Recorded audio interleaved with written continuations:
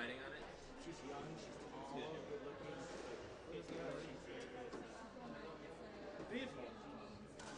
Yeah.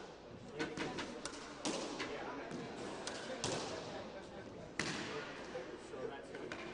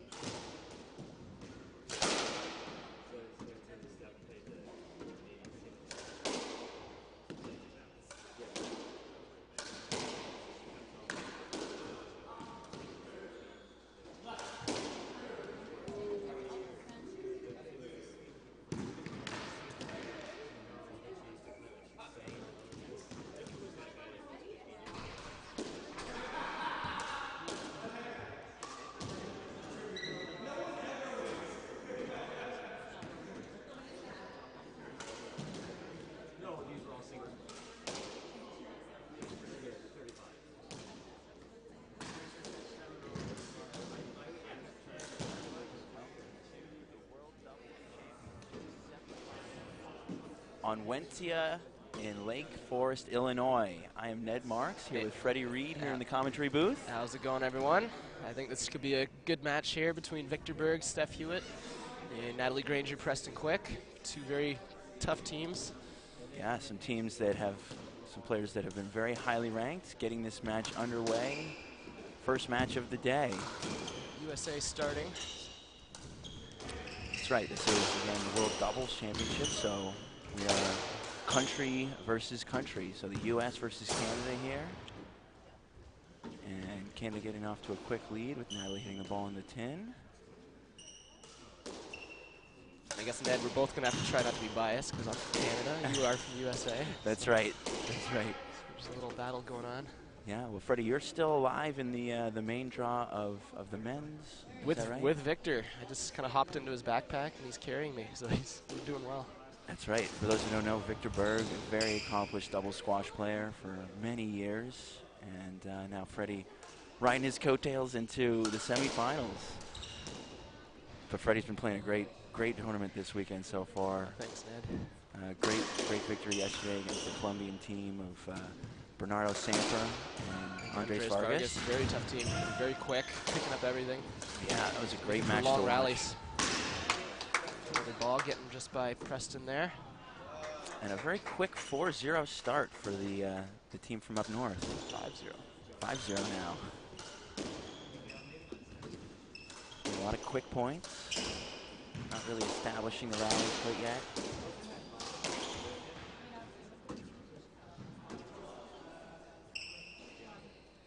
Beautiful shot by shot. Yeah, beautiful shot by Preston on that replay. To give a little jump there to get the extra height. Still got the sweet spot. Oh, but followed by the tin does not help.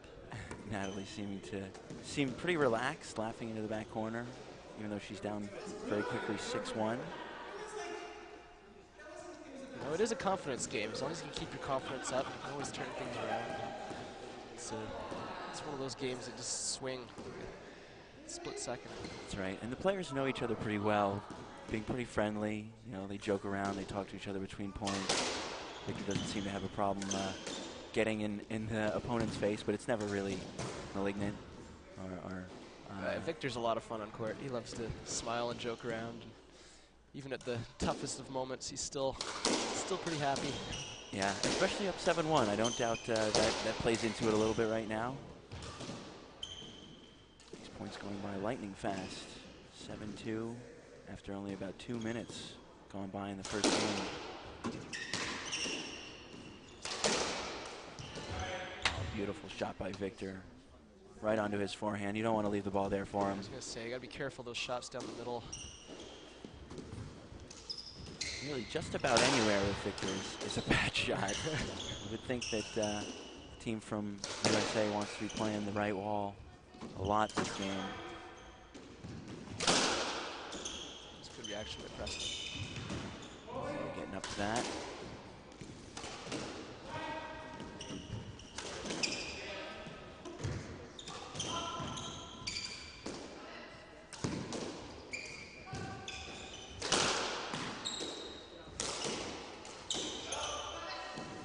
First really long rally of the match. This is a good one here. Quite a song and dance. Drop shot on Natalie to finish it off. Victor just feathering that one in. So pretty. Don't know if he's going to hit it hard, if he's going to go cross, if he's going to do a little trickle, or just straight. He's just mastered that preparation so that you don't know where it's going. Very deceptive. Yeah, indeed. There's evidence for that. Oh, another great shot. Team USA having a little trouble finding their groove at the beginning here. The good guys, as I'll call them.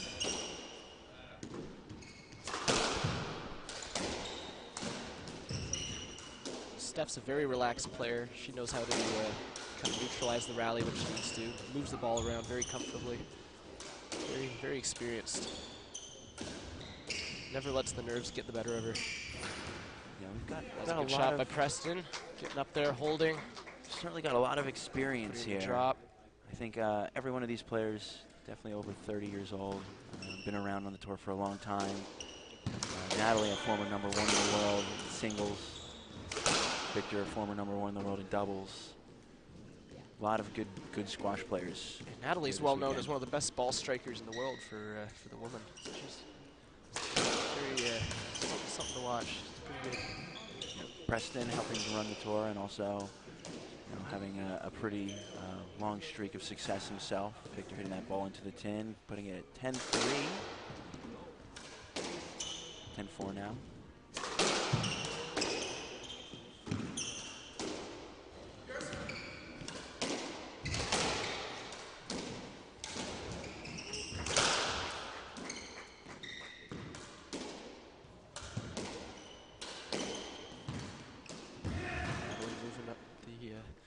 Moving the ball up the court. Oh, beautiful Play shot. winner. That looked good. Beautiful shot. A nice patient rally from That's a good shot. from Team USA there. Still have yet to really kind of establish what this game is going to be like.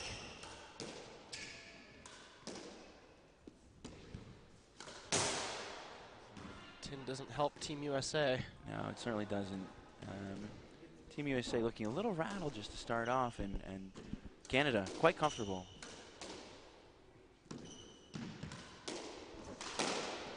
First game's always an important one, just to set the tone of the match, get some momentum going, build your confidence on it for the next game. A great cross court from That was Preston good there. cross. Hitting it just at the right angle. Victor had no shot. So we should see Team USA fighting back here a little bit to make it close and tough. Don't want to lose the first one easy. That was a perfect reverse from Victor. You think you can hit a good shot, and he just And they'll he show you just how it's done. puts it It's a little bit away better. right off the serve on a perfect reverse. Couldn't quite get that one though. No.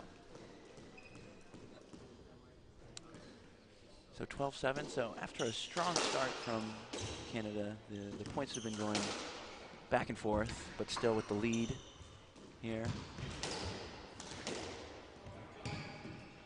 Victor trying a little trick shot there. Not quite working out as Natalie was all over it for the volley. I think she's seen that one before. She's aware of what Victor can do, probably.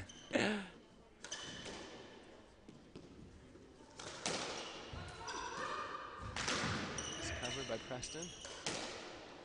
Natalie now going to the right side. Ooh, that was a mistake. So it's getting closer. Yep, 12-9. 9-12 here.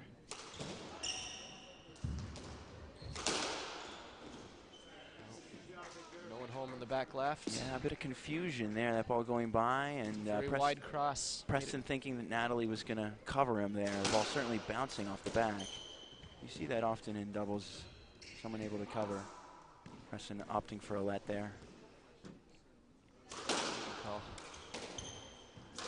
Better safe than sorry. That's right. Especially when you don't want to hit a woman. You don't hit anyone. You don't want to hit anyone.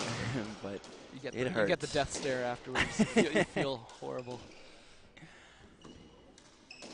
I haven't seen any bruises too bad in this tournament so far. You've come out pretty unscathed so far, Freddie. So far, I've been lucky this whole season. Actually, I haven't gotten hit. Wow. People are learning how to hit the ball away from you. Or I'm just so skinny, I'm able to dodge it all. One of the two. We don't know yet. Oh, great shot by Natalie. Victor scurries them around. Oh, Some good heat by Preston there. right down the middle. Beautiful, right down the middle shot. Almost Natalie's hit Natalie just there. getting out of the way there. Yeah, that's smart. Natalie feeling pretty lucky. So 13-10.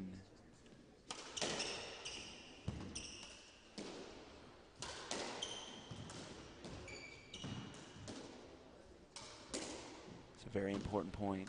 You see both teams kind of easing into it. Ooh, that was a very nice shot. Did not expect to see that. She felt that one.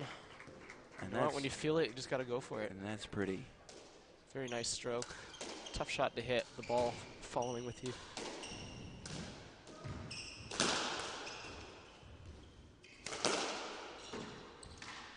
Great Preston pickup. having to chase it.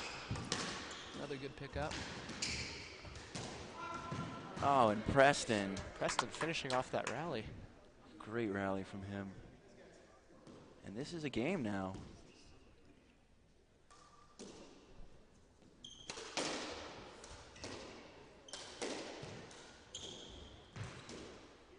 Great get from Steph. Yes, lad. Natalie wanting to hit that, but knowing that Victor's head was directly in line with where she wanted the ball to go, opting for the safe play for the let.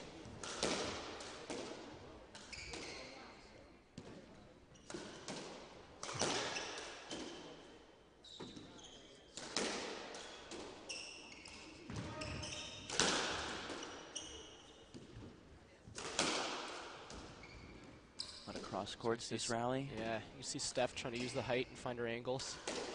Victor trying to get in there, use his pace. Oh, there's an uncharacteristic error. Right as soon as they were almost back to even. So that gives Canada their first game ball.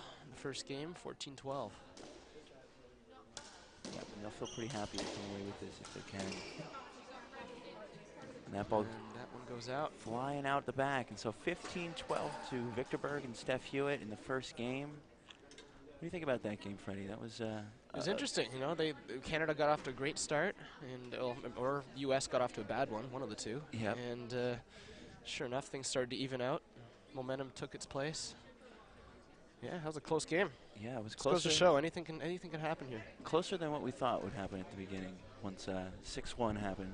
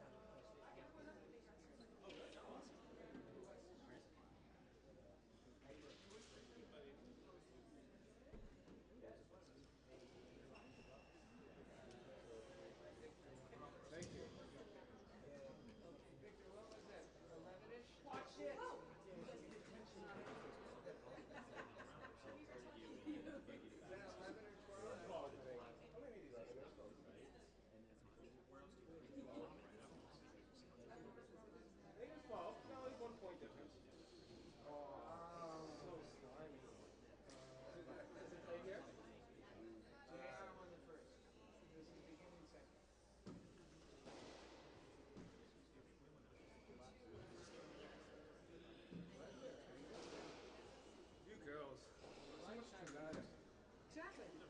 That's what keeps this really interesting. Yeah, I'm not playing. I haven't played in a while.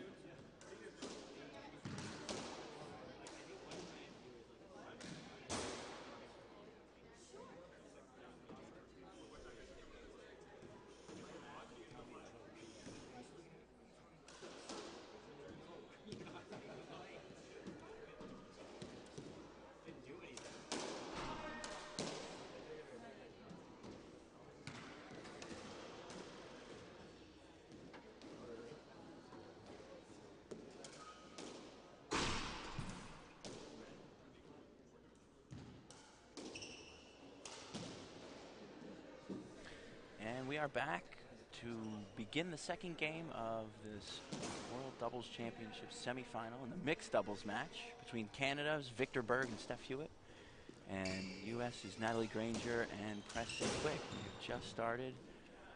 And a quick point, 1-0 lead for, No pun intended. for the U.S. And they'll be looking to capitalize on that after a very slow start to start the first game. They managed to come back and almost even it up before Canada took the first game down. Yeah, that first game was a bit of a seesaw battle there. Canada got off to that good start. And, USA clawed their way back to make it pretty close. So this second game will be very, very interesting. Yeah, that's right. And Preston coming out with a nice reverse for trickle boast. I think U.S. has other plans for the start of this game. That was a tight ball. Beautiful. Squeezing Victor's error. Ball did not come off the wall at any point. So we've seen a lot of short points to start these games.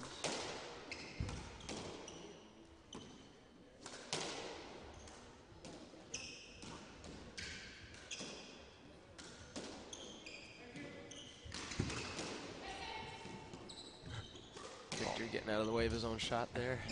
Ball flying around the court. Oh, and a beautiful little nick shot from Natalie. That's a good touch. Very nice. Nice little flick. So the complete opposite of what we saw last game. US up 4-0. I believe they started down 6-1 last game. Oh, and another one. Another from drop there. reverse. Smart.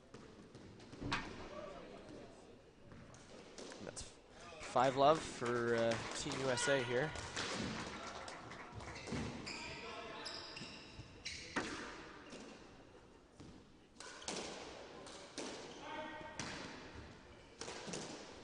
A lot of excitement going on this weekend for this event. Would you say, Freddie? Yeah, I mean, I haven't really been able to partake. I'm feeling a little under the weather, so I didn't go out or anything. But No. I know we got our black tie function tonight, so that should be a lot of fun. That's right. There's teams in from all over the world. We've got teams represented from the U.S., Canada, Colombia, Mexico, Norway, Finland. Yeah, I'm missing some for sure. we're actually missing a few Australian teams because That's right. guys like Matt Jensen's injured and Raj Nanda couldn't find a partner. Of course, the #1 overall seed in the men's draw, the infamous Aussies of Damien Munge and Ben Gould. That's my opponents tonight. Ooh. In tough. That is a tough one. They have dominated this tour for years. Yeah. They don't lose often. They don't. No. What's your goal tonight? How are you going to make them? You How know, are you going to make them uncomfortable? Because we don't have anything to lose, so the pressure will be on them, even though they're putting physical pressure on us. So we'll just have to hang tight and just try and find our moments, feel confident, and yeah, just try and volley as much as we can. Hang in there with them. there you go. Long rallies. And if anyone knows how to lead that team, it's Victor.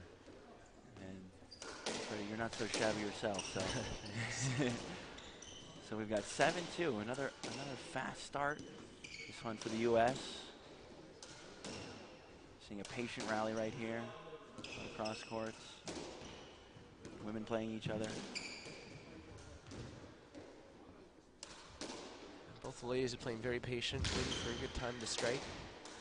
Using those angles. Not afraid to go in against Victor or against Steph. And another drop shot winner.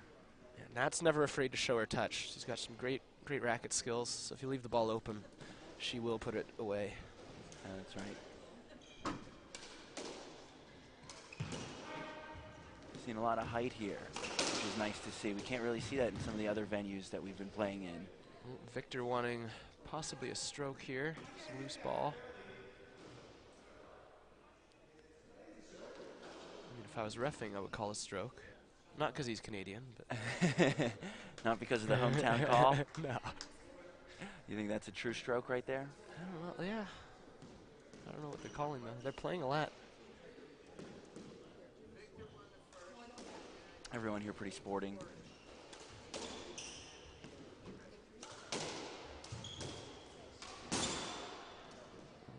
There's a tin from. Yeah.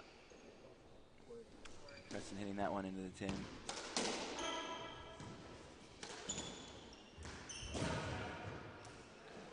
Victor hitting his trademark deep in the court reverse. And it came out a little bit, but Natalie couldn't handle it there. Victor's also not afraid to go in short, especially from the back. Yeah. Most people don't count on your opponents attacking from the back. You know, it's very high risk. You really have to snipe it out. So it's easy to catch someone hanging back if you're shooting from the back, but again, very high risk. Yeah, that's right. Victor doesn't seem to mind. Doesn't mind. Even when he doesn't make it, it always seems to set up only a lob or a very. He used to work in Vegas, so he's not afraid of the gamble. Victor's not in Vegas anymore? No, he moved to Scottsdale, Arizona, with his wife Julie. Wow. Julie, if you're watching, hello.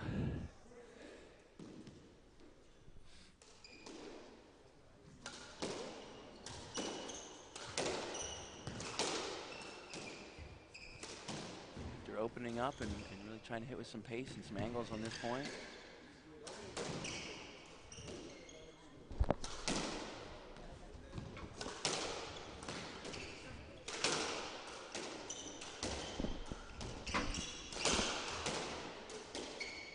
This one going very rapidly. A lot of pace here, a lot of cutting the ball off. The ball's not getting to the back. There's one to the back. Everyone's volleying everything. That was a good shot by Natalie.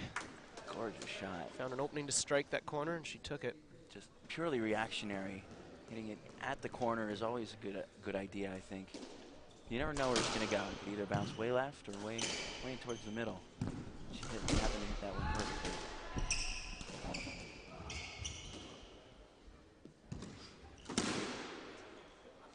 Great get from Nat. I'm not sure if she got it, but Victor putting it away either way. So this game evening up as well. We've seen a game of runs so far. 9-7. Natalie opting for the let there. Probably wanting to boast it right where Victor was. Yeah.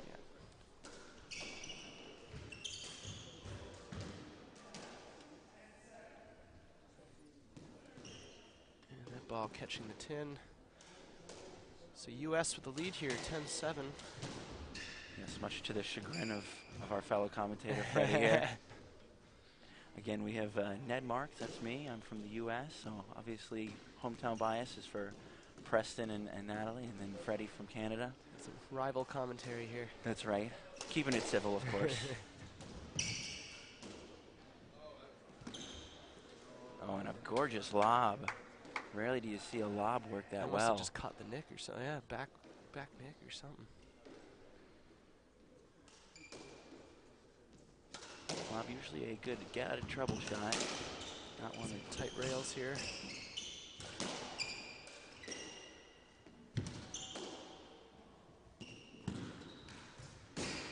Ooh. Victor trying to anticipate. He knew it was coming, but it sounded like that was a 10. So it's 10-all here. Very crucial points for both teams. Uncharacteristic error from that. Good angle. Sort of misjudged it.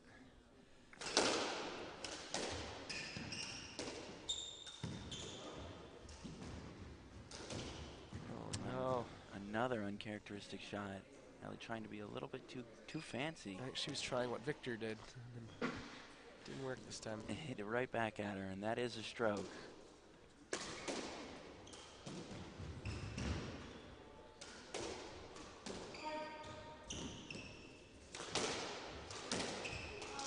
They're just getting a bit mixed up here in this rally. I think Natalie took one in the head. Bonk. Just, Just on the follow through. Nothing terrible. But there are 4 players on a court in doubles, and so you do run into each other. You do get hit. Accidents happen. That's right. Sometimes frequently, depending on the players. That's right. And a lot matters. A lot depends on the chemistry that you have with your own partner and the familiarity you have with the team you're playing against. Mm-hmm.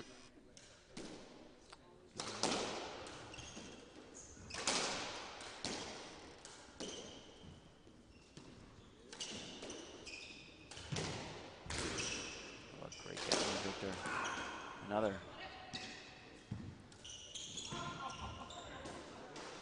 That ball, tough to tell if that one was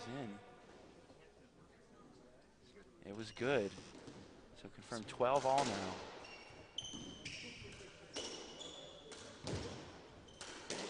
Nat making up for a few mistakes, that winner.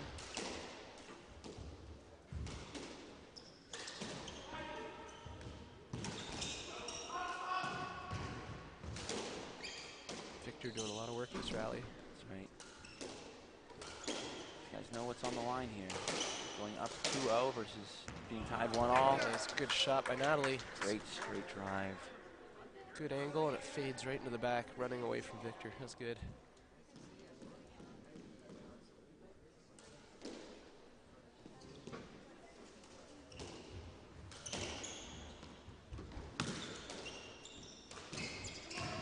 Nice choice by beautiful. Preston. Very intuitive shot. Just knew there's an opening there. Somehow put the ball there. That sets Team USA up for 2 match balls, or 2 game balls, excuse me. Oh, Steph hitting a miss hit, but having it go just above the tin, causing a winner.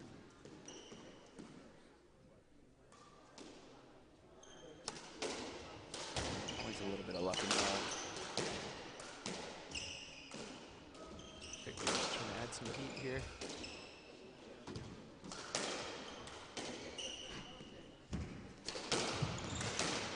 Coming over. Oh. And it paid off that time as he poached and got a good cross court in there. That's right. Getting a good angle into Natalie's racket. And now we have a 1-point decider for the second game. Oh! Was it good? Probably going to question that one afterwards. What's happening there? If only we Tough got to see. I'm going to need to see a replay on that.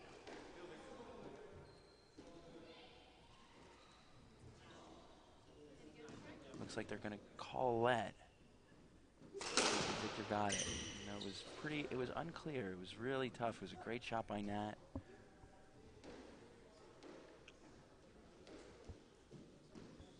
He was just getting settled for this last point. Here we go.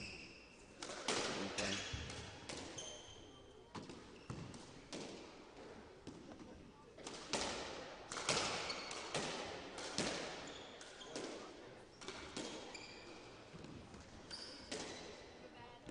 shot by Steph.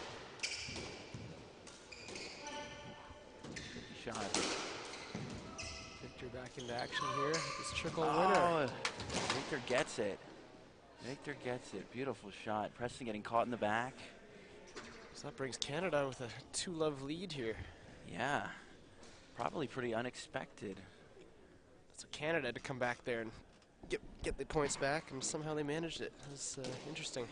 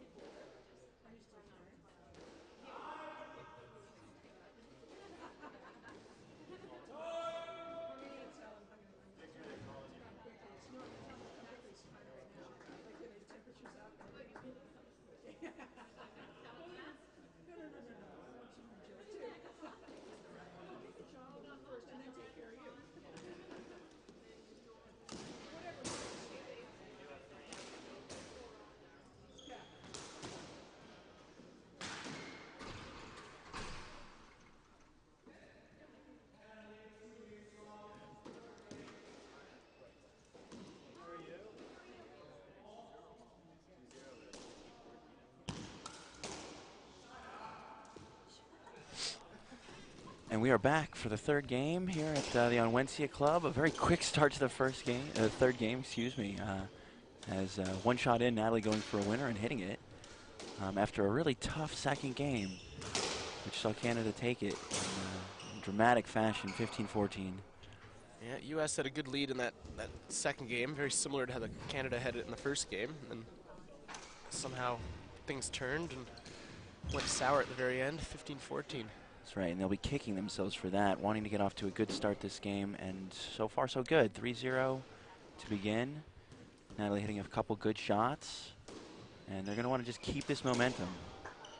Tough to do in doubles, especially against the likes of Victor Berg and Stephanie Hewitt, who is so consistent.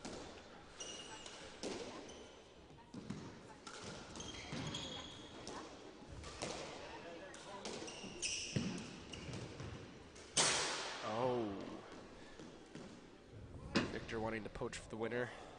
Opting to be aggressive. Yeah, Usually works out well for him. Yeah, no, sometimes you have to do it in these matches.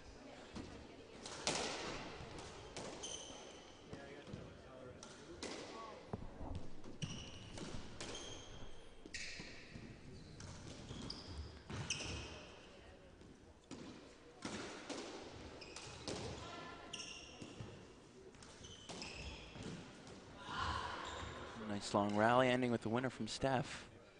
Great shot, knowing that Natalie was in the back. Yep. In the front left corner. Very good player awareness. Yeah, indeed. So much chess involved in this game, knowing where your player is and trying to hit the ball away from them. That ball looking down. Sometimes you don't have a lot of time to think about how you're going to hit the shot. You just know where you want to put it, and you just got to put it there somehow. Not easier said than done. I know. Easier said than done. Especially from someone like you, Freddie, who has all these trick shots up his sleeve. Probably, I think I have too many options. That's my problem.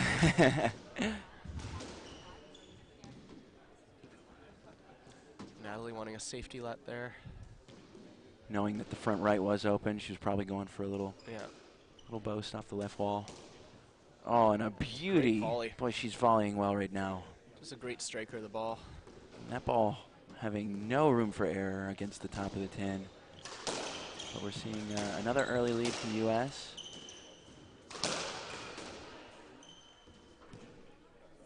And a shot out of the back, bringing it to 7-2. Another quick start. And that's pretty. Kill shot.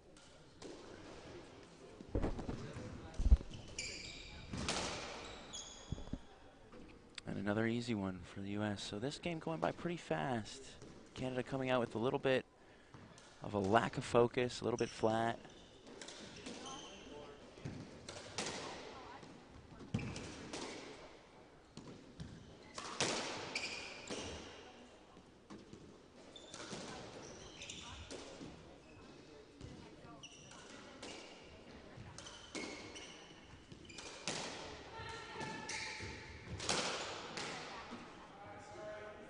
Another winner from Preston there, cross court, slamming it hard by Steph, right at her feet. Just got by a racket there. It's a good pace. Yep. So this one is quickly getting to the point of almost no return. What do you think Canada should do here just to make them work hard? Think they're out of it yet? You know, there's always the option to just give up this game and then try to save energy, but you know, I think it's also important to show your opponents you're not going to give up. Oh, there's a nice trick shot. So even though you're down 10-2, you know, you're up 2-love in games. If you can just make this game look tough, and that shot looked tough. That was a nice shot. Victor, again, with the array of shots that a lot of other people don't have. Yeah. Just got a few more options than the rest. Oh, boy, faking off the back, and that was quite dangerous. Caught everyone off guard. And I think U.S. having a few words there. Not sure exactly what the exchange is, but I don't think it's all that happy with what Victor did. They probably didn't think that shot was legal. Victor explaining it's all part of the fake. Victor has to try something new. But the crowd certainly enjoying the excitement here some of the best players from all over the world coming together and playing. You know, in both, we've got the mixed semifinals today. Got another match coming up later on between John Russell and Susie Pierpont, and we also have the women's semifinal and the men's semifinal all here today, and then the finals all occurring tomorrow. And how's Natalie doing in the women's draw? I haven't looked into it. She's playing with Amanda this year. That's right. Funny enough, they're not seeded, even though they won it 2 years ago. They're defending world champions, and they're not seeded. Right, and two of the best female American Singles players, yeah. singles players of all time. Both of them, yeah. Yeah, and interesting draws so far. Players just having a word with each other and the refs, just trying to make sure everything stays clean.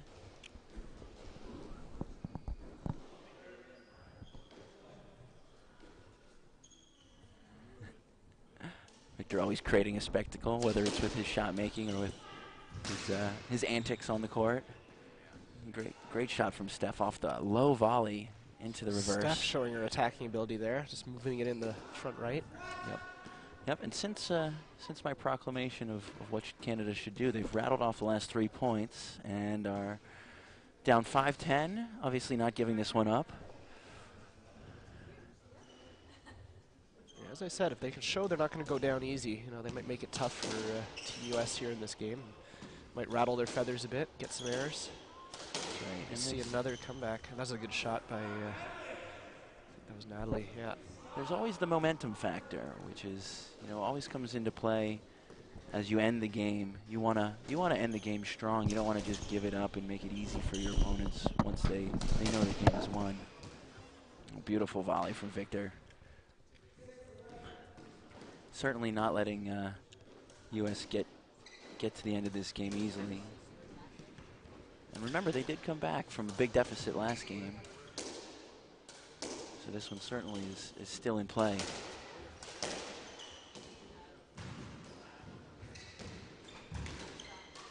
Great gets from Canada here. Now setting up for a smash, and she gets it by. Great shot. Knowing that Preston was on the left of Victor there. It's going to make it tough for him to get that ball. She had a very smart shot.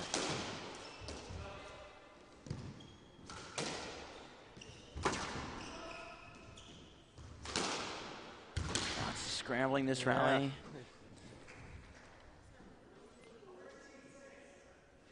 Brings it to 12-6. Both teams are all over the place. 13-6, excuse me.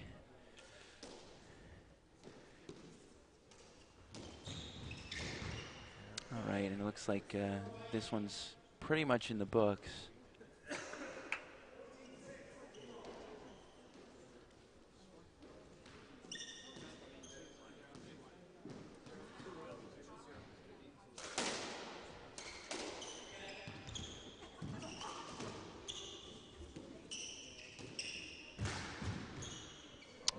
Beautiful way to end that.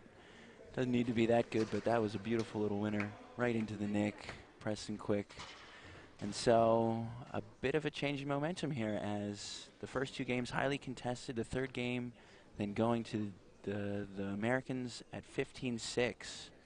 And I think we're in for a battle here for the next one at least, if not 2. What do you think, Freddie? Maybe I'm being biased. No, I think, well, it's looked at the end there. Canada was saving a bit of energy, so I think that's going to be their strategy. Come out hard in this next one and see if they can get off to a good lead of points.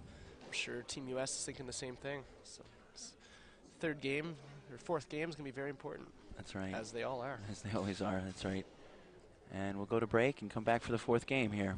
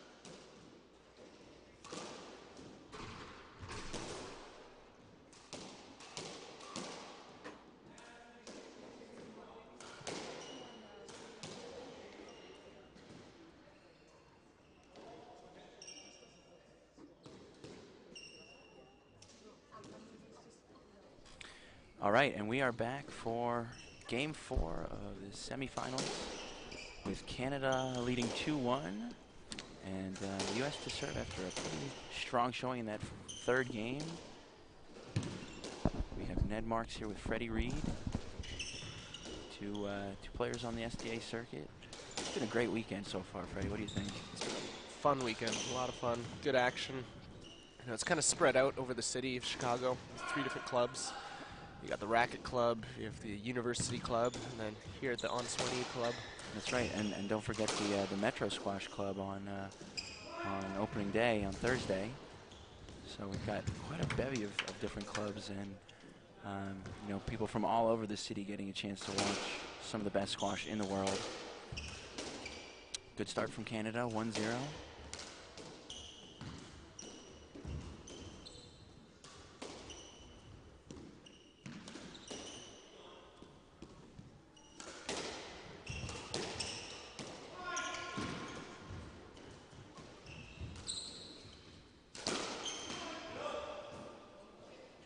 Sure what happened there. That ball hit Natalie?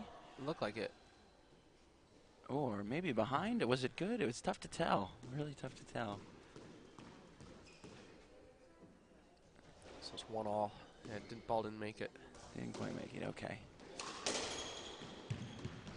Yeah, I think nerves are going to be high this game.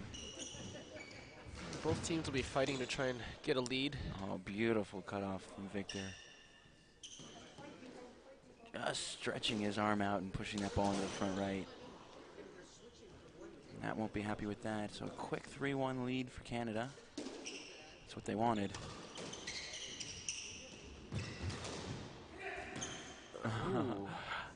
Quite a bit of confusion at that point. Oh, it Okay, split the great team right down shot. the middle. That was perfect. A little confusion.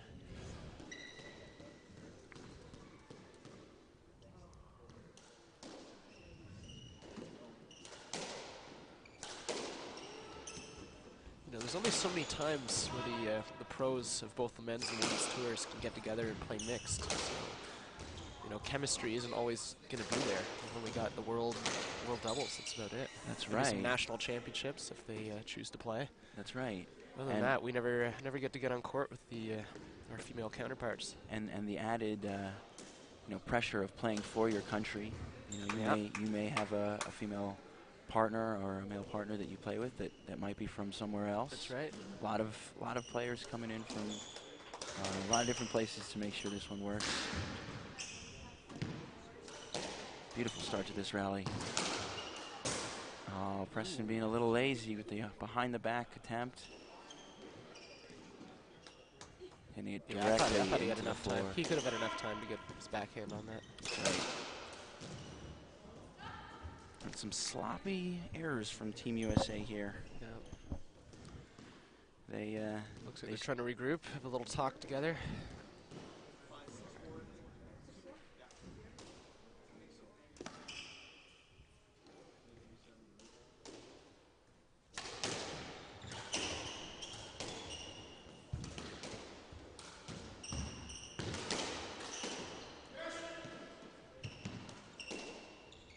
Use of the height there by Steph.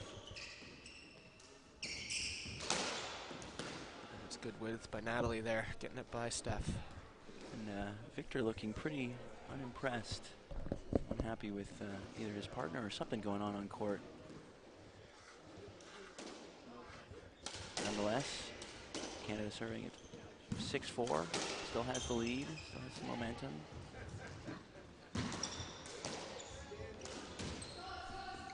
Great shot from Victor to get back to normal. A lot of scrambling here and a That's a great great shot. You got a replay of that one. Beautiful. Right onto his racket. Right Pops in it the in. nick. No one gets that ball.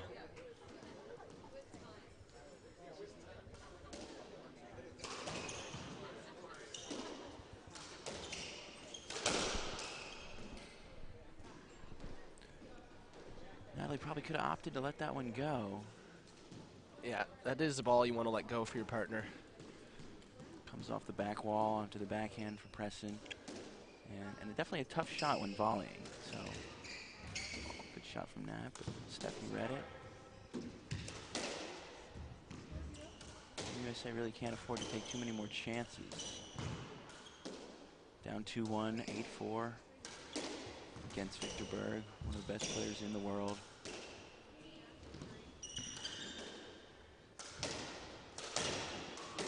Victor with that trademark two-hander, which you don't see very often. Only a couple people on tour even trying to Natalie do showing her that. touch. Move Victor up front. Oh, and an error. Right above our front court camera there. Getting a great view of that shot. Fortunately, it didn't go in. Well, that's not good for you guys, Ned. This Team USA's looking a little grim here. No, I know, and the crowd probably seeing or getting to the point of being a little antsy here. But a great shot from Nat. She's hit that shot a few times now for a few winners. Again, last game there was further discrepancy in points, and Canada seemed to come back a little bit better. Make it interesting for a little while. I think that the U.S. certainly doesn't anticipate this one being over just yet, but Canada's shown all the control so far in this game. Yeah, at this point, they got to give it. They got to give it all they got. Team USA here, down 5-10, 2-1. Good service start. Oh, and Nat can't make that. Just nothing going right. Nothing going right for them. Wheels falling off.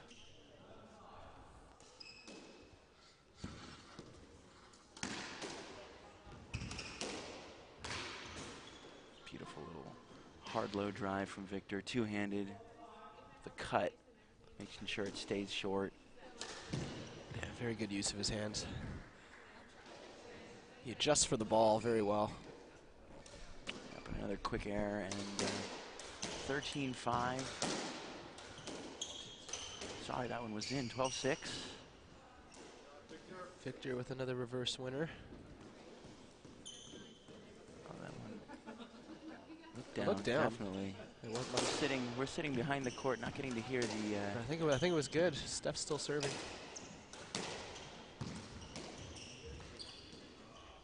Yeah, another winner That's by too good. Victor.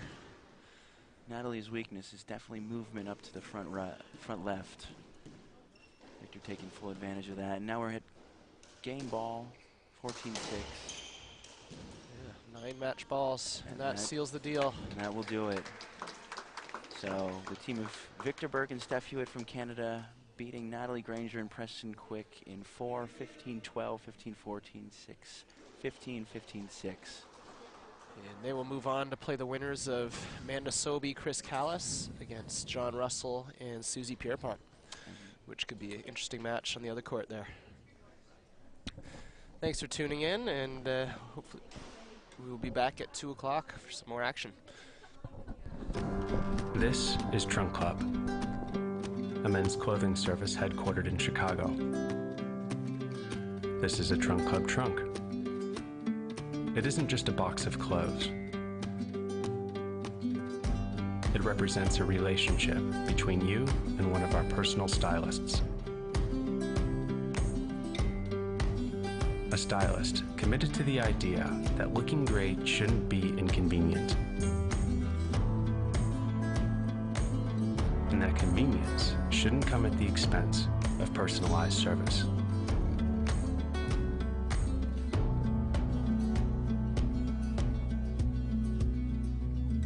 So whether you're in Chicago or anywhere else in the continental US,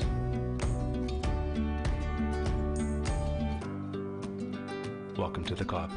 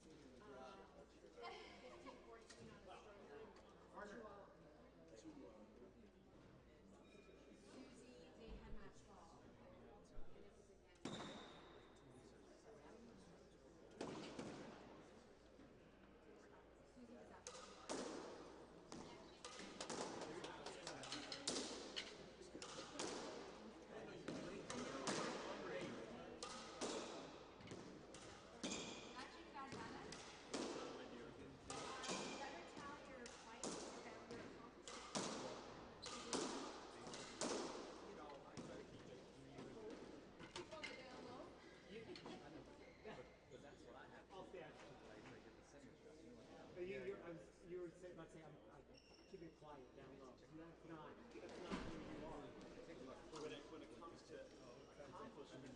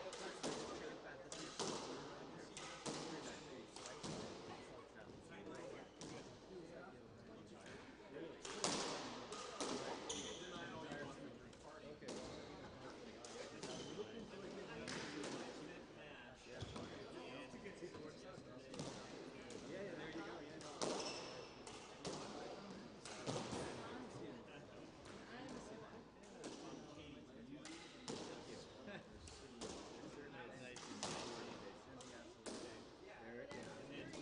Peter and I have split we were on this together, but it's just maybe you guys are Felkers, like peers.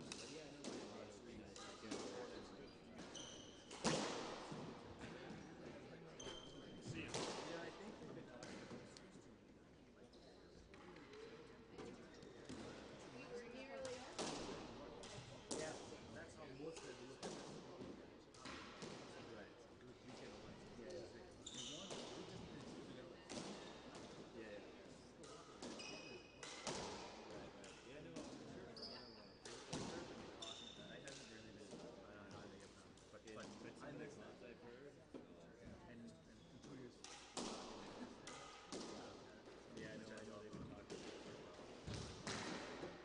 I'm still undecided.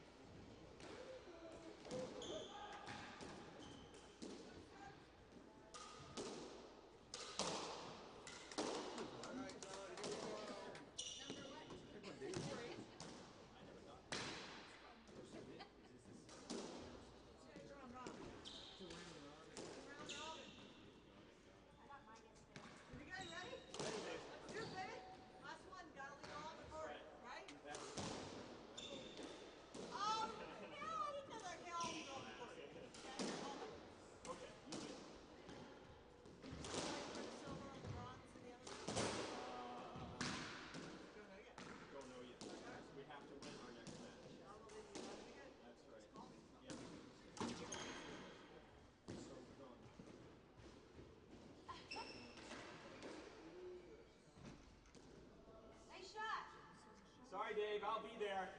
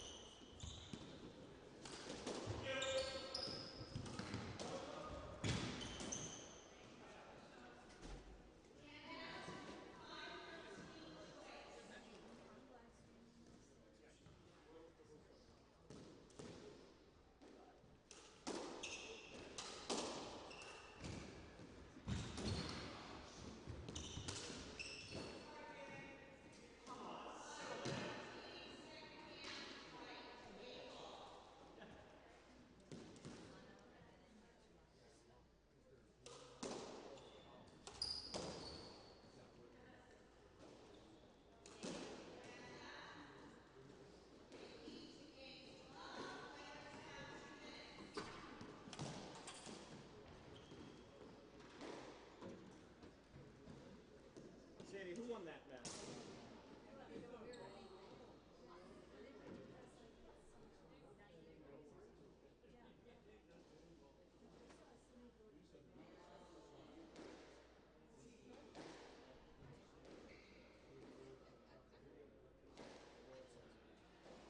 Win, Rosie. What's that? Winning. So far. Is that the last? That's the full 6. Cool. Nice. That's good. Like it. Still playing that one? Yeah. Well, I never did. So I think game five record. You actually mark as a voting. That's the whole mark. Like a marketing wizard.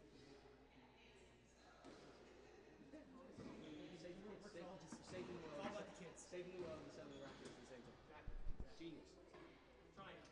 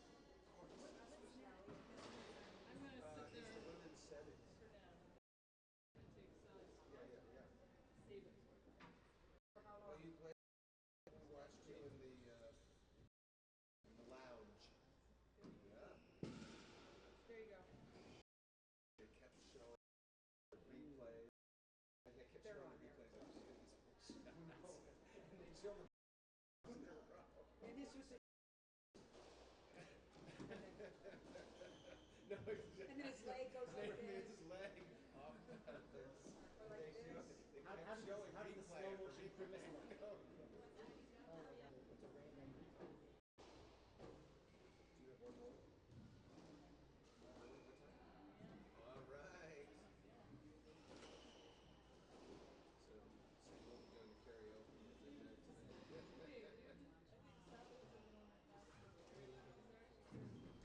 I don't think so.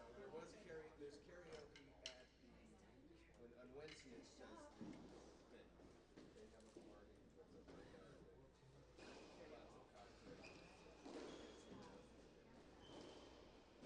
On Wednesday.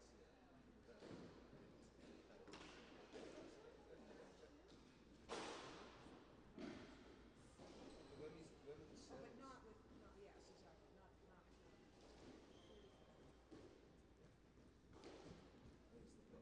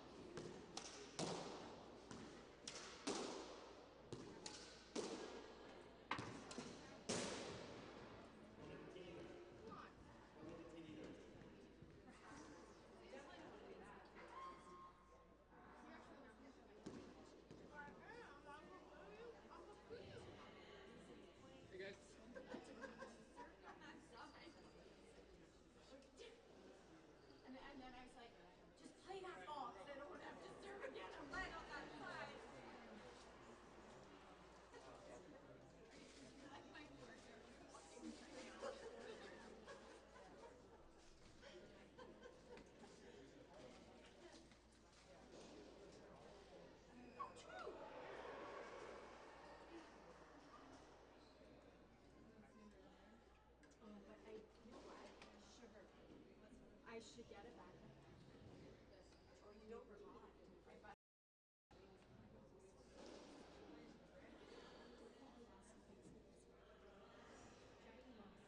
Jackie, not Jackie Long Pro, Jackie on Shoot Round. Do you know the other Jackie? Yeah, I saw her. Yeah, I'm about to play her on. So she probably has the matchup. No,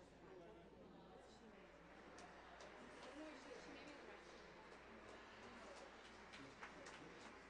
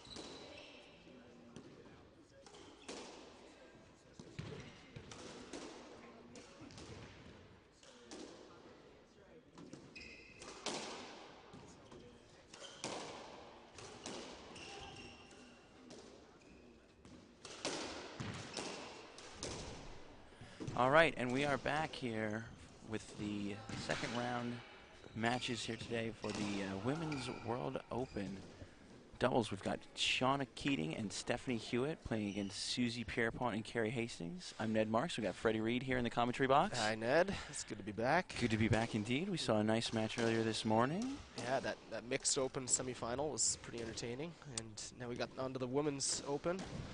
So we've seen what the women are made of here. They're pretty talented shot makers, a lot of them. And they're very smart, so they can really show what the doubles game is like. That's right, and we also had two players who just got off court in Susie Pierpont, who just finished playing the mixed. Yeah, she just had a tough one in her match. She had a long match against Amanda Sobey and Chris Callis. That's right, and she looked pretty tired coming off of that. So that literally ended about half an hour ago.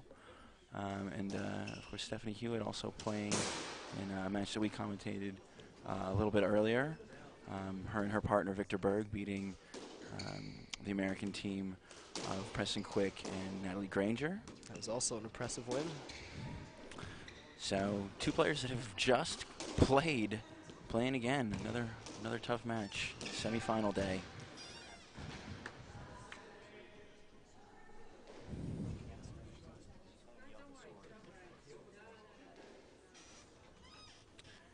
And so we've gotten off to a quick start here. Both these teams, trying to really establish themselves and make sure that they are comfortable hitting before they start going for shots. Couple long points here. Can't tell what the score is. I don't think we have a scoreboard.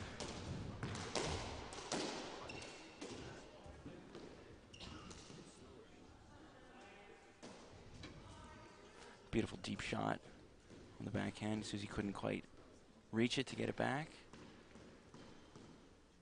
And Shauna to serve from the left box. These teams both wearing dark colors, so difficult to always see the ball when that's the case. You find that the case, Freddie? Yeah, well, when you got some dark players out there, yeah, you can really hide the ball, and then sometimes it's tough to see the ball when you play it. So. That's right. I always appreciate when my opponents wear white. Oh, beautiful shot. Shauna hitting it right into the... Stepped right in, got her momentum into it. Yeah, adjusted. It was a good shot. Aiming right for the corner.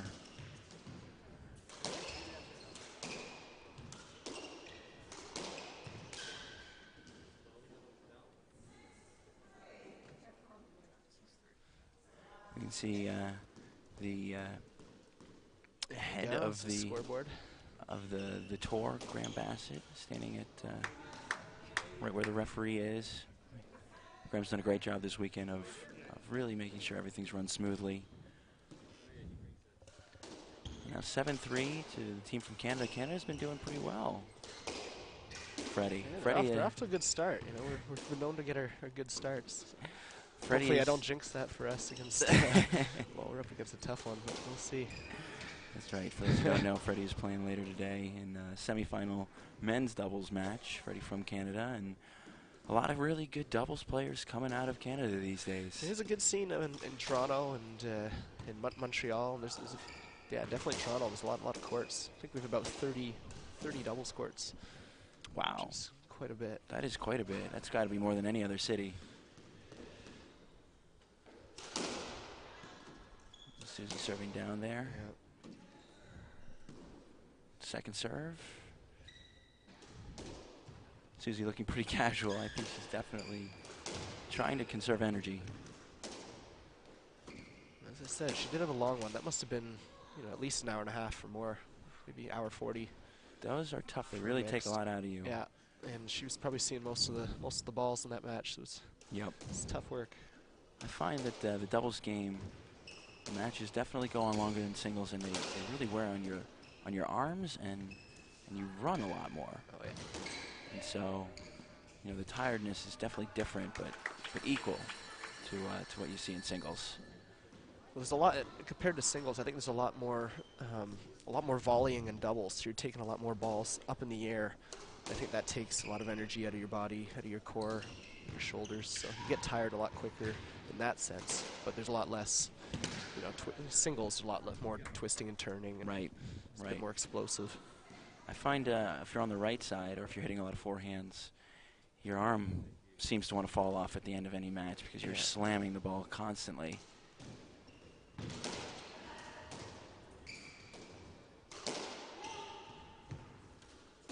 Yeah, and I think technique plays a lot into that too. If you can, you know, get your body behind the ball and really set up for it properly, then you're not using a lot of energy and hitting it improperly. So it's all about conserving energy, being efficient. That's right. Some of these matches can go on an hour and a half, 2 hours long.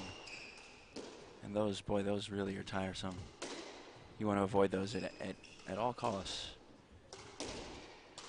So this game leveling up a little bit, 9-7. I think that was a good try. Was it down? Looked down to me. The tin there. From Stephanie, she doesn't seem quite ready to hit that.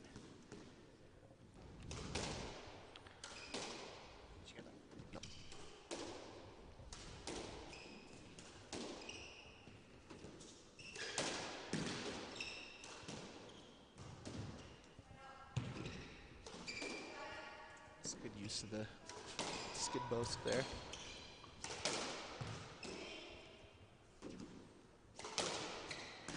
Team's trying their hardest to keep the ball from getting to the back. English team is kind of onslaughting the other team right now, but a great defensive shot by Carey. And now both teams are back in the rally. You really see both teams are fighting to stay in front of each other, and that ended in a let there. Yeah, exactly. So much of this game is really about positioning and volleying and keeping the ball from getting to the back. And then, of course, trying to make your opponent do that. But a lot of tall players on court right now, so that certainly does play a factor in it. Yep. Ooh. Susie kind of running back into the path of her shot. Ouch. Looks like they're just playing a let there.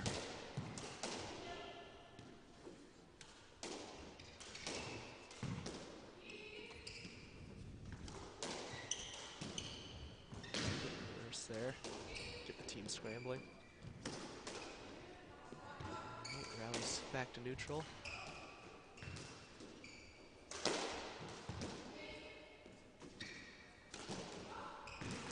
Oh, that looked like a great shot from Susie, but well retrieved. That's a good volley. Move her up. A lot of scrambling here. It's an exciting point. Scat. Used the height by Shauna there. Just couldn't get up there though. That's Good right. drop by Susie. Shauna was doing court sprints front to back. Both teams are working each other around. There's some good doubles here. 10-8 to score.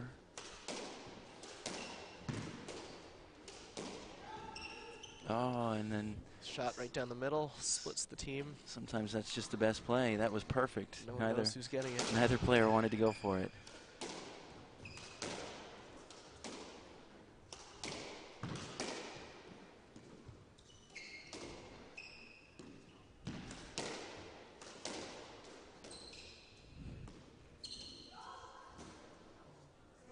That's a bit lazy, looked like from Susie. Really wanted to end the point.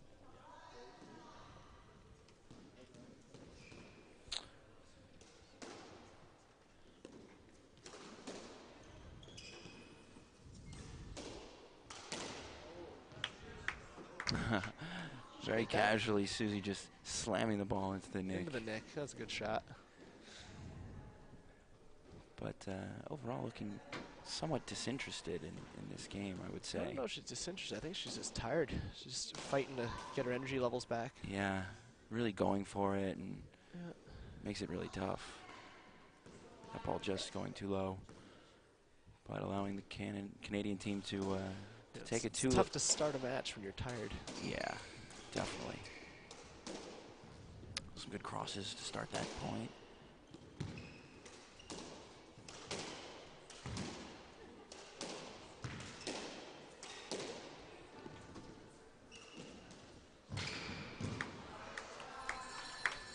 So that was a good reverse.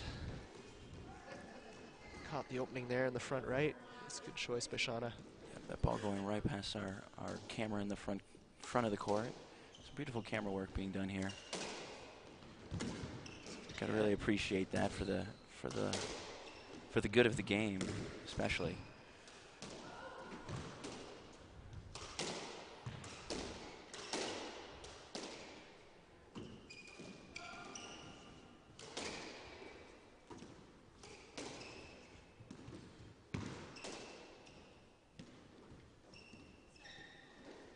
Carey asking for a safety let there.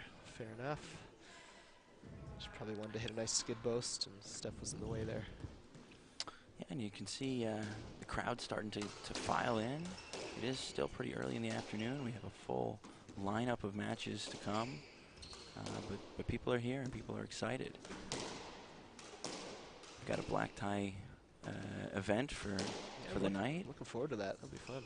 Those are always fun. See, us players, we don't get a chance to wear. Ooh, Shauna taking one in the back. Ouch. Didn't think that that ball could come straight out, but and the replay certainly showing that that hit her right on. Susie immediately apologizing. Yeah. Shauna. Oh no! Payback. Oh. Ouch. Oh gosh! It looked like I hit her right in the ear or the head. Certainly not intentional, but no, that wasn't intentional. It was just the odds of that happening next rally. That's very. You don't see that very often. I think both teams will take extra precautions not to let that happen again.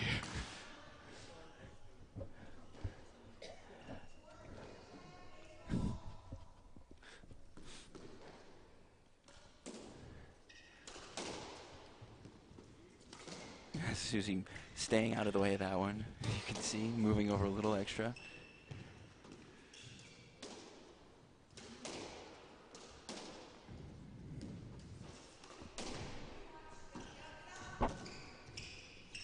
Now we have game ball. We're already to game ball here. Team Canada again looking pretty solid. Let's go Canada. Freddie I'm Reed. Be an unbiased commentator, but I am Canadian here. I was going to say, showing your obvious affiliation to your home country, as you should.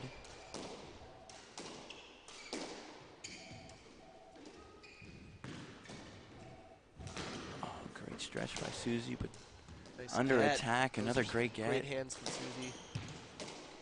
Carey forcing the pace there. And that's it. Oh, good shot. That'll do it. Great shot. Great opening game. We saw quite a few things that game. We haven't seen. So first game to Keating and Hewitt.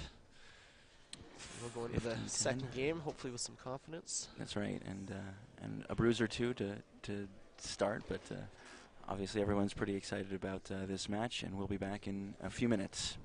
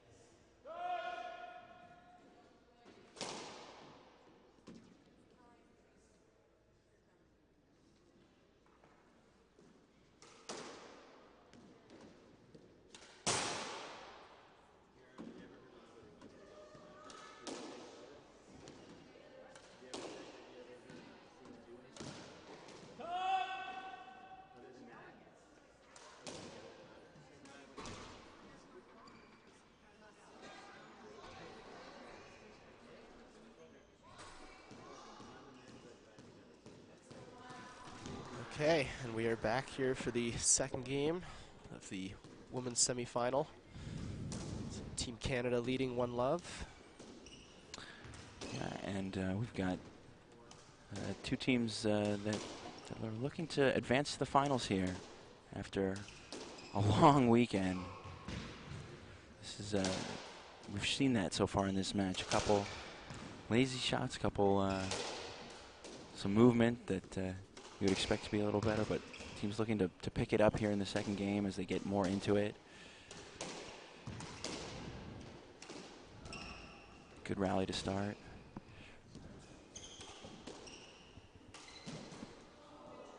Well, a little error there. See a bit of frustration from Shauna. Yeah, going for a tough shot. Well, not one that she couldn't hit. Definitely an opening there. Those are the high-risk ones from the back. Flirting with the tin from the back. It's tough. That's right. Ones that only Victor Berg seems to be able to hit, right? Yeah, hopefully Victor can hit a bunch today with me. Sometimes he is my partner. So. Freddie, one of the most unbiased commentators in all of the land. All right, so 1-0 start. Susie serving. And a beautiful serve comes out into the back wall nick. That's what you want to see if you are on Team England.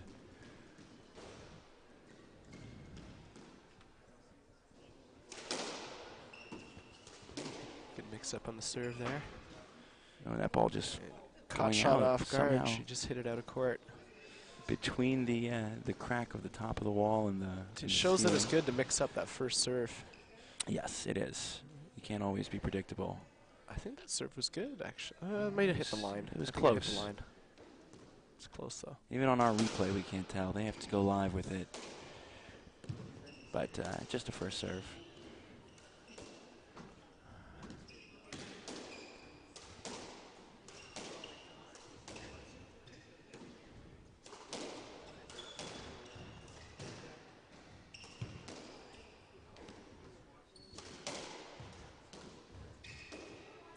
Good attack by Shauna there, and then good lob defense by Carey. Got an opening for Team England. Choose to go whirlybird. Goes to that front left by Carey. Smart choice. Carey looking And then drives it down the line. in good control of these points. Good rally by Carey there. Beautiful little trick shot. And then straight drive to win that point. Oh, great get from Carey. Thought Canada could have done a little better.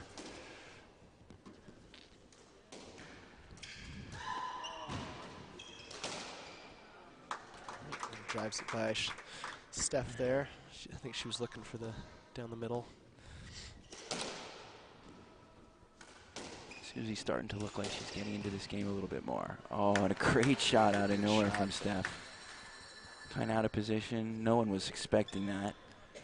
She's got great hand-eye, so even when she's off balance, she can still put the ball where she wants it.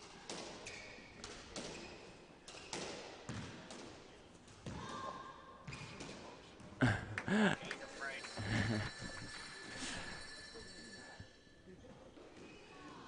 shot.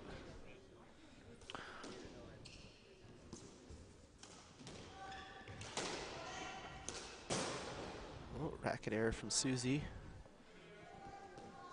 Yeah, and she must be tired. She just went through a tough, long, She's just tough a little match. bit late on that ball. So I can tell it's wearing on her. Yep, I think she needs. I think a lot of the women playing in the mixed, you know, the ones who went far in the draw, it's tough on them. You're seeing a lot of the action. Yep, they're not used to it. And the scheduling doesn't always allow for a big break in between your mixed open and then the, women's open. It's tough. Ball going right into the tin. And we've evened up at 5-all here. So a big lead was nullified quickly. Here in the second game, Team Canada looking in good control, I would say. Oh, great what a post. That was a good shot. change up by Shauna there. That ball not bouncing at all as it goes into the nick. That post a great shot. I'd love to see that. Creative. Very creative. When that ball lands, it really is ungettable.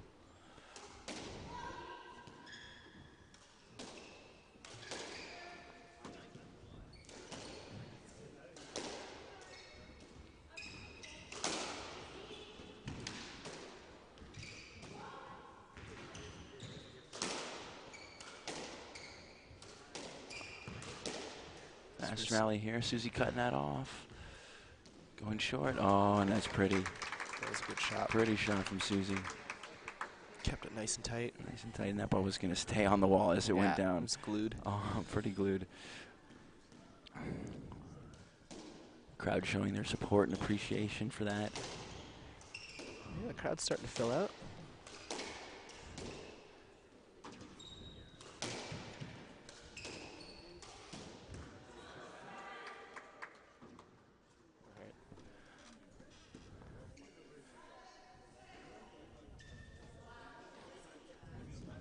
So 7-6 for Team England. As we enter the midpoint of this game. Another great shot from Susie. Great drop. Susie's really starting to try and put the ball in and really end the good. point quickly. Yeah, great touch. She's got the touch.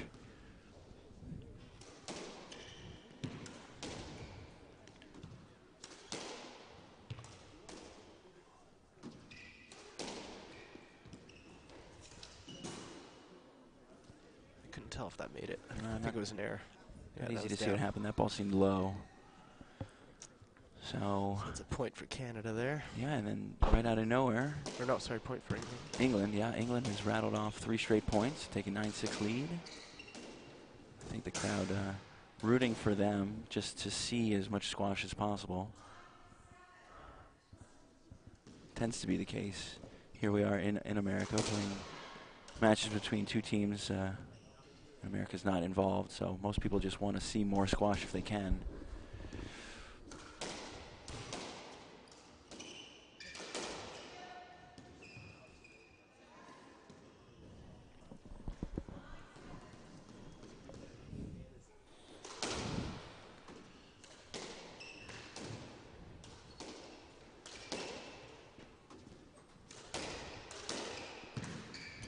You can really see the pace of the ball when you cut to that front camera. See them really whacking at it.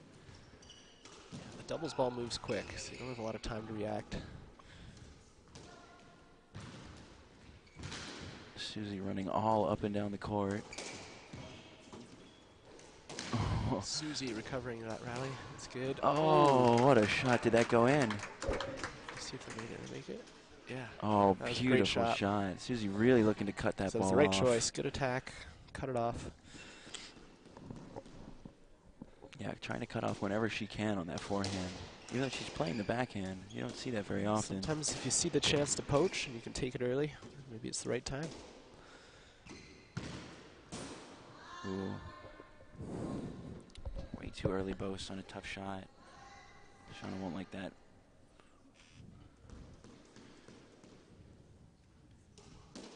So England's opened up a 4-point lead. 4 points, that's usually the cushion we all kind of seek before you start attacking a little bit more.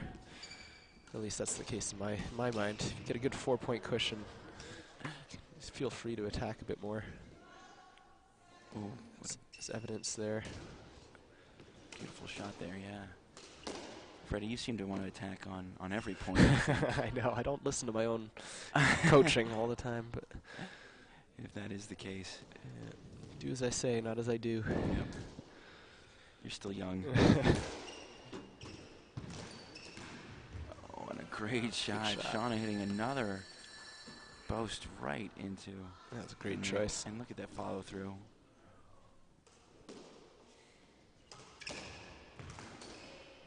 Good use of the lob there. Tight. Oh, and Susie think with we a got an bit of error. a lucky Yep. shot. Looked good to me. Yeah, I think that was in. Was it in? Oh, nice. It was good. Good shot. Right off the wall. Sometimes that's the best shot. You just scrape it off and it just seems to go in and short. So it looked like that was going to be a good lob. Caught the back wall and faded into the side wall.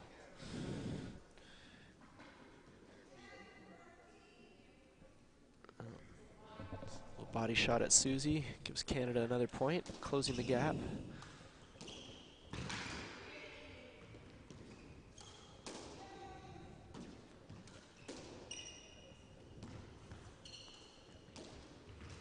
Canada really needs this point.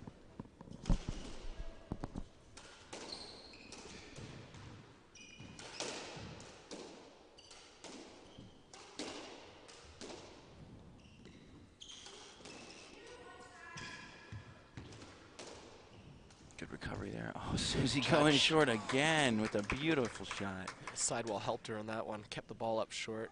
That was a good choice. Really, but Good she shot. has hit that maybe 3 times so far. A straight drop is not always the best shot to hit in the doubles game. It's tough to hit. But if you feel confident. Oh. So there's an error from Carey there.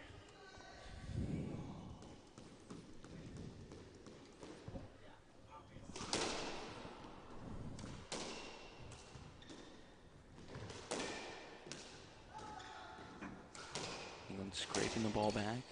Oh, and Susie going down the middle and gets the Not able to point. react at that one. It's tough. And that point signals the end of the second game. And Team Team England England has kind of recovered here. has really kind of rebounded from what I thought was a dominant performance in the first game from Canada. And so now we have a 1-game all lead going into the third game, and we'll be right back.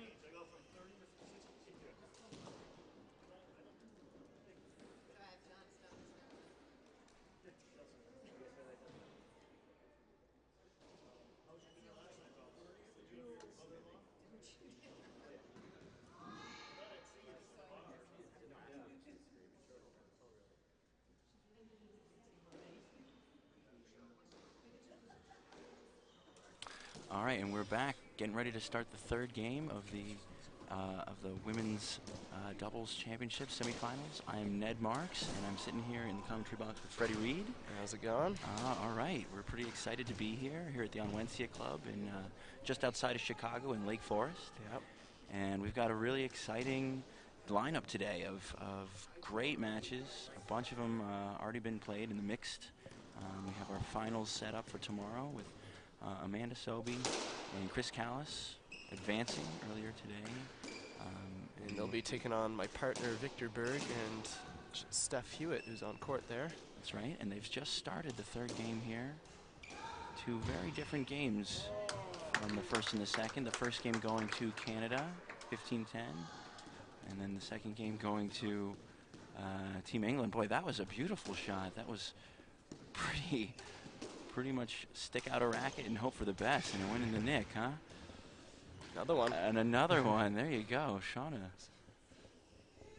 She has been hitting that corner. And so a quick 2-0 lead from 2 brilliant shots from Team Canada. 2 quick nicks. Canadians know how to hit their nicks, don't they? Some. Some people do, yeah. I guess not all of them. I wouldn't say that. No, they're in every country. We've all got those people who can find the nick. That's right. No, you know, in terms of the way a team plays, I think you can almost understand a little bit of what that's like by what country they're from.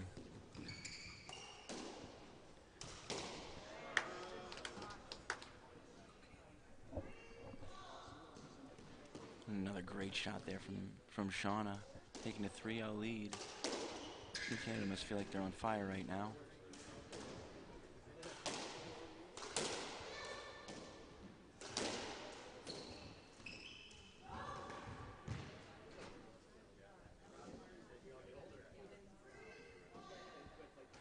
Susie hitting a little bit of a floater into the corner, and yet it somehow came out as a beautiful winner.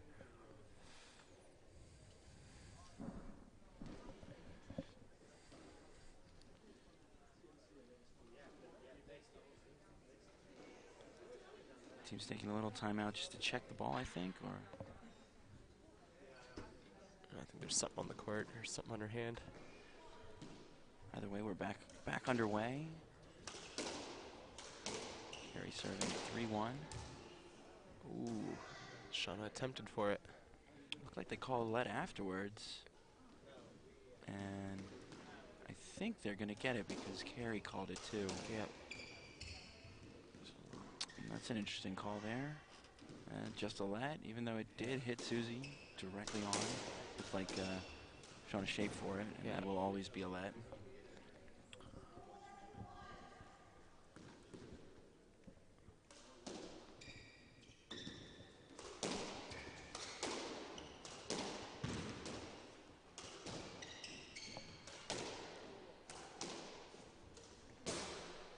Shauna attempting to attack there. It's a little ambitious. Yeah, we're seeing players on the left attack a lot more, either straight or into the corner right now. Oh, great get. Ready for the slam, and a great shot from Susie.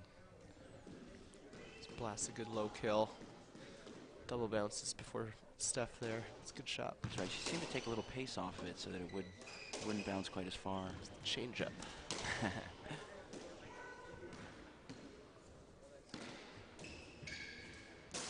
Oh, Susie not quite getting into that, but she has been liking that shot so far today. Yeah, she's good with her straight drops. Somehow she's able to work the opponent on her wall, get her moving front and back. You know, if she's accurate with it, as she has been, then it's tough to deal with. Oh. There's always a crazy bounce or two in doubles, and we see her right there when it lands in the back corner. It's tough to tell where it's going to go. So a nice fortuitous bounce for Canada, who's now taken a 6-3 lead.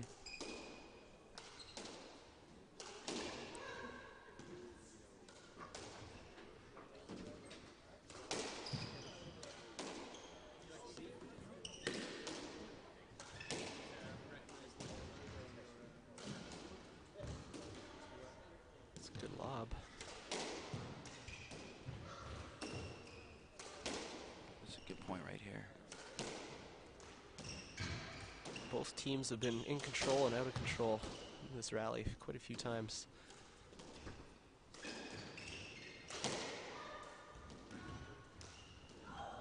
Oh, that was my. a great shot. Susie apologizing because, well, I'm not really sure why. It looked like she tried to do that. Apologizing for her skill because that was a good shot. Freddie, I hope you never apologize for your skill. Looked like she was really just trying to feather that in, and it worked perfectly.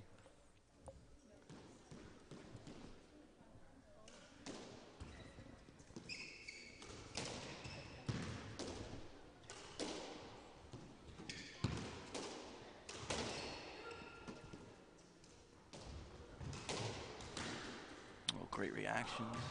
Oh, good and choice. Susie. Susie cutting it off, but playing the angle as opposed to the drop. Yeah, some people seem to really know the angles well in this game, and you can tell Susie's aptitude just from shots like that. Oh, There's and what a another one. shot. It's a good shot to split down the middle. It's smart. Neither player knowing what to do with that. And the gap is closed. It's now 6-all in the third.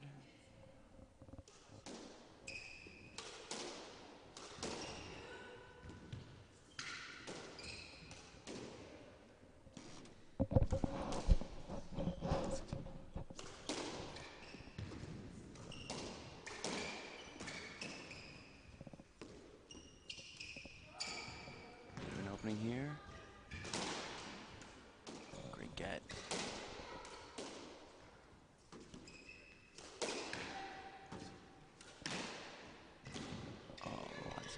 flying around the court.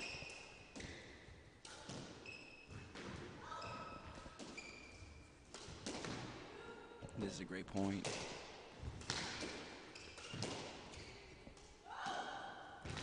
Oh, and Shot by Susan. Susie to finish it. That was nice. Again with the straight drop. Yeah, that straight drop. She's really hitting that very nicely.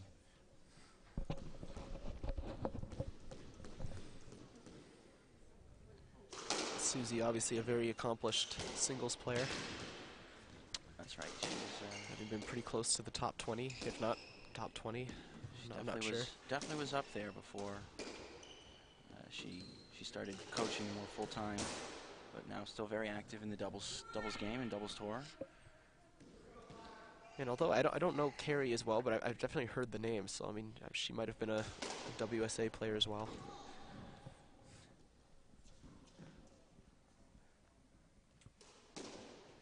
Regardless, anyone who makes it this far in the World Doubles Championship certainly has got some prowess and knows how to play. Big point right here, 8-6. Team England has gone up, winning the last 5 points. Back wall Bose, here's an opening, and that goes right into the tin. Pretty disappointing result there for Canada. Little pat on the bum. Freddie, if you were to talk to your Canadian counterparts out there right now, what do you tell them? I'd probably tell them just to relax a bit and try to keep working the angles. sounds basic like that, but I just mix up the heights. Try and get them playing shots of their backhands as opposed to their forehands. Yeah, Maybe crowd- mix them down the middle. Yeah, the crowd's showing some appreciation for that shot, and us getting a little airtime as well, thanks to Hey, you know, Mom. this nice system we've got going.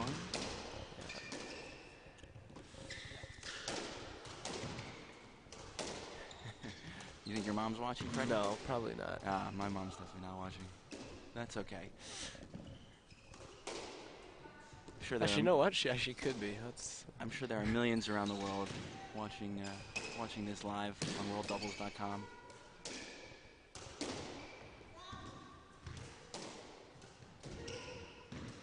Doubles game certainly is getting more popular. We're seeing more and more tournaments pop up every year on both the men's and women's tours. More money, more prize money. Well, it's a good product. It's worth it for some of the older people who play, some of the older professionals outside of squash, and they raise the money for some of these big tournaments, and we can get on court with them in these pro-ams sometimes. What a great get there from Sean. Yeah, that's right. And in this game, you really, in the singles game, you really have to be young and able to run for an hour. And, You in get this long game- matches. You get 4 people of equal level, regardless of the level, and you're going to be out there for an hour and a half at Yeah. least. Yeah, but this is more, I'd say, it's more about tactics, more about shot making, and less about stamina and running. Wouldn't you say? Oh, it's a beautiful shot That from was a Carey. good shot.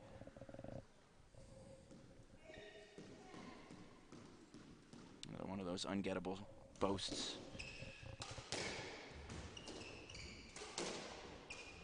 Yeah, and in hardball, the boast is such an effective shot, whereas singles it's probably a little risky with the softball, so you really got to lay it out right. But doubles, you hit the angle right, and it's just going to find the nick. That's right, and you play it a lot differently in singles. You play it to bounce and then go into the wall, whereas in doubles you play it to bounce at the wall Yep. and really nick out.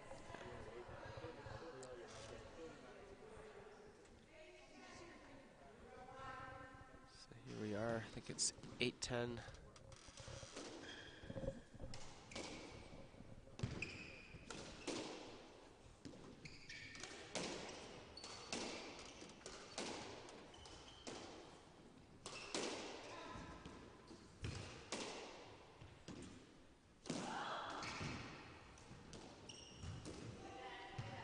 Good volley deep. Oh, Just Susie gets going up. for it. It was a bouncer. I think that that ball ball going off just the go- ceiling. Yeah, that one just out of court. Skied it.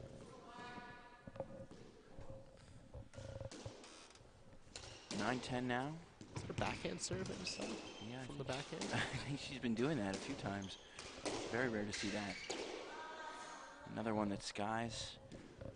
Goes just a little too far out. This ball, it's very bouncy. And you see it go up and into the ceiling sometimes and out of the back.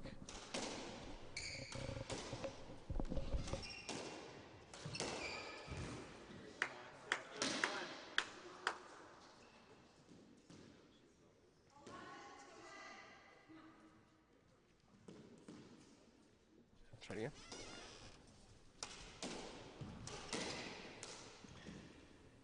Susie with the chance here. Steph Interesting asking call. for the let. Let's see here. I think that's just a let. that's a basic safety let. Stroke. Surprising call there. Looked like there was a little bit of an opening, but But hey, they're moving so fast out there, you can't always tell. Gets the stroke, brings it to 11 all. Susie going for it and it hits it. Boy, and you cannot see that coming. it's a good shot. Yeah, so Susie's really starting to wake up now. She's feeling her touch in this game. Asking for a let. After both these players have been hit by each other, neither one wants to do it again. Yeah, that's right. In the first game, 2 points in a row where Susie hit Shauna and then Shauna hit Susie. Both of them completely unintentional. We believe. We believe. Great pickup.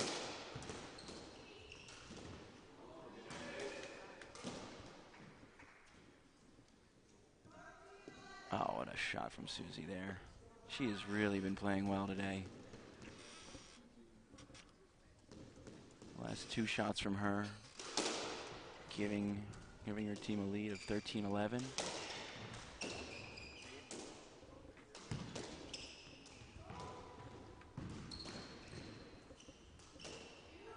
Good use of the lob. Hold and snap her back. Make her run.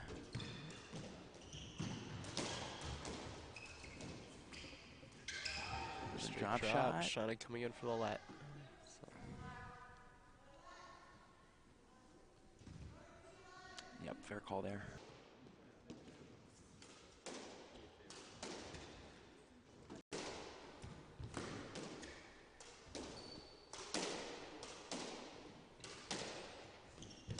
Patient rally. it's a good tight shot.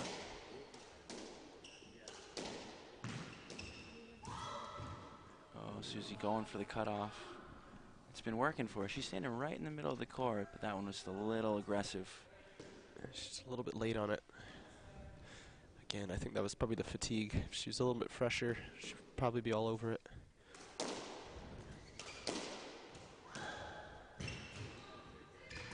Oh, and a That one great too. counterattack. Great counterattack. Susie, again, yeah, a little slow just to get to that. So these next few points will determine the difference between 2-1 down and 2-1 up for one of these teams. I'd imagine the nerves probably kicking in right now.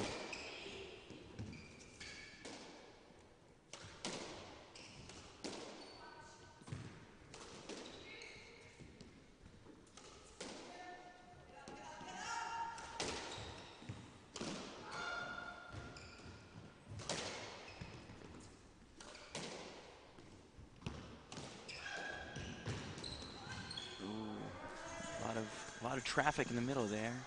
Have to see exactly what happened. Looks like Yeah, that's Susie's only chance to get it was through Shauna there, so she standard let. appealed for the let.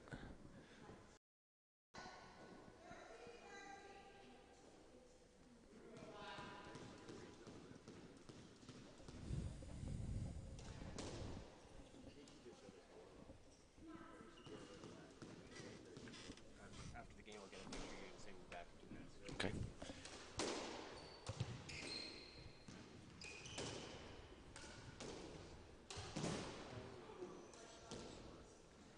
She went for it there. Didn't quite make it. So now 14-13 game ball to Canada here. What's been a tough, long third game.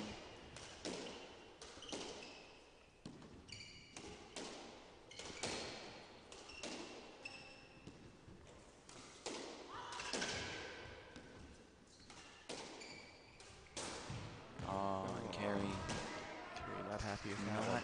no, not at all. She had a good chance at hitting a reverse and didn't come close. So, So game 3 to Team Canada. What do you make of that? well, you know, I think both teams are experiencing a lot of fatigue right now. You can see that they're trying to hit shots into the nick or into the post that might be better off going to the back of the court. Yeah. And that's probably just because they've been playing so much, and two of these players just got off court no more than an hour ago. Yep. You know, to play again, that's a really tough task. And They're showing good stamina levels considering, you know, what we're seeing out here. It's good double squat. a lot of teams, again, come from all over the country and the world. Teams from North America and Europe and Australia, as well as South America. And even a team from Africa as well. So, you know, very high representation for everyone.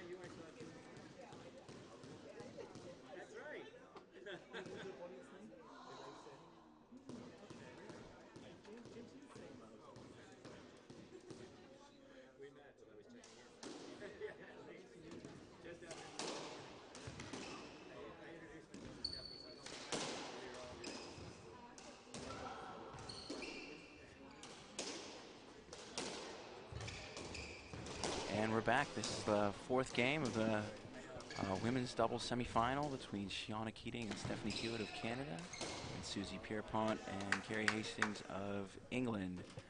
Great shot to start out from Stephanie, hitting it backhand down the wall, getting a 1-0 lead. And we have me, I'm Ned Marks, here with Freddie Reed of Canada, and here in the commentator's booth. Good to be back here, Freddie. It is good to be back here.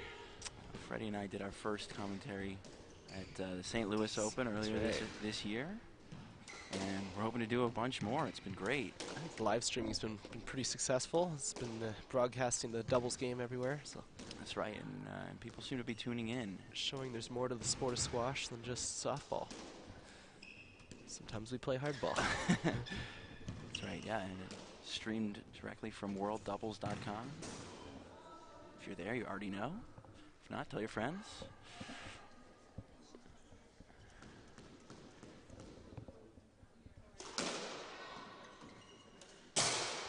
Susie playing with that first serve there. Just pretty impressive, hitting it directly on the line. Yeah. Of course, that doesn't count, so has to do it again. Yeah, because we know in badminton, hitting the line is actually in. And tennis as well, but squash, hit the line and it's out. That's right. Susie's been showing off some pinpoint accuracy this game. Quite a few winners from either the back of the court or the front of the court, from the straight drops. Touch by Carrie. Oh, great shot. Kept it nice and tight. It was tough to do. She's just adapting to that bounce in the back, and she somehow kept it tight. It's a good touch. So 2-1 to Team England, who needs this game, or they face elimination. Oh, great shot again. Susie really basically standing in the middle of the court, trying to hit anything she can. Great use of the racket. Really carved around the ball.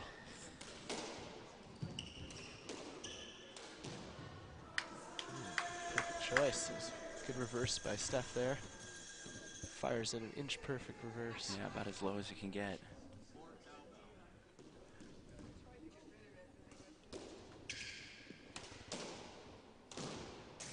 Oh, beautiful, beautiful volley.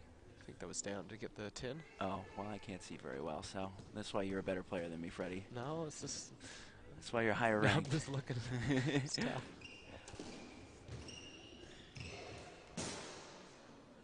Sounded like a tin. I heard a tin. Yeah, and some confusion definitely from the Canadians.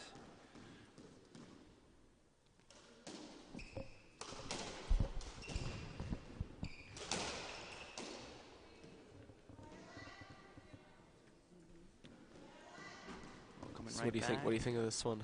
I think that's got to be a let. It's got to be a let. Yeah, I think they made the right call.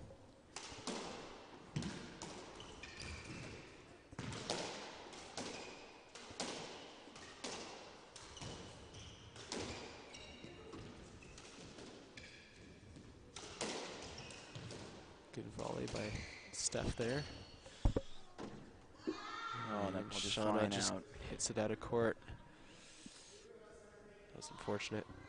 Another pinpoint accurate in between the top of the glass and the ceiling there.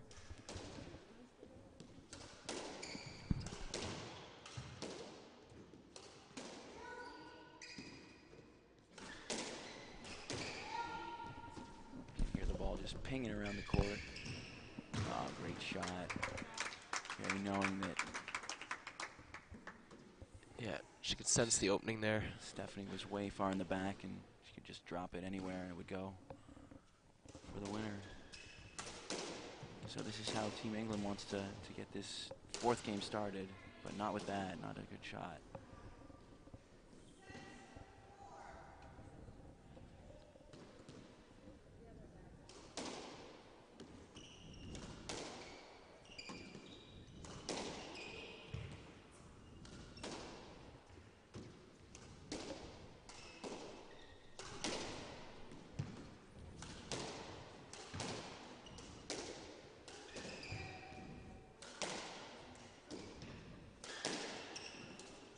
Patient point here.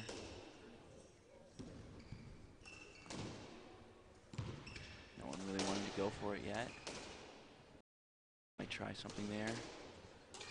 The blue team is staying very patient here. Well, Susie leaving it open. Great coverage from Carey.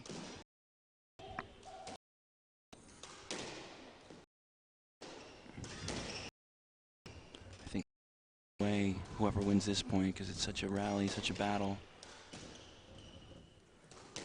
I have a feeling it's going to end in a let. I don't like to think that way, Freddie. Rallies like this, everyone just gets nervous. People bundle up. They do. Someone's going to call a let. I think it's going to end in a winner. I hope so. Here we go. Oh, it ends in someone getting a hit. We did not predict that. Oh, it's the second time in the head for Susie. Oh, God. By Shauna. That's really unfortunate. Susie must be getting annoyed now. Shauna, she's a Susie Slayer. Oh. The game must go on. Susie's okay. Probably looking to get a little more aggressive. I know when I get hit, it certainly brings out a little adrenaline, brings out a little anger.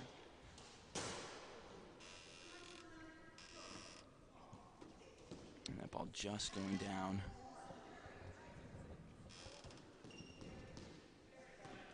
So 7-4. Team England on top. Game 4 is mixed doubles. Sorry, this for the women's doubles semifinal. Another ball hit back at herself, I think. And they're going to call a stroke.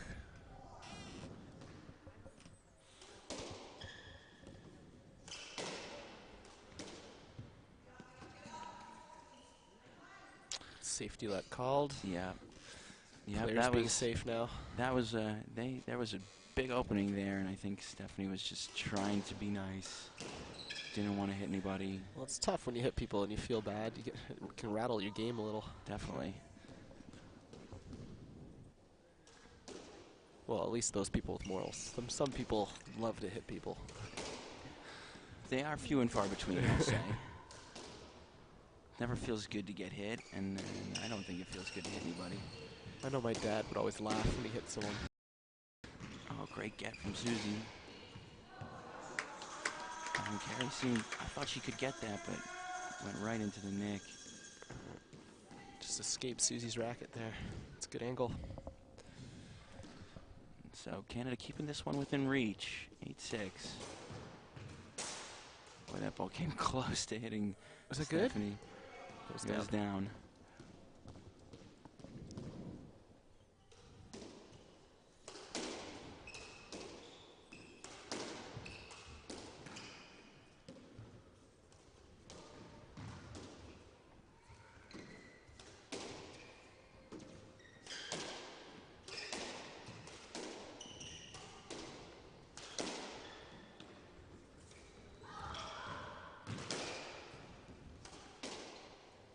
Blue team covering for each other very nicely. You can see they go into an I formation when they're really in defensive mode. Oh, that was a good shot. Lucky bounce. I think she thought it was going to get sidewall first. Escaped her. Boy, I hate when you see that. Yeah, that's tough. It's just, the ball just bounces away and you can't do it. You can't get to it. You've got a microsecond to decide what you want to do with your body, and then that ball bounces weird. Oh, unfortunate. Susie getting hit left and right. Everyone's hitting Susie Susie's now. just taking it. Even her own teammate. Of course, that one not her teammate's fault. It was a good shot. Susie didn't seem to see it on time. It's okay. They're still up by, oh, they're down one now. Canada has taken the lead.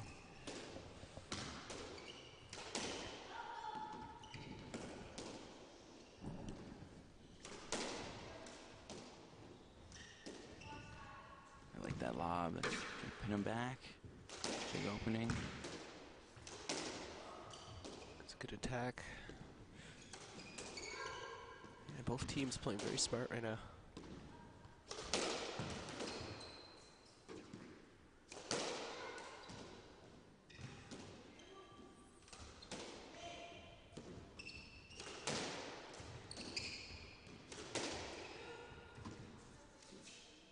Safety let called again. Yep.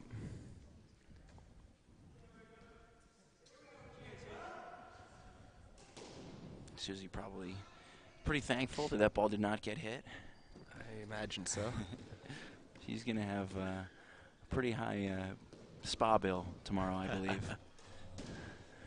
Oh, well deserved. She played some tough matches today. Well, that mixed match she had was quite fun to watch. Very fast-paced. It's all fast-paced at this point. Well, this is probably half the pace they were playing at in the mixed.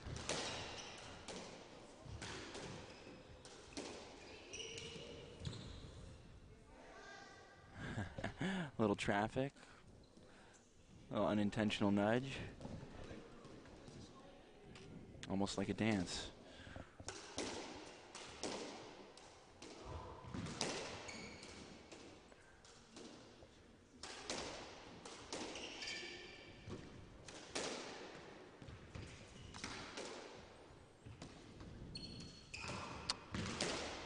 Well read there. Oh, and a great shot. Carey leaving it for Susie, but the ball took a very good angle and died on Susie. So good shot for the Canadian team. Yeah, they've gone up 10-8, and this is the point where Team England really needs to get everything together, because they only have a few more, and if they don't take this one down, oh, that was a great magnificent shot. You can see the crowd showing their appreciation. Barely making it. It is a long distance between the back and the front wall there. She really sniped that one out. It's tough to hit.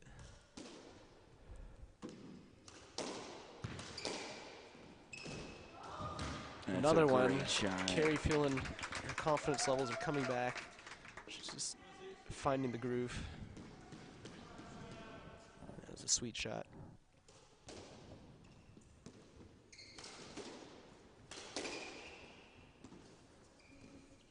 Another safety lat. I mean, there is no one in the way apart from the Bose, but we all know he can get wild in that back corner. Yeah, we've seen a few people hit today, and I think that's a safety light that you can take.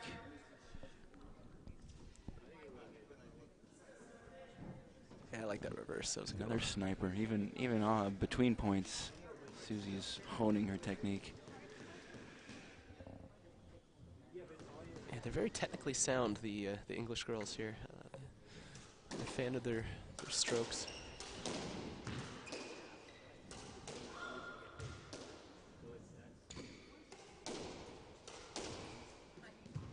Oh, great get. Tough shot there. In the middle.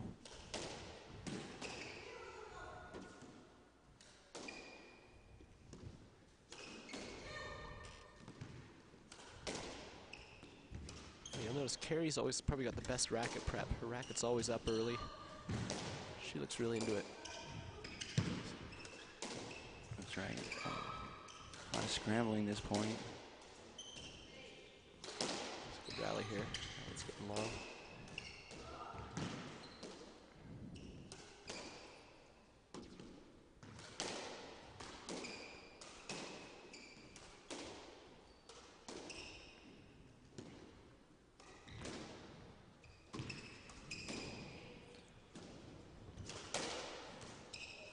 Oh, and a great angle from Susie. Hitting it right into the wall. Tough shot. Yep.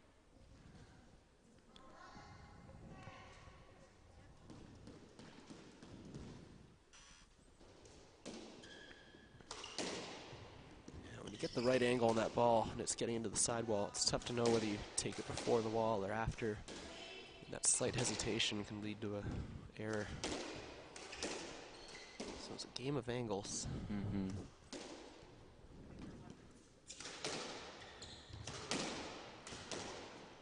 Good Oh, attack by great shot. Shauna.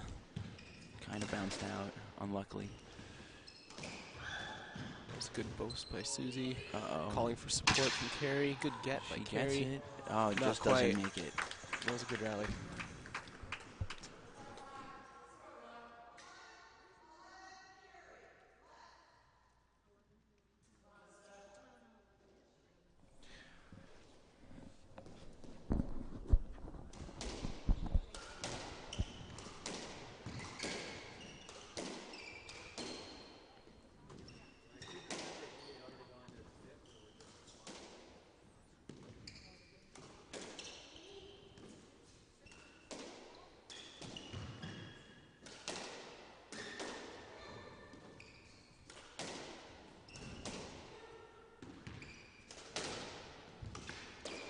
Good shot from Shauna. Hit with good pace and good angle. Kind of faded into the sidewall. It's a good choice. Yep, every point counts now. Every shot has to be well thought out. Can't go early for a winner. There's no 4-point cushion that Freddie likes. No. At this point, teams are nervous. Yeah, Or at least trying to control their nerves. hitting winners becomes that much more difficult. Yeah. Good get there. Yeah, the key for both teams is to still stay confident and trust that they know what they're doing. So if you start to hesitate and doubt yourself, that's where errors come in at this point. Oh, that one was being Forgive us if there are any internet issues, if the stream is coming through poorly.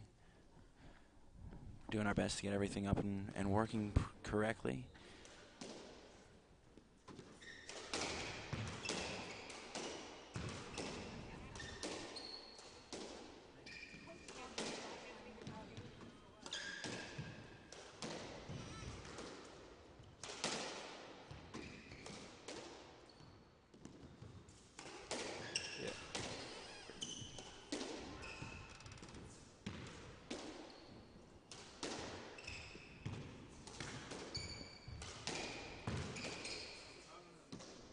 Oh, and that ball just squirting out the back. These are tense rallies. 13-12 for Team England. Susie opting for a hard serve, and it goes. Got the nick. She gets the nick. That's why, that's it pays off to play with that first serve. That's right. Get a good hard serve quickly. I do like that hard serve. It does. It changes it up. You can't anticipate anything. It's tougher to volley.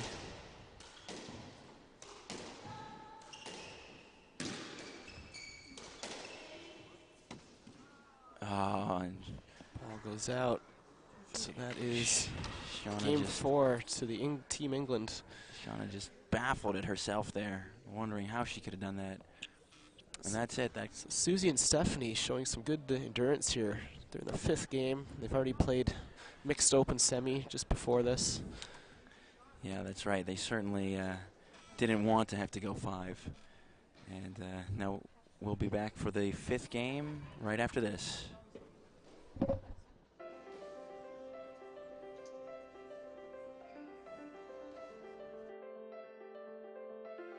This is a story of partnership. The kind of partnership that's happening in the places we know and love. Like Millennium Park, where a public space is being transformed into a work of art. And Shed Aquarium, where a summer program is giving our students a lifelong love of science and a lifelong sense of self. And Lou Malnati's, where Mark Malnati is feeding more locals more deep dish pizza than ever. It's the story of the kind of partnership that helped the Art Institute of Chicago build a modern wing. And the Anne and Robert H. Lurie Children's Hospital of Chicago build a space that inspires hope. These are the stories of the places we share, the places we grow, the places we celebrate, the places we discover, and the places we heal. For more than 150 years, it's been a privilege to work with the organizations, businesses, and communities that help make Chicago, Chicago.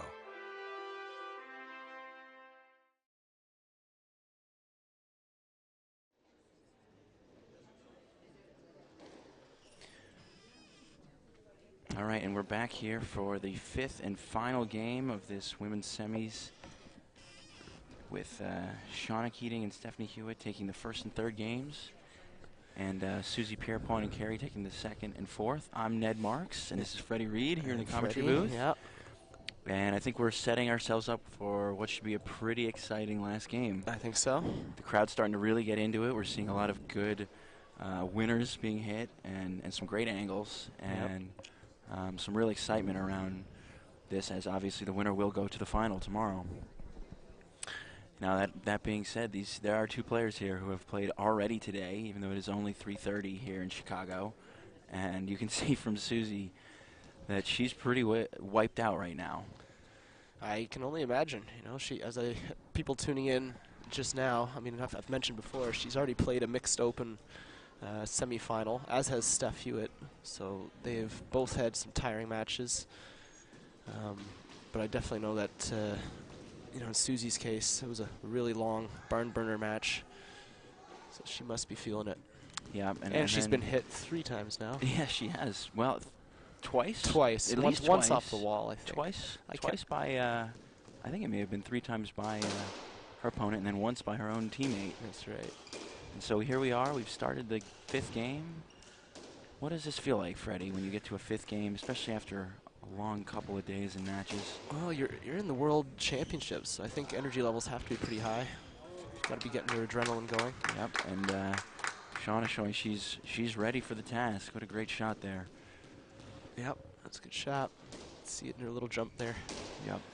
And of course, these are long games. You know, we played a 15, and it's a great cut shot. off.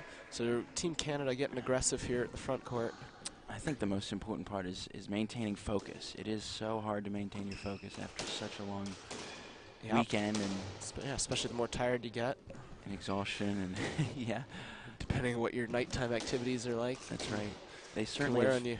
have scheduled a nice array of activities for us. Last night was at the University Club, and tonight we have a black tie event here at Onwensia. That's right. So Actually, I just picked up a new tux. I never, you know, us players, we never get a chance to wear our suits and tuxes. So this is a nice chance for us. that's right. You know, it's worth it to get a tux for this tour because there's so many events where it's worth it. There's a lot of them. Great shot again there. That's a So great one. we've seen a couple winners from Team Canada to start this off. Freddie, how you feeling about them? Well, I think they must have gone off in between games and said, okay, we got to still bring the attack to them. We can't get complacent and I think try to out-rally them. So I think they're thinking they have to not force it, but they definitely got to keep volleying and you know, not be afraid to attack. Carrie going short a couple times there, knowing just she wants to attack too, and I think we're seeing that all around. Everyone is really trying to hit it with a little extra pace and play a little bit differently to begin this game. Good dig out by Carey.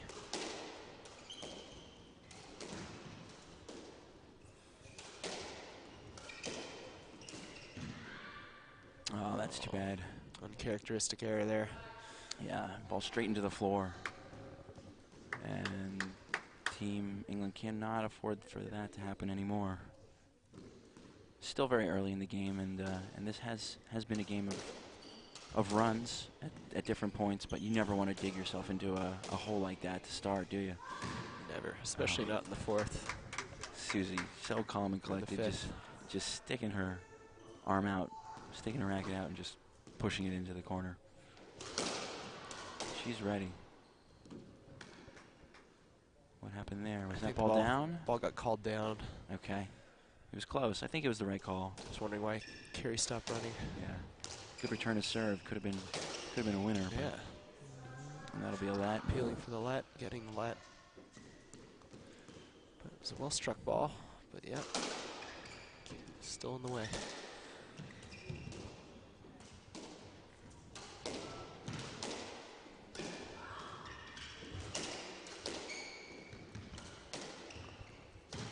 A lot of action on this point. A lot of volleying. Oh, both players getting caught up there. Going for it. It's a good Philly boast. Haven't seen much of those yet. Really short ball. Oh, wow. Man, that one hit the sidewall twice before it hit the front wall. Those are so tough, and that one was down. Yeah. I don't think so, no. Point to England. They've come back with 2 points in a row.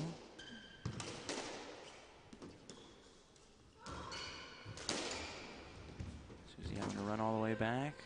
Big opening. Would have thought that Shauna would have wanted to go with the forehand there.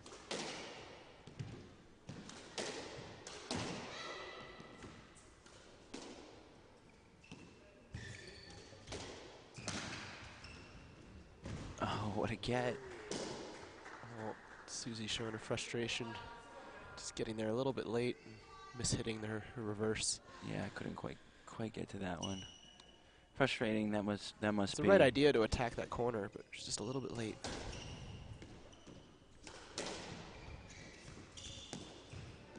Susie calling a let there, rather than risk hitting another player. Oh, and that ball going right into the corner and just squeezing, not bouncing out at all.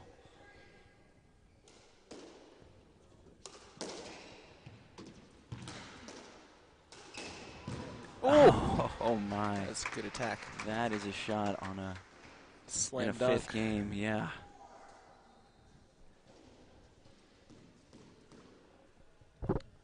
So we've got 6-4 in favor of Team Canada, but this one is close. It's going to come down to the wire, I think.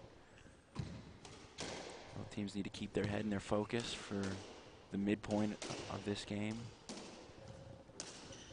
Oh, another and there we mishit. see that lack of focus. Falling off the shot a little bit. Yep. It's a game of momentum, both mentally and physically. So you got to keep both your physical momentum through the ball and keep your head on straight at the same time.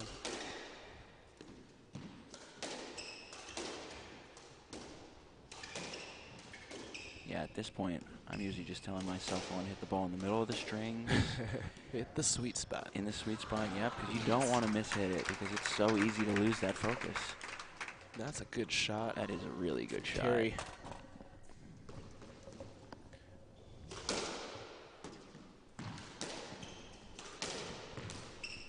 And another good shot from Susie this time.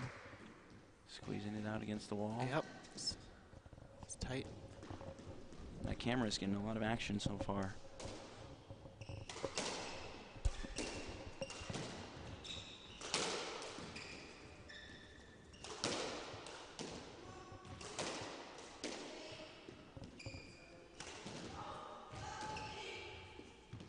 Susie's got a little opening here. Goes for the whirly bird.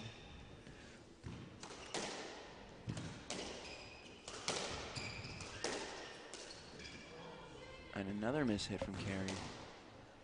That was a tough shot.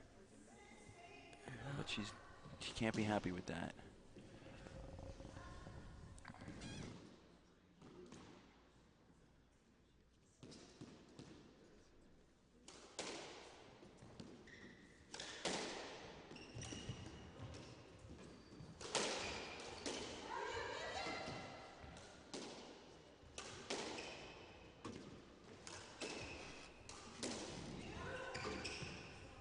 That ball being called a let. Susie not happy, but understandably so.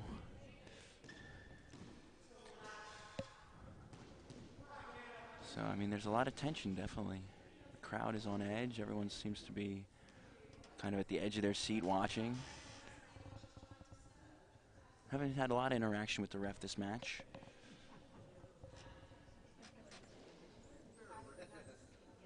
But it's tough being a ref. You know, you can't always please everyone. So they see a lot of heat. Refs. Yeah, they do. That's why we have the 3-referee system here, because we know that there can be no argument against three people making a call. Here, our refs are comprised of players. So they're all players on the tour, which I'd personally much rather have. Yeah, I think the players know what they're doing.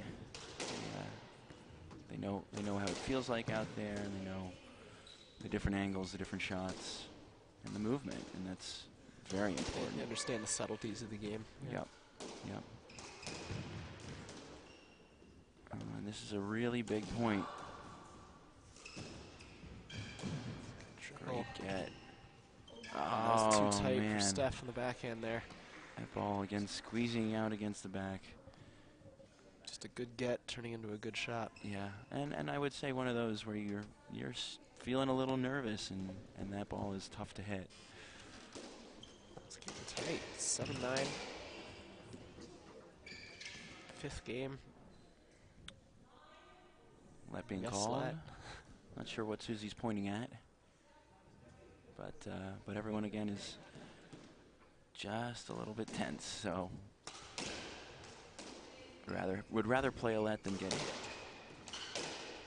It's a great shot. Susie has it. Oh, and a great little Susie volley. wanted the let, but I think it was a little too far away. I don't think she'll get it. The only That is- interference was on the arm wrapping around, but No let being called. yeah. If that ball wasn't perfect, I think Susie gets it, and it is a let.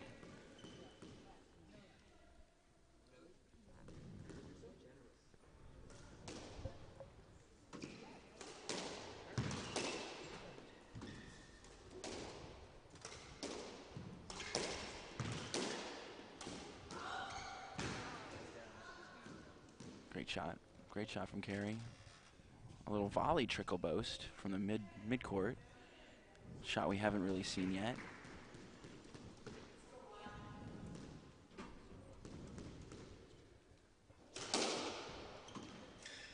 Susie going for that hard shot, mixing it up. I mean, they use that serve as a weapon. And it's, I think it's important to do. You don't just put it in play. Yep, and I think it's Try- smart. Try and create an opportunity first shot. We're getting a let call there. Definitely seen a few more lets being called this game.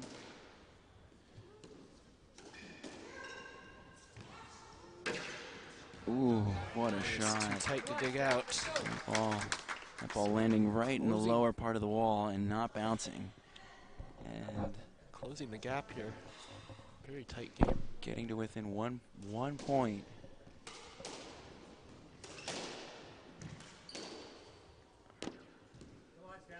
Oh, and that ball landing too far out, and so we are tied up at 10-all. What a comeback. So it comes down to 5 points. Who can get there first? Ooh, that ball almost being slammed off of Carey. Oh, and Team England gets a lucky bounce, lucky break. Wow. If you're Canada, you gotta be really nervous, I would say. Nervous times. Oh my, what a shot. What guts to go for that. That's a nice shot. That is incredible. Let's go, Canada. You guys deserve to see that a couple times. What a shot.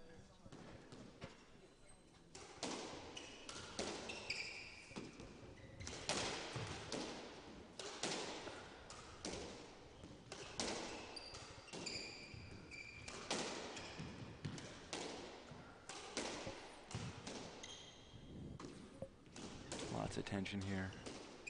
Long point. That's a great shot. Carey goes for it. Did that go in? I think so. It did. It went in. It's a good shot.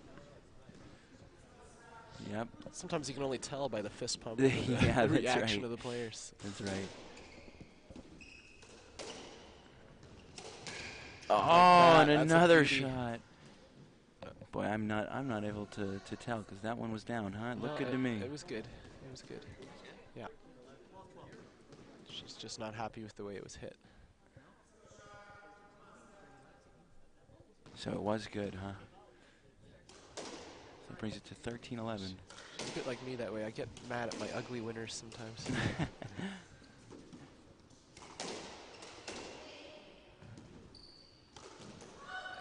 Oh That's a man! good shot. And Team England has just out of nowhere built up this confidence, and now they have 4 match balls. Is it match ball?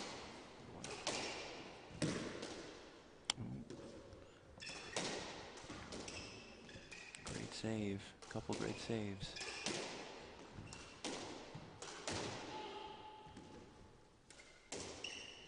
Oh, an opening. Deciding to keep the rally long.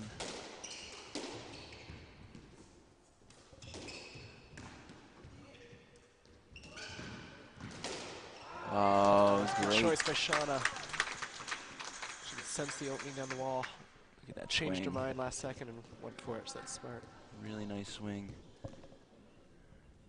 So staved off 1 match ball, but still 3 remaining.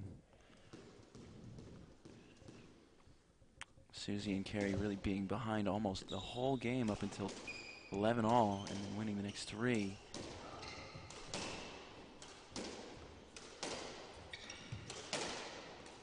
Oh, and a great get there.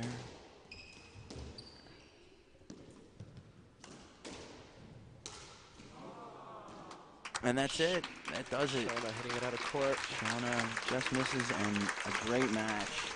That Two was a great- very competitive teams coming together, and we see the team from England coming out on top in 5, a very close match. You know, that was an impressive performance by both teams, especially Stephanie and Susie having just played their mixed matches. Yeah, It's, that's right. to go with the distance in this one, it's tough to do. Yeah, and we can see the crowd filtering out, but they'll be coming back because there's another match coming up right after this, and then 2 men's matches. That's right. Before we move into the dinner part of the evening and close everything up for the night. In fact, I'm gonna have to go get ready for my match, get some food. That's right, Freddie. Well, we're wishing you good luck. All right. Well. So we're gonna sign off here for now. Yeah. And again, Ned Marks here, Freddie Reed with me. Thanks for watching, guys. All right.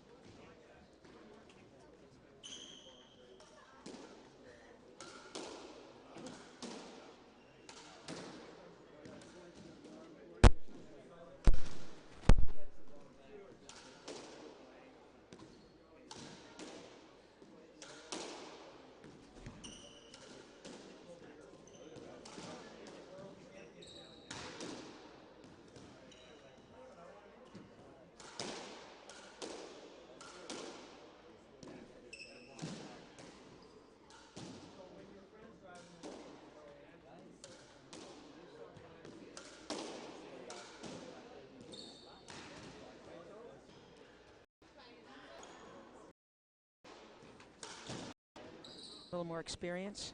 Right. You know, still a great champion herself. Yeah, and if you watch the earlier matches, I would say, you know, Sobi looked really pretty good. She was. Oh, she was solid. Yeah, She was definitely solid. She's got a great partner in the mix with Chris Callis, and they're in the final. And I was really impressed by them. You know, sometimes when you have that match earlier in the day, you got your adrenaline. You just really tough to pick it back up again in the first game. Yeah, and there's such a difference though between the mixed and playing the women's, right? So it's a totally different game set out there. Yeah. Yeah, agreed.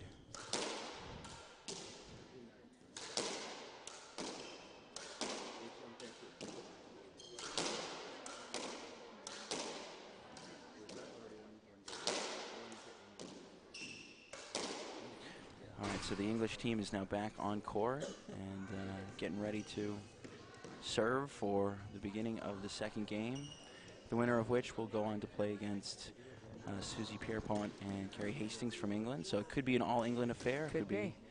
Could be the Americans against the English, round 2, 2.0. Safety let called there. Yep, definitely, and Nat was certainly flinching a few times before. I was a little happy with that. Yeah.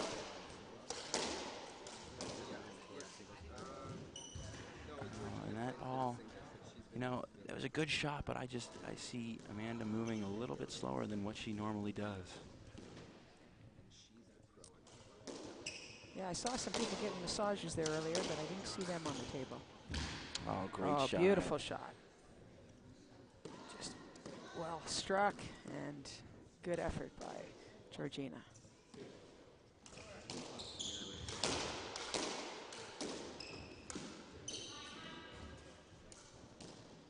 Oh, that was beautiful. That one, I think, really confused Georgina because it looked like Amanda was going to hit it. Oh, my. That shot. Smashed. Take that. Just take that.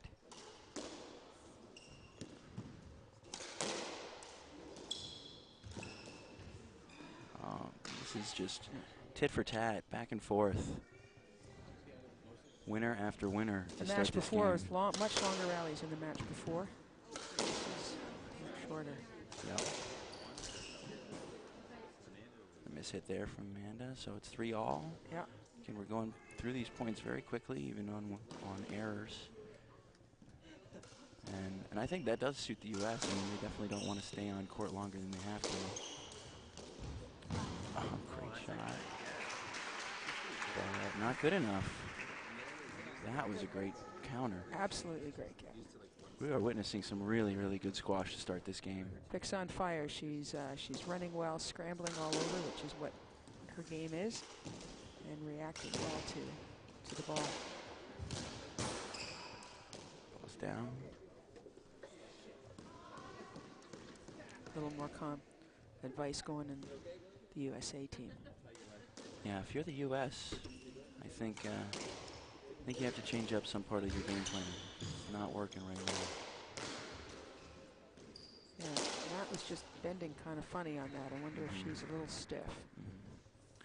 I would tell the U.S.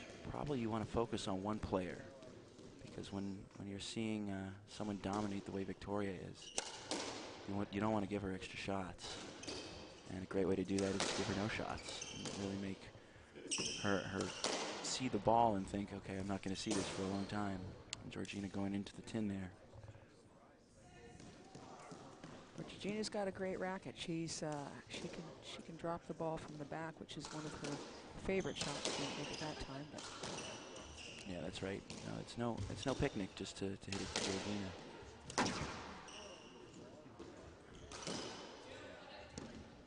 Oh, that's a beauty. That is a beauty. Yeah, it's not coming out of that corner.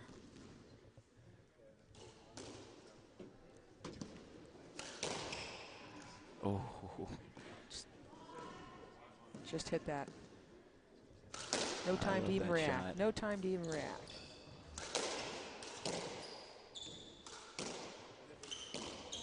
Oh, boy. put that down again. Well, the UK team is out to surprise everybody and challenge them beyond what they thought. Whoops, Granger went down.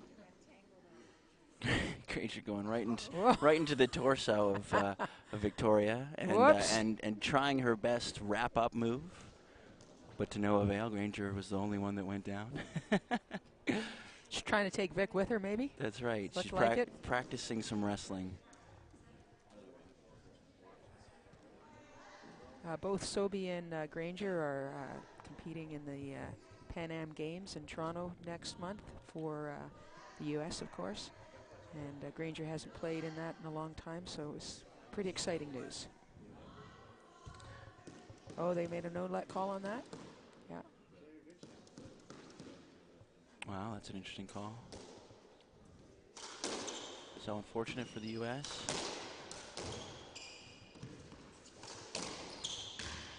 Great sweep, great pickup.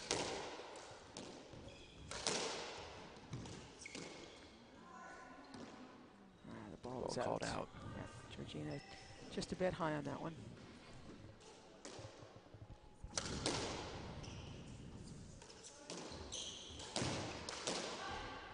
Yeah, that's right. People starting to get excited for the Pan Am Games. Yeah, it's Will you pretty be attending? remarkable. No, I'm not going to the games, except might go and catch a basketball game, actually. I changed my mind on that.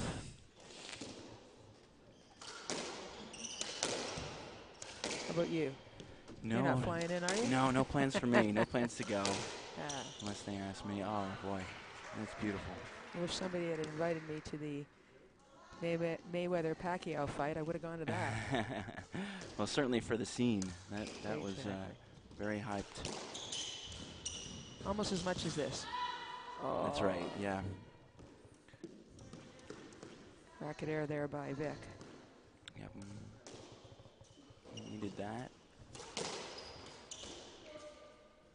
This game's big, though. Oh, Matt barely getting there. Granger's a little slow for sure right now. Oh, Yep. boy. I think Amanda needs to really start taking charge of one of Natalie's corners. Yeah, she's got to save her because she's not as mobile up right Nope, now. Nope, and she's really showing it. That brings it to 13-7. Yeah, wow.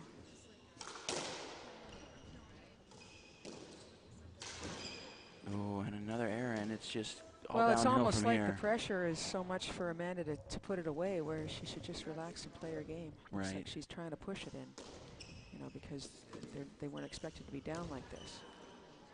That's a gorgeous How shot. beautiful is that? That's page 7 of her book, I think. But unfortunately, that's a shot you cannot teach. But it looks good on paper. Yeah, it does.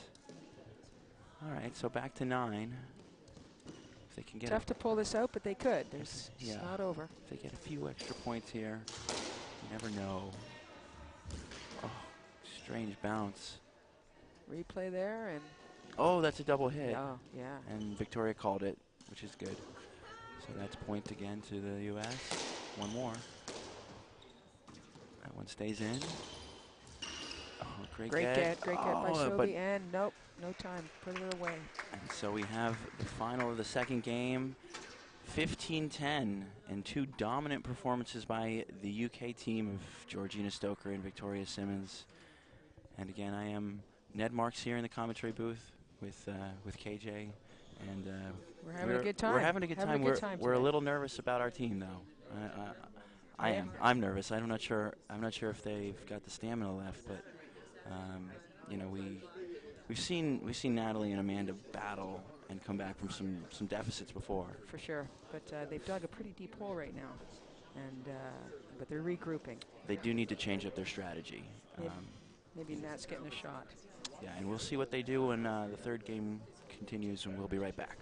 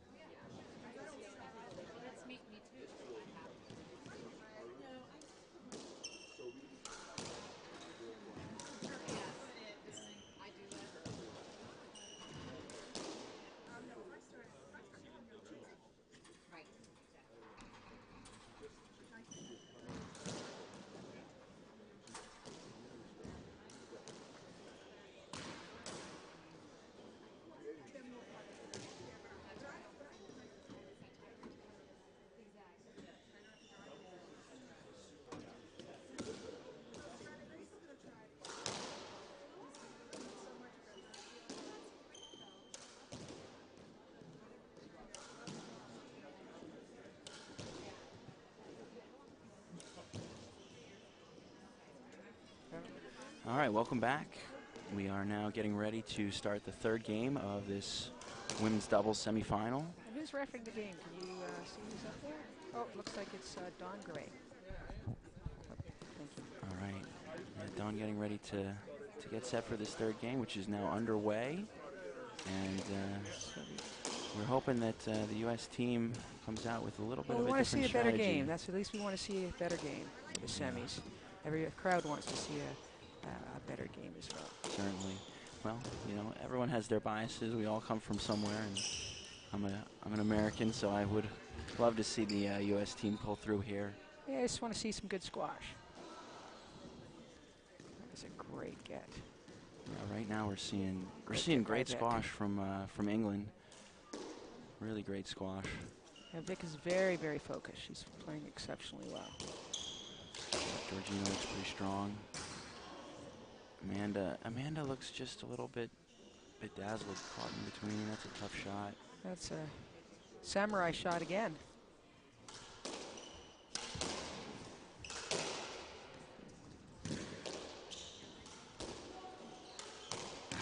Oh boy, they are just painting the A corners. lot of open balls. That's a beautiful overhead by Stoker. That's the start that the U.S. had wanted.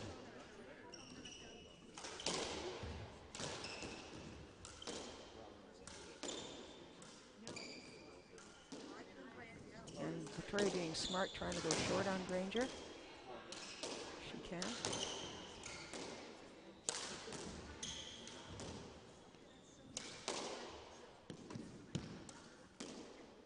Granger trying to just Slow the pace down a bit, it looks like. you know, just gonna battle it out, slow it down. They're playing Vic a lot more so far in this game. Georgina comes in and takes the ball. This is a good long rally. This is the longest rally of the match so far. Oh, and Oh, Georgina hits it into the tin, and that's a good sign for the U.S. well, she A was long nailing all of rally. those up until now, though, right? She's Yeah. not too many mistakes on that up until that one. Yep, that's the first time. Yeah.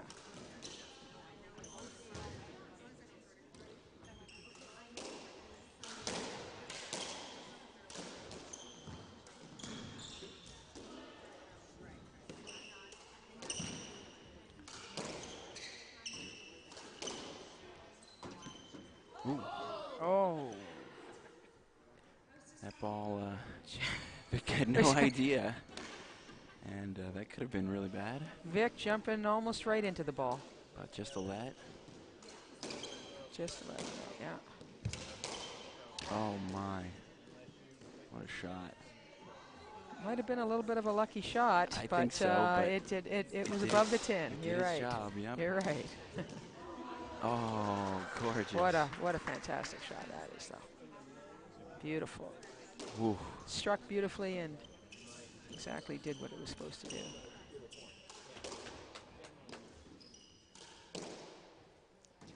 Pull down the wall action there.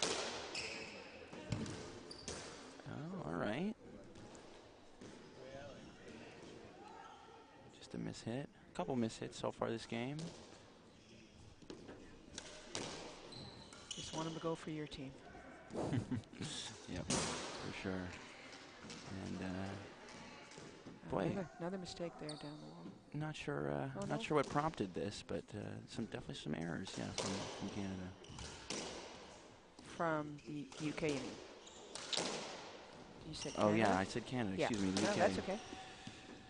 Just didn't think we were watching a different match. Right. Balls aren't going, they're not so tight right now. Oh. Granger just gently picks that ball up, though, doesn't she? She just got such control of that racket. Yep, she looks very relaxed right now. Yeah. That's good. Oh, Great nice. shot. Nice shot right at the feet of Vic. Tough to move her feet around that. Yeah. But you know what? She's actually going to get a let because Oh. that's Wow. because Georgina came over and covered, and that Right. ball did not get hit. So Right. let ball. Both And- players have an equal shot at it. And it wasn't even appealed. Probably a let there as well. Yeah.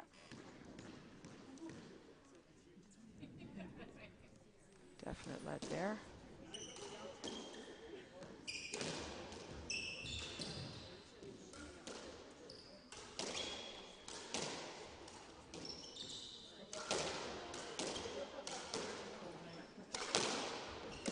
Girls all stroking the ball nicely today. All looking good. Oh, and that ball in the tin. No, right down, yeah. Interesting idea.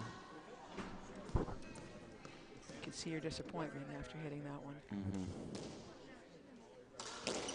But a much more competitive game, this one. A little more creative shot making going on in this game than in the last ones, but looks very fast. Oh, and that hits it down. Another one. There's a bad high drop from Vic, and Granger didn't take advantage of that. So the UK's up again, 6-4. Third game.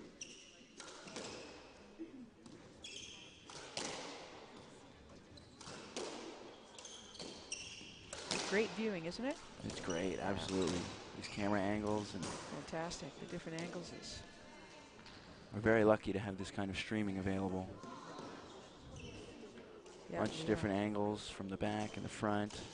Oh, it makes the sport watchable on TV or streamed. I mean, it's coming into that. And we don't even have to have a white floor and a blue ball. Right. Back to the regular ball and court. Yep, and we owe nice. We owe our sponsors, J.P. Morgan and Trunk Club, certainly. That ball staying barely in. Great shot by Vic. Vic just buried that down the wall. Beautiful. Beautiful. Yeah, I don't think she even anticipated that going in. Nope. It's a surprise for everybody. And Granger definitely moving a bit gingerly. Yep, and taking advantage of that, Georgina, right there. Just anything to the front right. Well, when she saw that Granger was going for that post again, she was there. But Amanda answers right back. Oh, yeah, yep.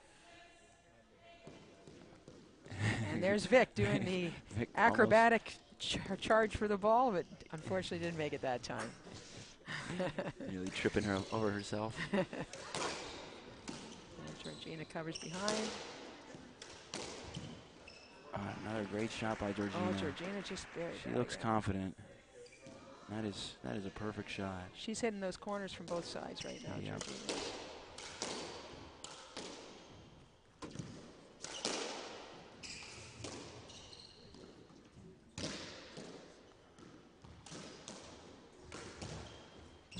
Good shot. Good action on this point. Amanda running a long way out of the way for that one.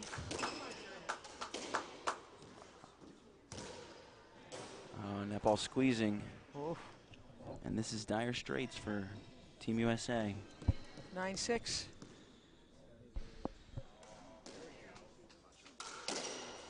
Oh, sorry.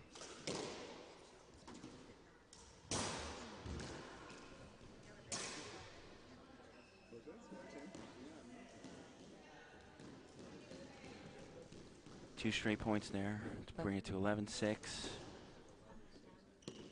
And a very, very quick match. Yeah, that's right. The match before went 5, and it was a nice long match, and this is quite shocking.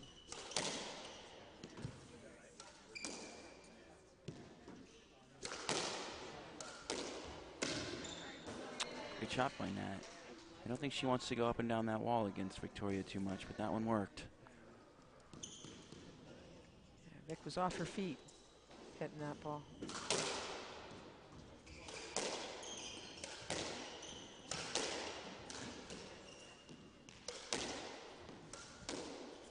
Down the wall a little bit now. Out.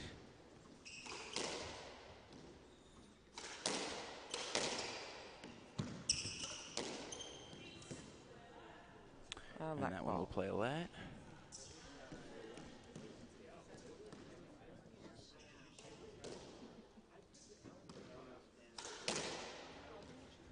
Patrons and sponsors enjoying the action this weekend? Yeah, I think everyone always loves this game. They come back and spend their money Oh, on it. and another brilliant. Look at that, just That is just well picture perfect form. yeah. Right in, perfect balance. And I was surprised how far back Sobey was on that one, but Georgina's just burying that ball in both corners again. Oh, Matt really attacking. That's more backhands than Vic's hits all match right there in that one rally. One for the Nick on the Well, Bose. looking a little more aggressive now. It's do or die. Yeah. Don't have much time, and they don't have many points. 13-7. Uncharacteristic errors there. Yep.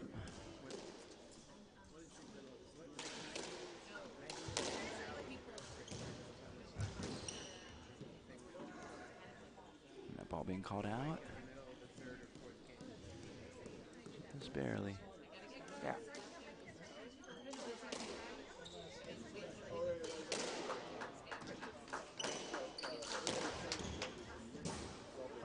Another error, and they're still in it. Two quick ones, so 13-9. Americans grasping on their last strings of hope. Yeah, they don't have much time now to do something. Nat gets it. Oh. Really exciting point, this one. Ball deep in the corner for Vic. Gets it out. Great shot by and a Nat. brilliant What shot. a shot. From the back door. Oof. And a good effort by Vic to try to pick that up, but it was gone. Oh, and Georgina Nice gets pickup. that. Nice pickup. Another great Another pickup. great one. Oh, that's That's too just good. too much. Too much power on that one. And the perfect angle. Yeah. No way she could get that. She hit that shot nicely too. The momentum swinging in USA's favor. They're playing more like we would have expected them to have played, but is it too late? Who knows? Oh, and Nat will be kicking herself for that. She might for the rest of the weekend, you're right. On her racket ready. That gives Big Team, point, Team 14-11 UK now. 4 match balls. Yeah. She'll be the odds maker in Vegas right now. Nice to hear what was going on. Great shot and a great get by Vic. They're not getting very many nicks on their boast, Nope. which is what they're aiming for, but Nice back dish on. effort. Short ball. And they Oh, played it. They played it. And What's then going on? now let by Sobey. They split like parting of the Red Sea right there. And Georgina they started go. going for the ball like it was her shot, but it was actually Amanda's. And Got confused, that's right. They're going to play a lat. If she had hit it, it would have been a point, That but would have been- thank God she didn't. That would have been a new one on me. I don't think I've ever seen that. Not in the rule books, I don't think even. Might be setting a new precedent here Yep. today.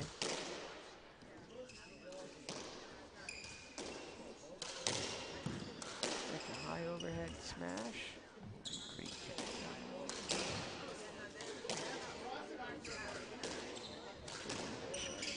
Oh, and that's a lat.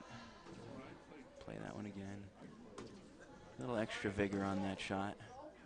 Nice shot, but could have gotten that. Yeah, with those reverses, you want to hit them soft enough so that they don't bounce off the second wall. Of course, fairly lively. Yep. Tougher to keep the ball down. Yeah, a lot of people here today, and certainly. Adding a heat to the courts. Yeah, You're right. it definitely does. All that heavy breathing.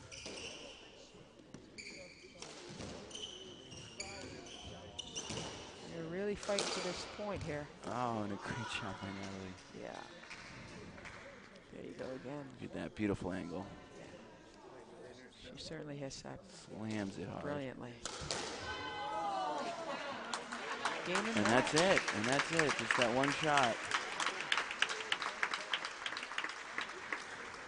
So we have it as 15-9, 15-10, 15-12. Team UK going out on top, and they'll face another tough team that we saw play earlier today. And definitely a disappointing effort for the guys from the U.S. But it's tough to play 2 matches in a day. Can't take it away from the UK team. They played exceptionally well, but it was a short match. Gosh, I don't even know how long was that match. It wasn't very long at all. I don't No. know. We didn't time it, but No. 25 minutes. we're being told it's 25 minutes. So 25 that's minutes. a very quick doubles match, certainly. That certainly is not anything that was expected, but good effort for great playing by Vic and Georgina. That's right. We wanted to say happy 70th birthday to Sandra Simmons. Today is her 70th birthday, so hi to Sandra and the whole family from us here at the Onwencia Club. Sandra Simmons, Vic's mother, Sandra? Oh, fantastic. Yeah, I saw the video. They did this great thing where they Skyped, her brother Skyped, and her mother's talking to her son, and he had flown to England to surprise her. Oh, that's And cute. he came down and said, "Who are you Skyping, Mom?" And he was there in the background. It was really exciting. Great That's idea. Great. Well, Great happy idea. birthday to Sandra, and Vic is in the final. Vic will be so- calling her now, Yep. telling her to eat some cake and eat some more because she just now is in the finals of the World Doubles. That's right. And now, so we're going to be signing off for the time being until the next men's match goes on Shortly. well, as soon as they warm up, really. Okay, great. So we'll be back soon. Thanks again for watching. Thanks.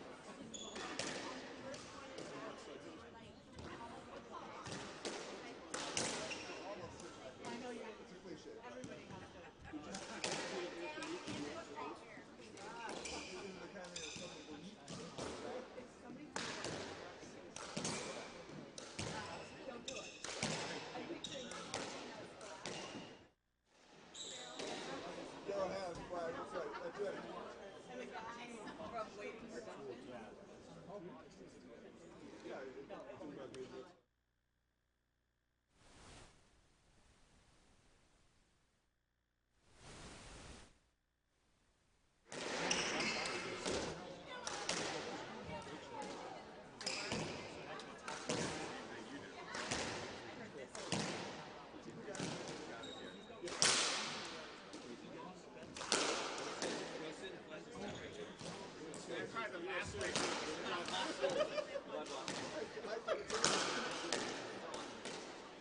got the corner. I don't know what's left. Mark wants to place in the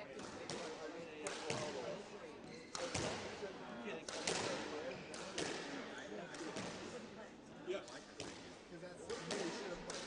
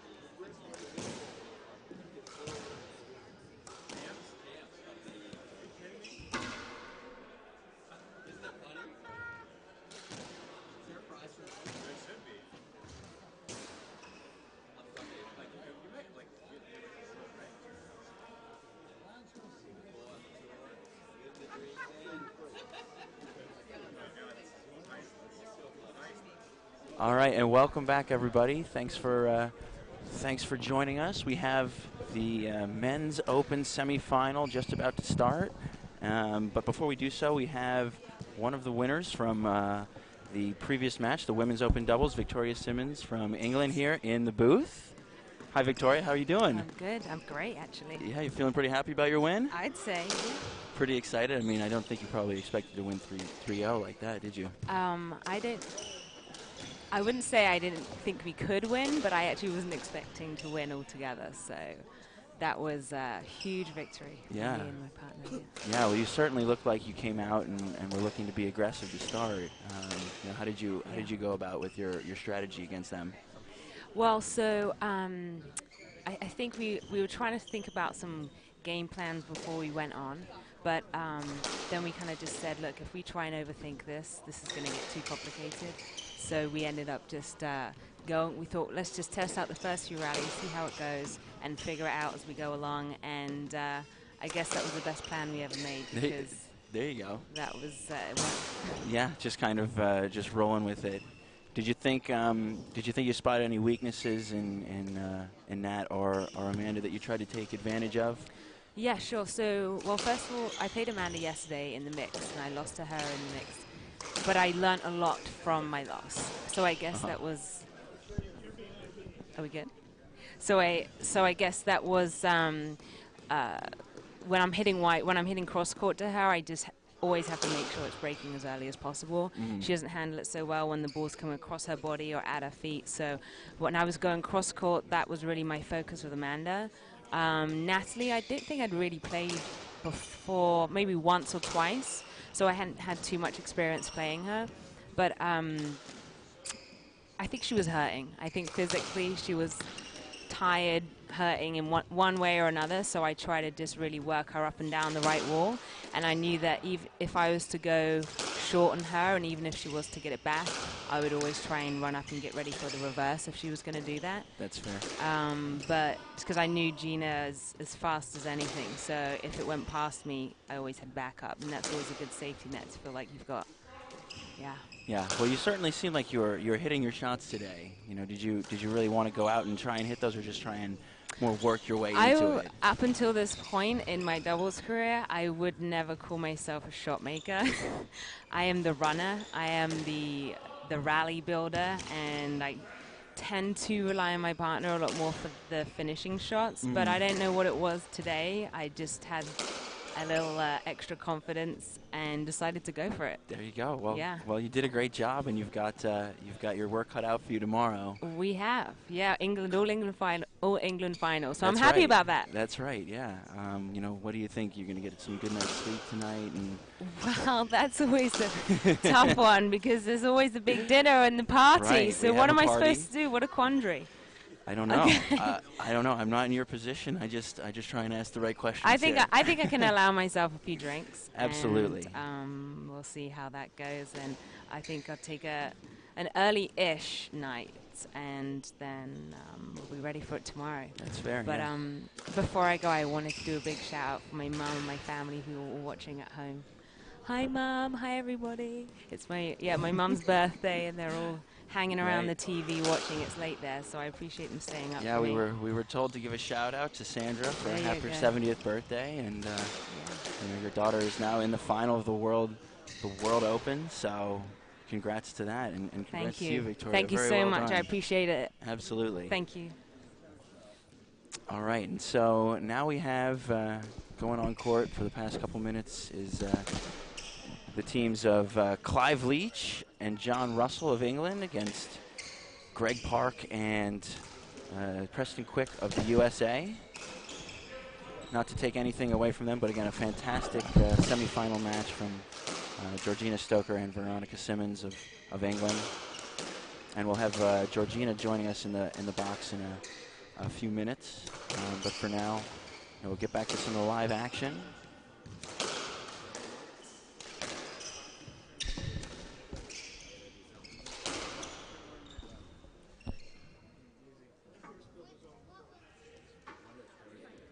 As you can see, we've got quite a packed in-house, full crowd here. Really anticipating an exciting match. We've seen the mixed doubles go on. Semifinal matches of the mixed doubles go on all day today. And the women's doubles.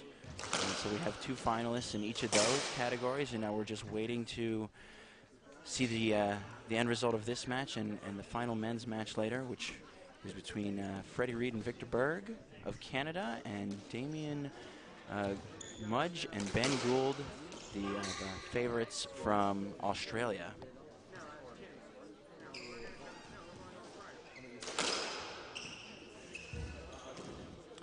Crazy little wide serve there, just went out.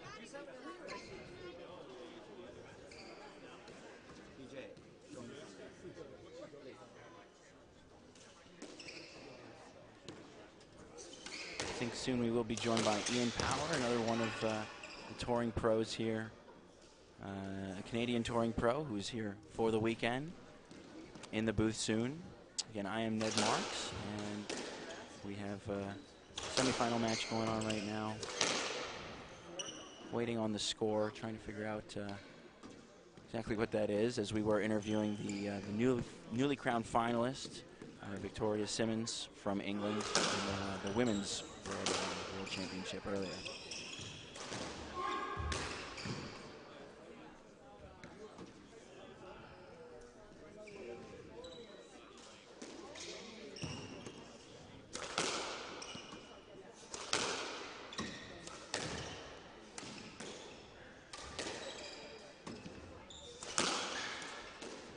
Both of these teams full of very experienced veterans.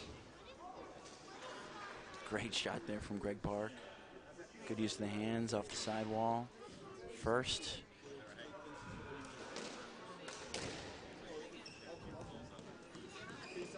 The higher ranked team being the team from England. They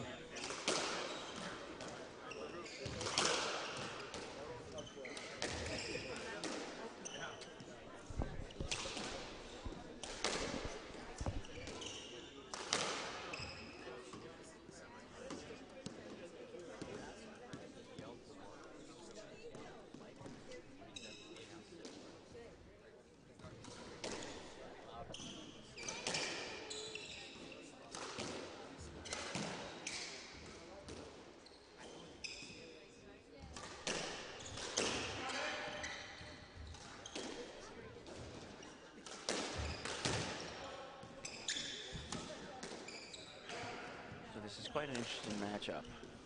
Again, the team of Russell and Leach are very well known for their shot-making abilities. They play together often. Johnny Russell has been a staple on tour for his shot-making abilities for years. Clive Leach, more of a and he hits Greg Park there on the backswing or the swing, or right into his racket actually. So that's just a let. But Leach being one of the steadier players on tour who can also really slide it in. And then Greg Park, who has one of the hardest shots with his partner Preston Quick, who again has also been on tour for a while and really just known for creativity and consistency. Will be really interesting to see. We're seeing a real lively pace to start this match.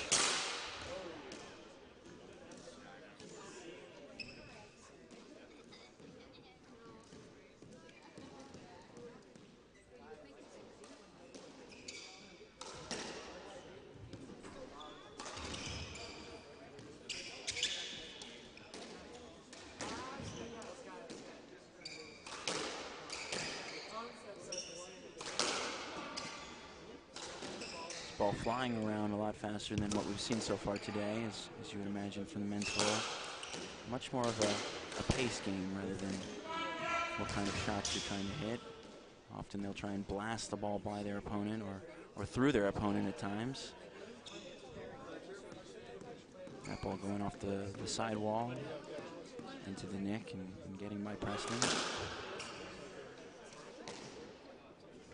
Just low on the serve, so we're going to play a second serve there.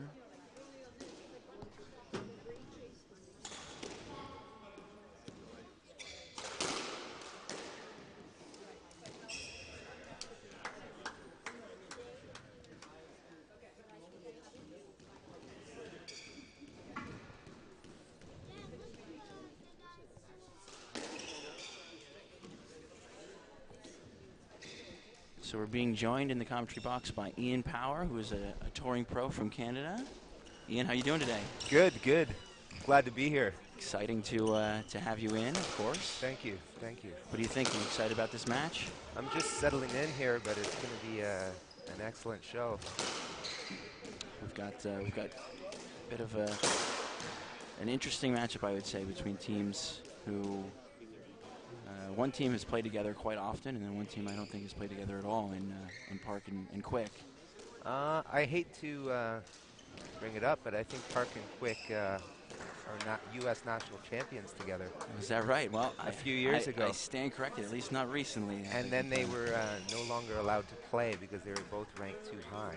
Is that right? Yeah. How did that happen? Because no two players ranked in the top 10 are allowed to play with each other in the U.S. Nationals. Wow. So that's very interesting. Two formidable teams here. Yep. We're unsure of the score to start this game, but it's definitely been banging back and forth, a lot of hard shots, a lot of winners, a few errors, as you would expect. Nothing out of the ordinary.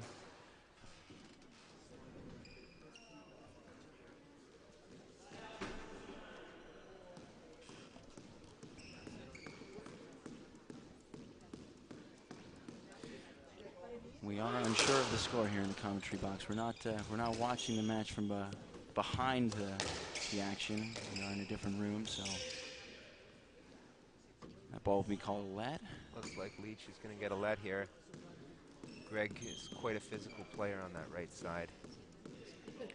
That's right. Now, what is your preferred side? Well, I happen to play mostly right wall. Okay, so I've gotten to play against these tough competitors. Leach uses his tactics and experience and touch beautifully on that side, whereas Park uses his speed and strength. Yeah, he really likes to blast that ball. But he's got great hands as well. He can lay in some nice volleys. Oh, look at this. This is pretty. Thought a bunch of those balls were going to be double bounces.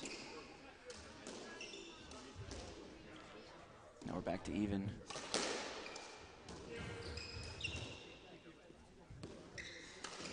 Clive moving that ball around the court.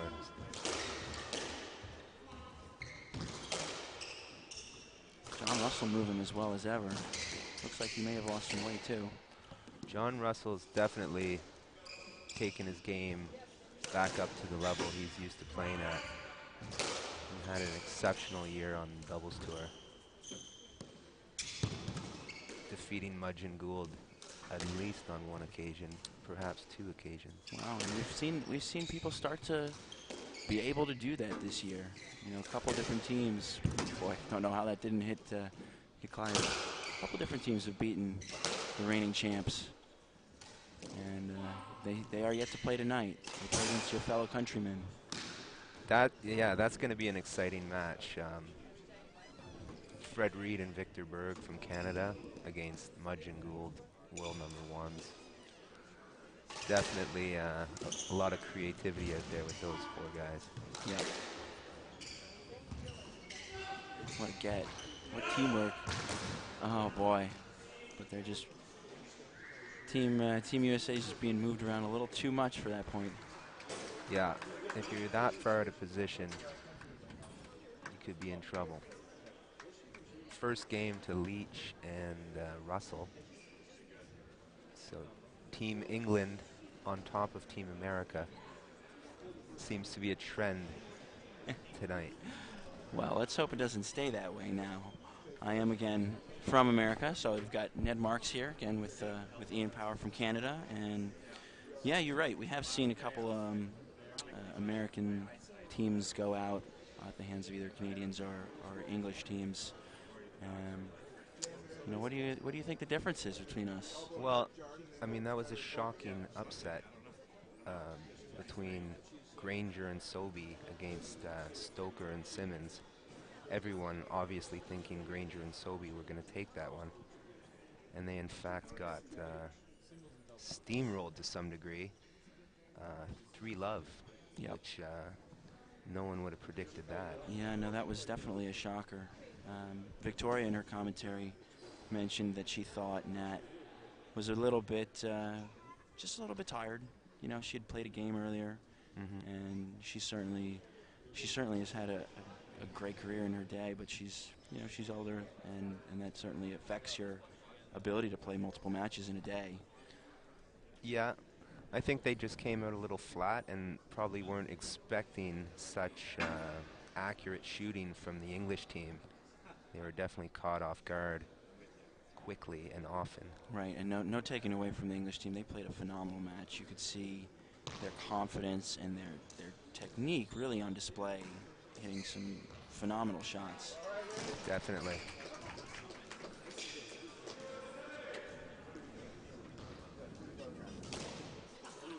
Yeah, that was a real classic game of doubles. It's really pleasure watching the women playing such controlled, accurate squash. Right, they certainly played a different game. You know, we think we can blast all the balls by everyone and win points that way, and you know they really have to put it away. So it's in some ways a more finesse game, and you know of more interest when that's the case. Yeah, I just saw it as intelligent, controlled play. Susie could definitely get a lot of pace on her shots. That was impressive. And yeah, just watching Georgina Stoker and Victoria Simmons shoot the lights out. That will be an exciting match tomorrow. So here we go, game 2. Leach to serve. After a close game 1, that saw Team England take down Team USA by 15-13. And a quick first point goes to the good guys from America. The good guys. The red, white, and blue. According to my unbiased American opinion. Yeah, I'm quite neutral here. But definitely it would be nice to see the Americans continue to do well in this event. That's right. Park and Quick had a great upset last night, beating Johnny Smith and Michael Ferreira of England. That's right. They did so in dramatic fashion. They lost the first game pretty substantially, and then won the next couple and won the fourth, 15-2. 15-2. And really, they kind of just broke down Johnny Smith, which is something that I didn't think I'd ever hear. Yeah. Maybe Johnny a little tired there at the end. Oh, beauty from Clive. Look at this shot. Oh yeah. A master at work, Clive Leach, with his excellent touch.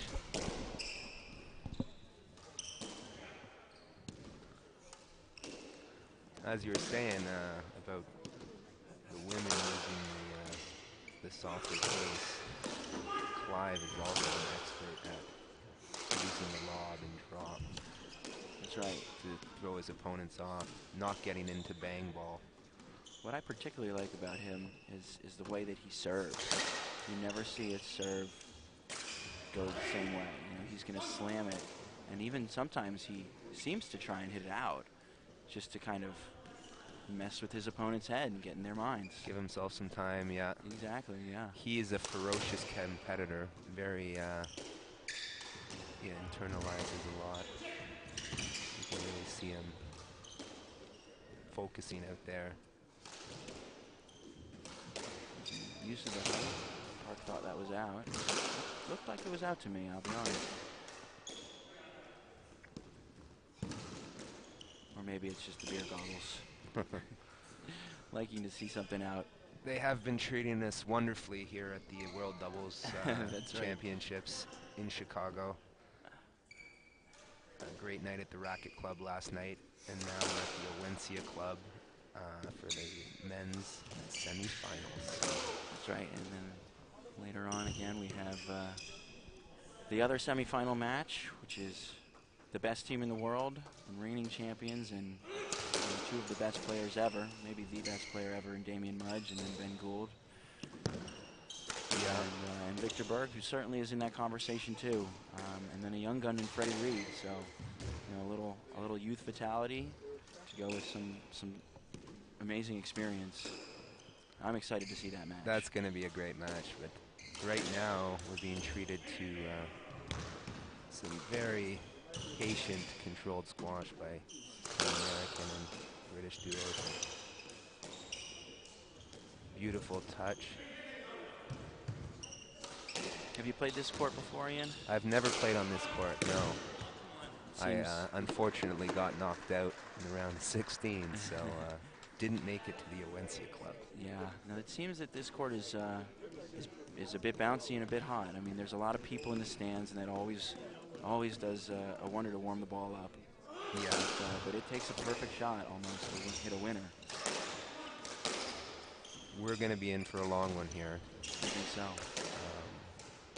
You know, they understand the importance. The World Doubles Championships is only once every 2 years, and everyone would love to be crowned the World Doubles Champions. Yep. And look at that. Even a great shot off the boast from Park, and just gets it back without too much problem. Very difficult shot from Park, and then, you know, also a very risky shot, but really it's probably not worth going for at this point. No. Oh, boy. Great shot from Clive Leach. That's what it takes to win a point. I would say the match is being played at the pace that England likes, because they definitely like to slow it down, use their touch. The Americans usually like to pick up the pace here, so they're being dragged into Team England's strategy. Yep. Yeah, I would say so. Here we are. Here we are. From the pro shop. Yep. Dialing in. Again, I'm Ned Mark, and got Ian Power here to my right. Ian, longtime PSA pro, and also know SDA pro. Yeah, it was from Canada. Thank you, thank you. This is my first time commentating on squash live. How do you like it? It's a pleasure to be in the booth with you guys, watching some great squash. Well, it's exciting to have this opportunity. That's definitely the biggest thing for me, is just to be able to commentate, to give the viewers out there some sort of sense as to what we think about it, and to have the ability to actually see it from many different angles at the same time. Mm-hmm. And it's awesome. What would you attribute the rise in doubles popularity in the U.S. to? That's a great question. I think it's just an overall trend in terms of squash in general. You know, you see so many juniors getting into squash, and it's mostly singles. And you don't see a ton of juniors playing doubles, though it's getting more popular. I think you know, it's just a great game. You can keep playing as you get older. You know, it's a little bit easier on the body, I would say, than the singles game. And it's a whole new game to learn. You know, you don't hit many of the same shots.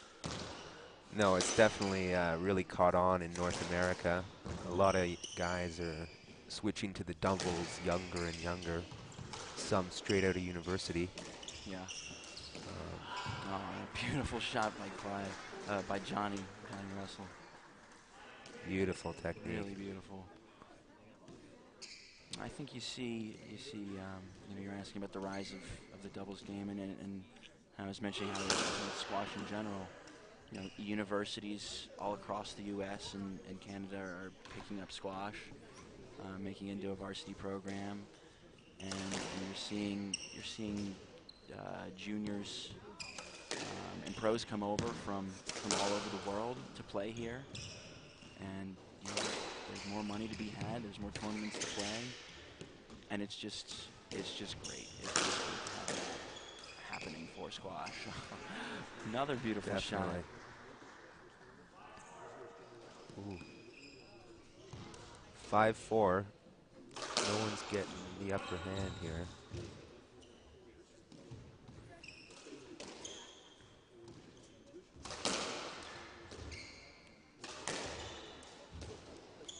Looks like Clive's utilizing his lob to the backhand strategy. Yeah, Clive always looking in control. Oh, Oh, boy. that is nice. Double bounce, I believe. I think so. Well, Oh, we got some nice what replays. happened? I think Greg conceded that it was a double bounce, giving them a point. And that's the way Clive wants to make his opponents work. We see Park having to do a vicious lunge into that corner, unable to get the ball. But that will take its toll by game 3 or 4.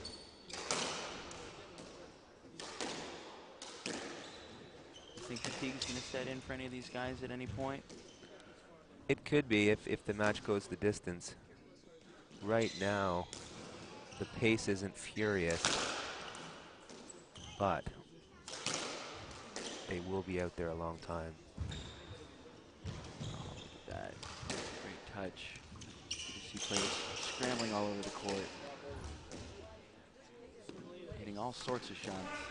Yeah, now we've got some movement here. We're seeing a lot more of that movement today.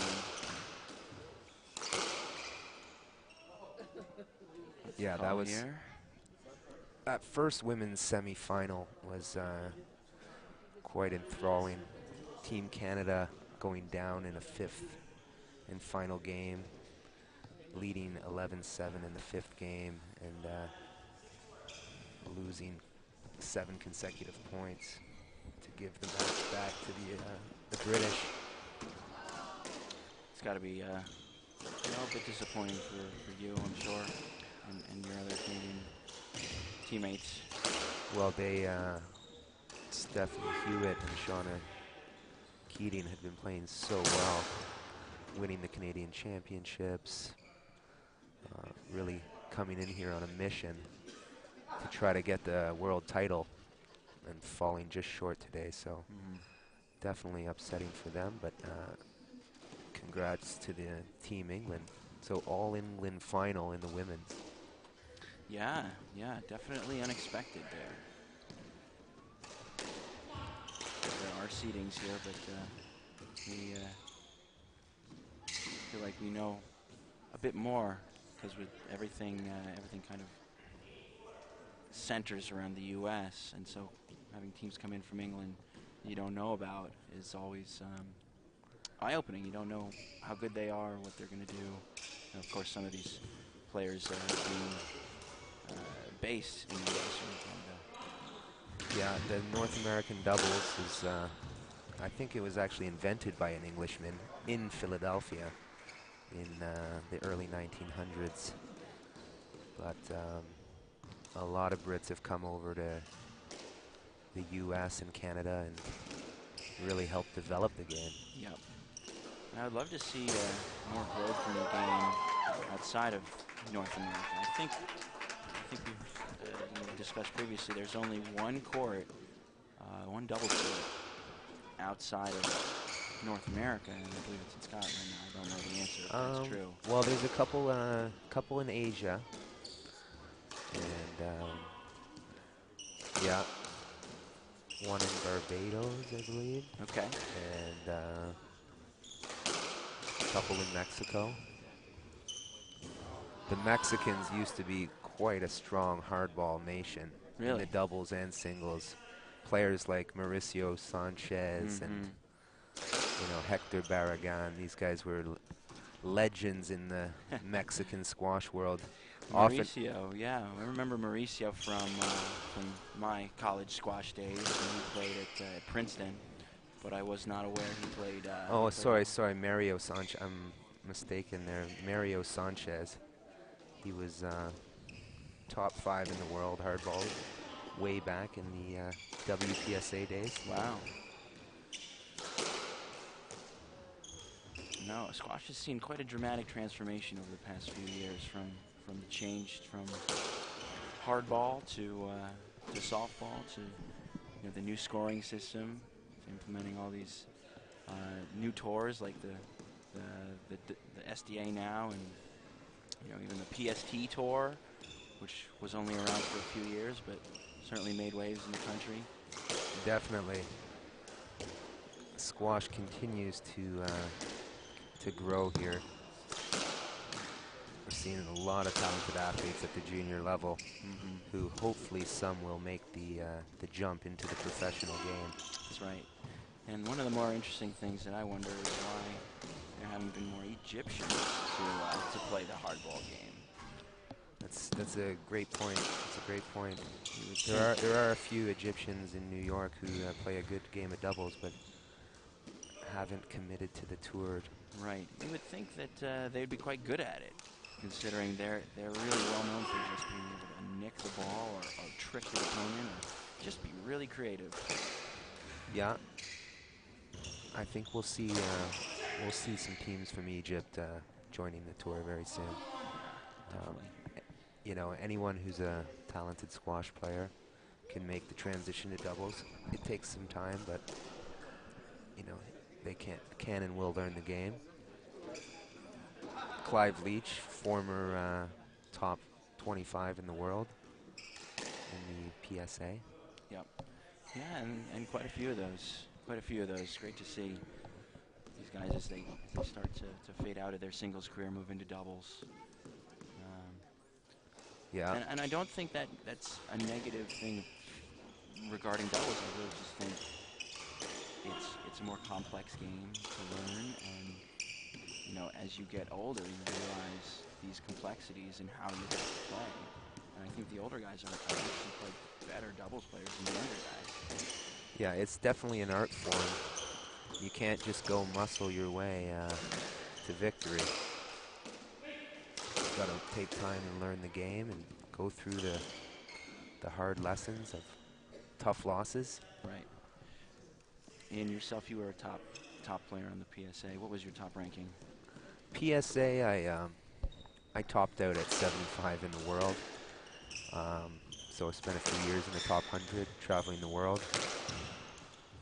Very incredible experience, but very challenging. Definitely challenging. The level of athletes out there, the level of athleticism.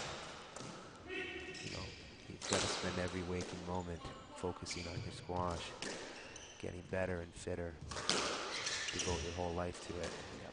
And I think these guys are well-oiled machines all around. Oh, great get. We're starting to see a little bit of what I would say is takeover or domination from the team in red. They are really looking comfortable, not being stretched too much. No. They've obviously come here with a game plan and looking for that 2 games to love lead. Yep. Clive hitting one of those serves down, as he is prone to do. Never seems to hit a double fault, so. Tough from the booth to hear Clive's signature grunts as he hits his overhead spike serve. Yeah, but I'm sure the fans are witnessing it pretty clearly. Oh, there's textbook Leach drawing quick up to the front. And we're also, what we can hear here in the booth is there's a match going on next door, right next to this court on the right. And some other fans are watching that one. It's an amateur match, but. Oh, we have the local pro, Aiden Harrison, who used to play for the English junior team, teaming up with his old friend Paul Johnson, former world number 4. So they're playing in the men's over 35 against 2 Canucks. So that's going to be quite a match. Quite a match. Those guys could really be in the open event, but they've chosen to play the over 35. Yep, and getting back to this match, you know, we're not seeing. I mean, what we are seeing is really just the level of skill that this team in red has got. They just seem so in control. So, you know, they're winning pretty handily against one of the best teams in the world. Yeah. The American team not able to really pressure them with any strategy. I would have liked to see them try to up the pace, make it much more physical. More of a banging game, yeah. This is exactly the kind of game Leach likes to play. But if you're the better team, you generally draw the other team into your style of game. Yeah. So it's being played on the English team's terms right now. That ball going into the tin, but still a slew of game balls, excuse me, before. Definitely, definitely. Great place to be. 8 straight game balls. You can go for it at that point. I think this one's pretty much in the books for Team England. Yeah, and I would expect with their backs against the wall, Park and Quick to come out and really try and slam it, or at least be more aggressive. Play a game they're more used to. I would like to see that. Definitely, this is not playing into Park's strengths, who is an exceptional striker of the ball and good athlete. But the lobs are just neutralizing that style of play.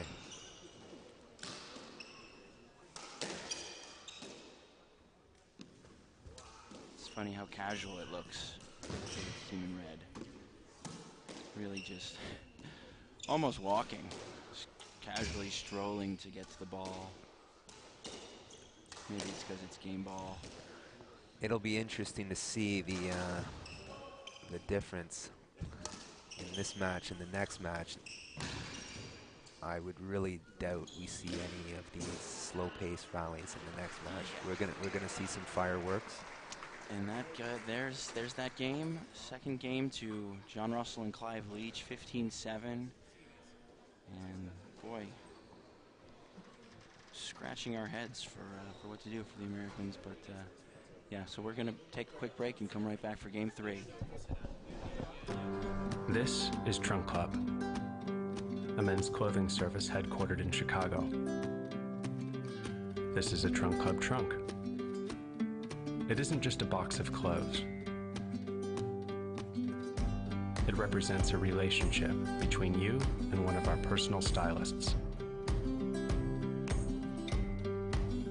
A stylist committed to the idea that looking great shouldn't be inconvenient.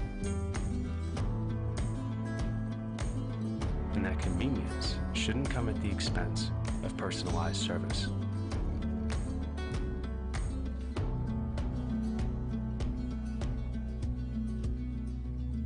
So whether you're in Chicago or anywhere else in the continental U.S.,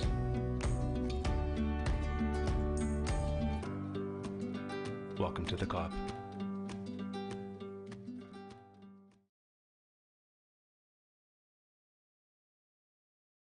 And getting ready for game 3 here at the Onwencia Club. I'm Ned Marks, and we have Ian Power here next to me. And good to be here. It's great to be here, right outside Chicago. I haven't been to Chicago in a while, but boy, it's a beautiful city, and they've got some great venues for squash. An unbelievable experience here in Chicago this week. Definitely hope to have the Chicago stop on tour this year. Look forward to coming back many times. That's right. We didn't have one this year now, did we? No, this is the first time the SDA has been represented in Chicago in many years, but they have had several pro doubles at the Rackets Club. So. Yep. And so we're going to get back to live action in just a second. We've got Clive Leach warming up on court, waiting for his partner, Johnny Russell, to join him.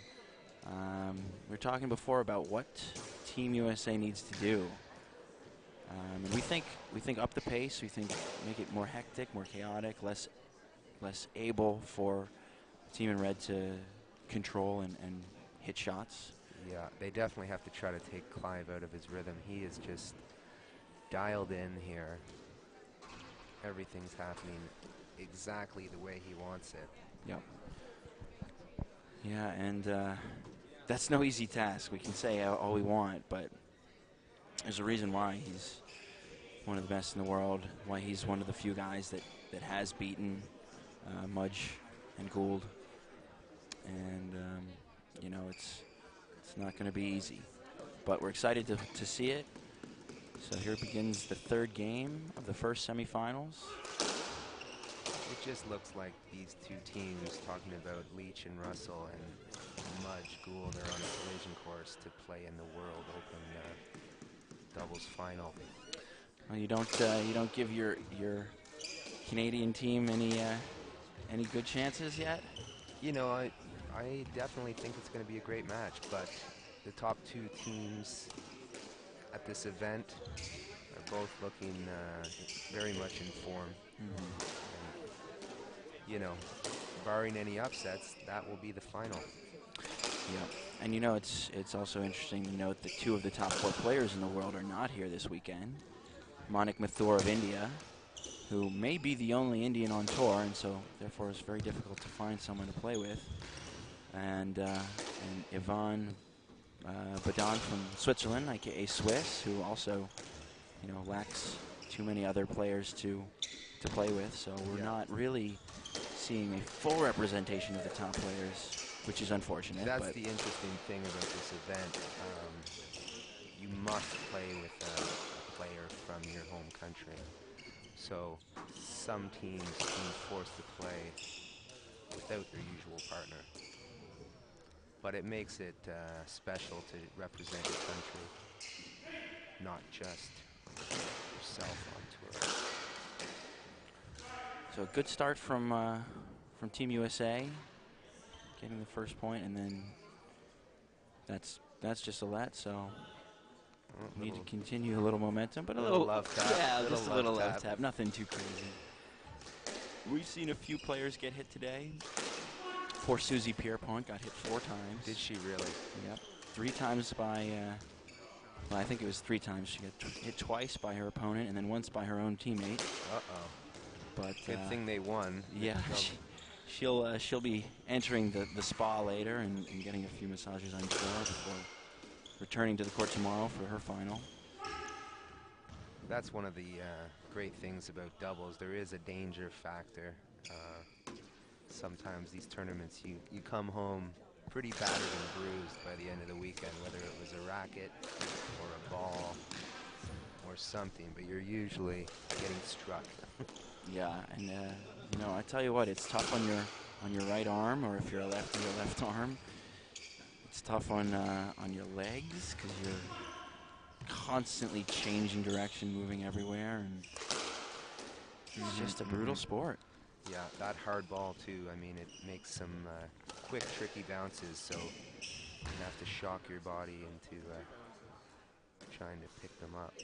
Great shot there from As Clive. we see here, Park trying to lunge at that ball, but just out of reach. I don't know how he does that shot, Clive Leach. I mean, it's a hard hit shot at his feet, and he just kind of just does a little flick with his wrist, and it goes into the reverse corner and is Just ungettable.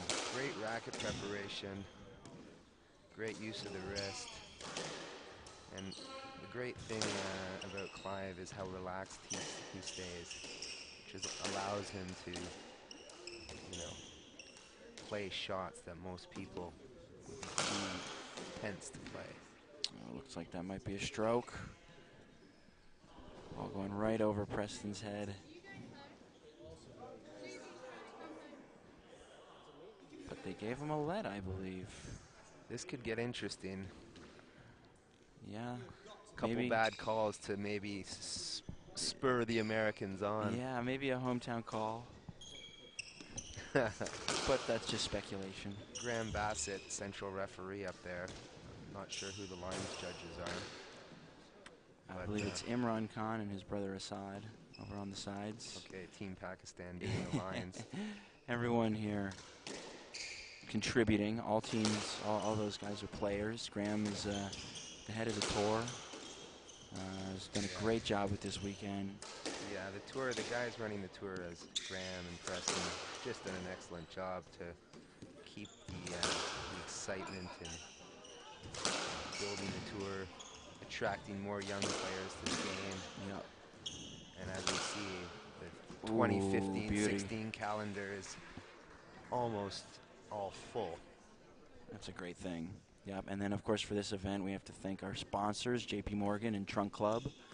We had some of the girls from Trunk Club at the event last night, helping to market to critiquing how we were dressed.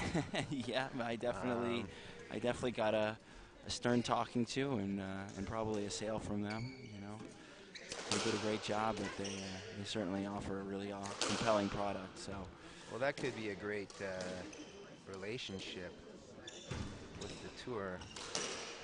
Such a great establishment like that, sort of in line with what the tour likes to do. Yep. Looking good, being your best, trying to be a perfectionist out there. Yep.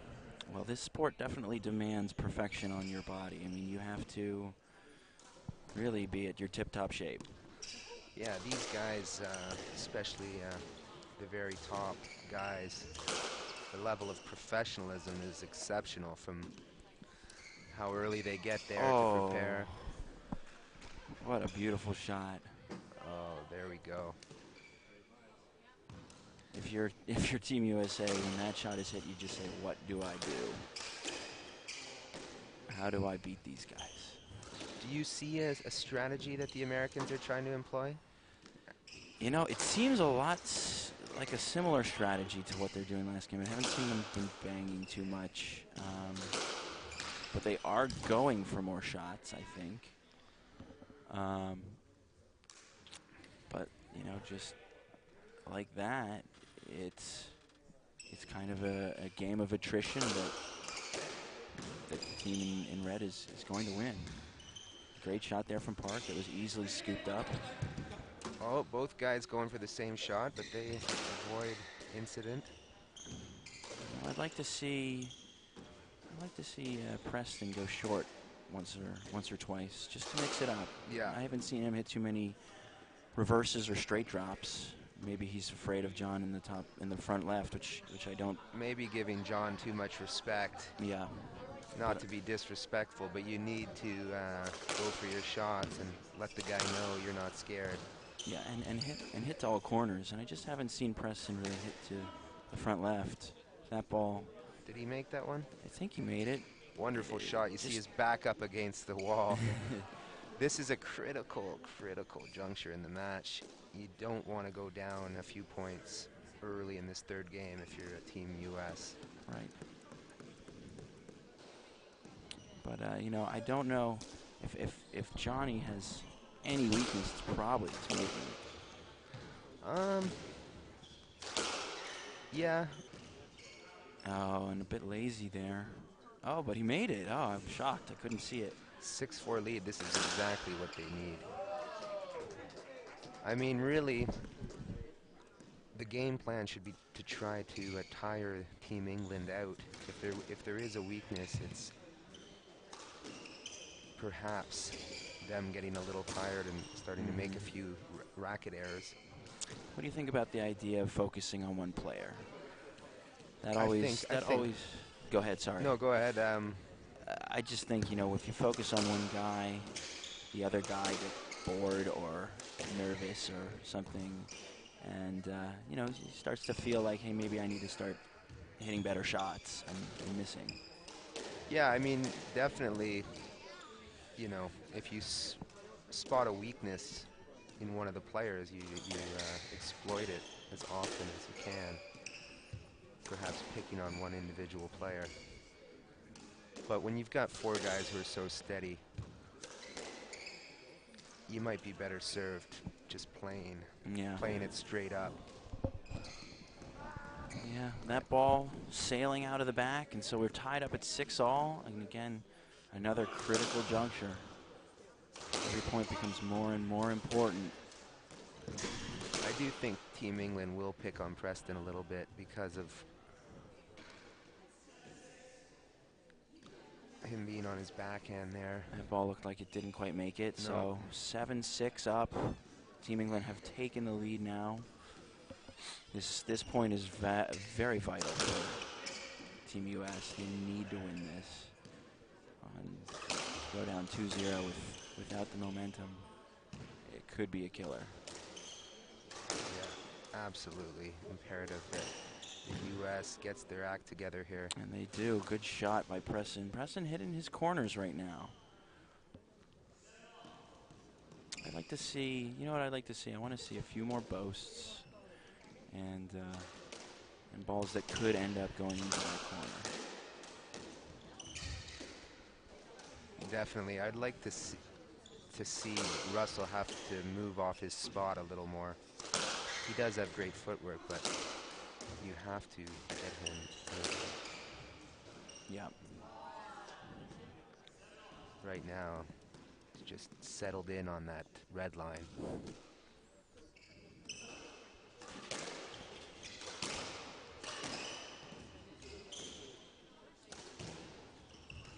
Shot by Park. But again, every time I feel like I say, great shot by Park, it's easily picked up by one of the two guys in red. Oh, that's a smart shot. Did that go in? Just barely.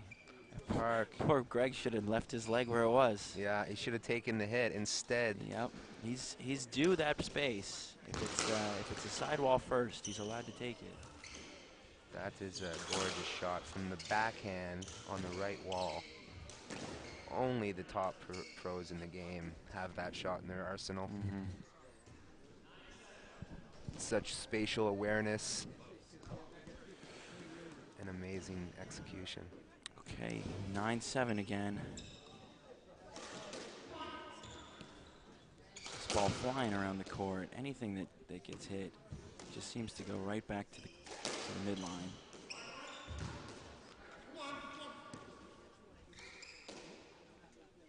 They should really try to ramp up the intensity here.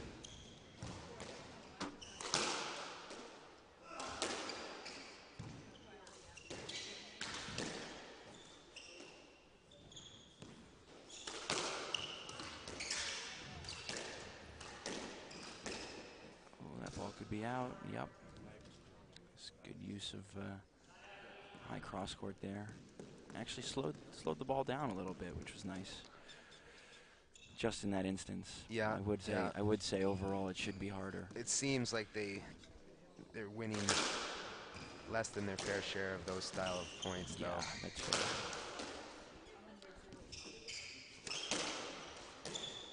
I just think Park is such a talent. He should be out there trying to press the issue,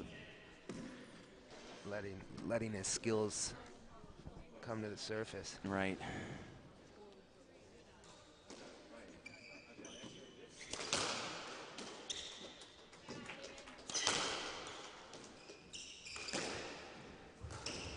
So, Ned, is this your first World Doubles? This is my first World Doubles. It's very exciting. What do you think about this? Probably call it a Gotta be a let. stroke. No? What did they give it? They gave it a stroke? They gave it a let there. Yeah, I thought he was out of the way. Yeah, this is my first World Doubles. This is really exciting. 2 years ago it was in New York, but I didn't have enough points. Been really trying to play a lot this year. Had some good results. Played a number of tournaments with my regular partner Johan Detter. Who's Swedish, so I could not play with him this weekend. And was Johan here this weekend? He was. He played with Anders Wallstedt, or Rick Wallstedt, one of the two. I did not see him. I think he went home early. Okay. Yeah, you guys have really shot up the rankings with some steady results this year. Yeah, we had some good results. We made the final at UVA, first event of the season. Great. That's a good way to get started. Yeah, really exciting. And one good result can beget a whole bunch of other ones. And so we had some good wins. We always had good matches. We had to qualify a few times. But anytime you do, you get points, you get money, and you get momentum, and you really feel yourself coming on. Yeah, and we're bringing that into next season. Yep, that's right. This is the last event of the year, barring a few exhibition tournaments. 11-10 now, the Americans really trying to dig in. Tying it up at 11-all. Oh, 11-all. Yep. No, I got to be honest. I'm excited for a little break. It's been a long year. It's been, boy, it starts in September. August, September. And so that's basically 6 months or even more. What are your goals for next season, Ned? You know, While I I've haven't got you here. I haven't set goals yet, but I'm very interested in continuing to build on the goals that I had this year. So I don't play pro full time. I work in the city and can have a good enough job where I'm able to get off and play enough tournaments to make some money and some points. But I'd like to continue to do the same and continue the ascent. Exactly. See if I can get better. Just keep feeling like I'm capable of winning matches.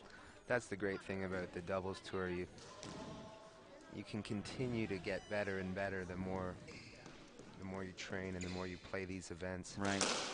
I'd like to go to Canada next year.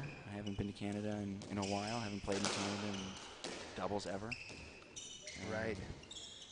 I know I'm good friends with quite a few of the Canadian guys, and you guys are very welcoming and would be great to, I'm sure, as hosts. Yeah, we'd love to get some more events up in Canada. Some great doubles players up there, and real enthusiasm for the game. Toronto maybe being the most popular doubles city in the world. Right, I've heard you guys have 30 different venues or different courts for which to play in.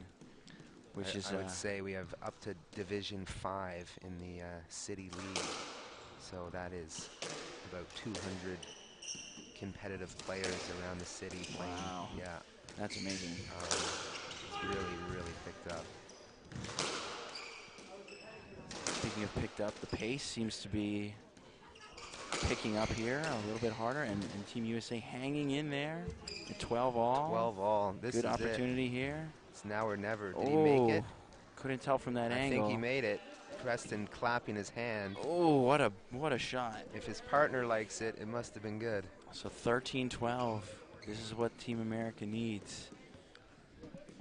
Captain America about to unleash a hard serve here.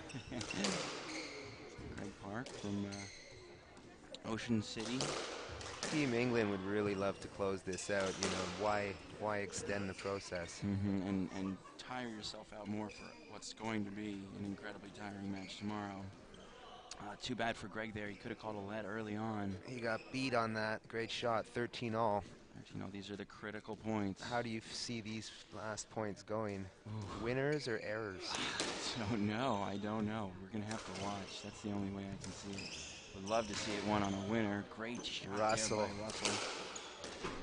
Great get, though. My God. Oh, that big wind-up. I hate to see it end on a stroke. Oh, boy. That ball. Is that a winner? Russell with just so much leverage. That was a winner, and that one was very... Look at that. Jumping backhand. I didn't expect to see it like that. Just that the timing on that. The guys had no idea where that was going. Right. Giving them 2 match balls. Let's get that replay again. Oh, this is the fault. Teams taking their time to get ready for this critical point. Match ball number 1. That's just got to feel good, blasting it down the middle and both players not able to pick it up. Here we go again.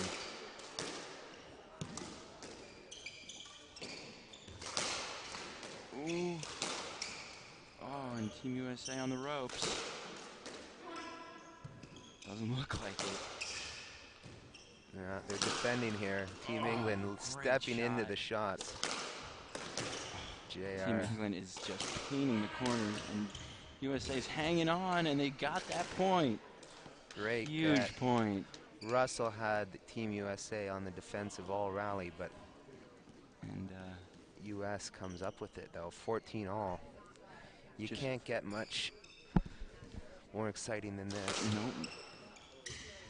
Good serve. Yep, all the way over the backhand with Greg Park. He's down the middle. They're going at Preston, hoping to draw an error here. He looks ready. I don't know. Oh, that's a great angle. Preston can handle that fire. That's a risky backhand volley, Philadelphia, on match ball down. That's goes to show Preston's confidence and skill. Uh-oh, Greg with a late cross. Couple JR. times where it was close to a stroke. Great shot. Oh, Preston on the move. a lot of scrambling now. He played it all the way. Ooh, what? that ball almost hit Preston, but squirted by, and that ball. Geez, played the along. heart rate must be skyrocketing right now. Not just the physical stress, but the mental and nervous stress I'm of feeling it. 14 all. I'm feeling my heart rate go up a little bit. Luck's such a big thing in these moments too. Oh, great shot, but Great get. on it. Oh. Another one. What happened? Did he miss it? He went for it. I can't tell what happened. It looks like He they're missed going it. off court. So JR hit the tin at 14 all. That was maybe not the right strategy. what a last point. I mean, That is unbelievable. the point before that, just onslaught of attack and aggression. And well, you're not going to stop JR from doing that. Preston really showing his ability to stay relaxed and focused at such a critical moment. Yeah, really. Showing why he's been in the top 10 in the doubles tour for multiple years. He was really able to take on a lot of those slammers that would go into the wall, and then, just he would get them back. So we're going to go to break now, and we'll be back for the fourth game after this. Unbelievable.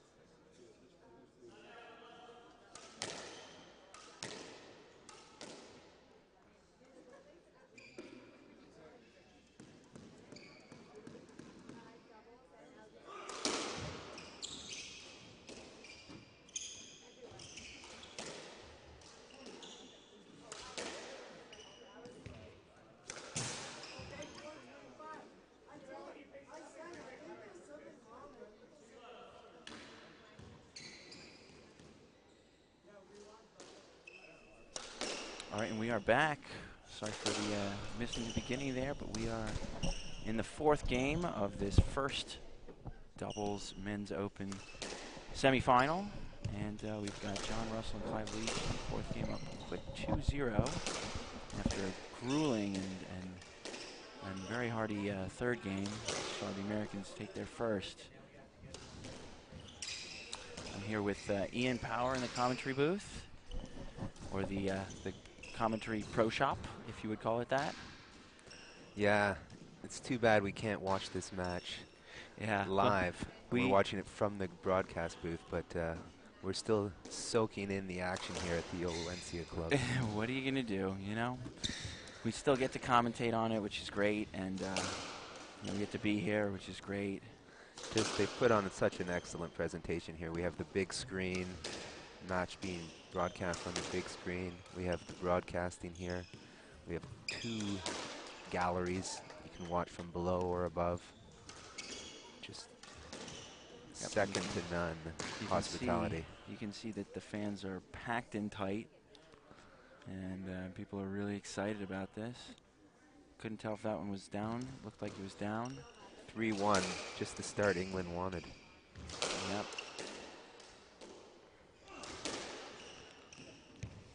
The USA have changed their jerseys. They're definitely going to Preston. They probably believe that's where they'll get some traction.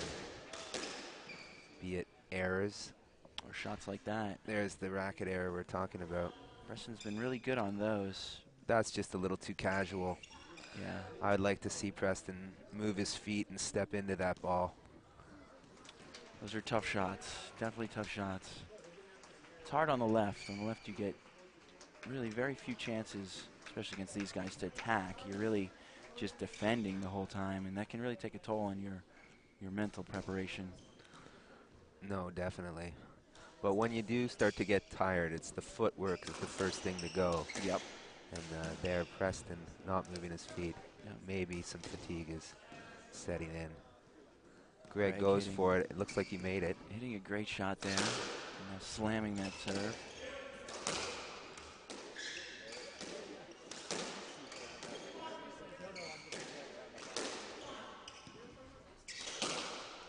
Greg's confidence. Oh, another casual shot.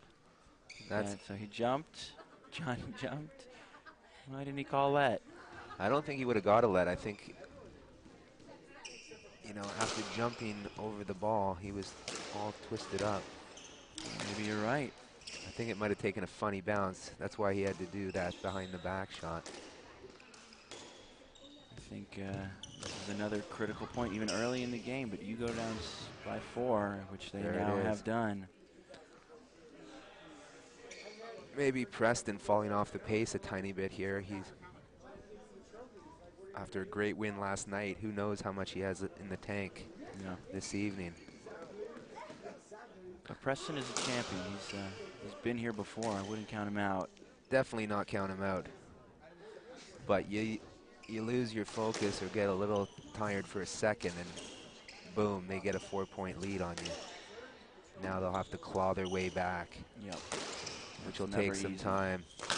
And Russell Leach don't give up leads that easily because they play such a smart game of squash.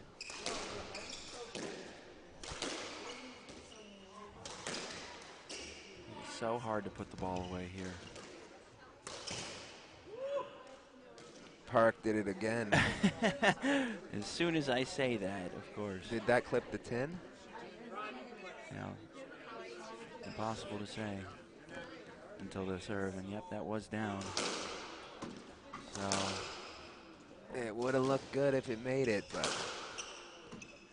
can't really. Well, now they're in dire straits here, 7-2. They need to start clawing back.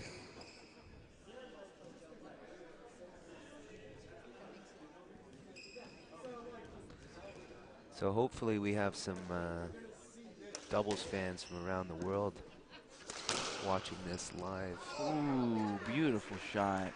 That's exactly what they need. Oh, That's great. Great touch.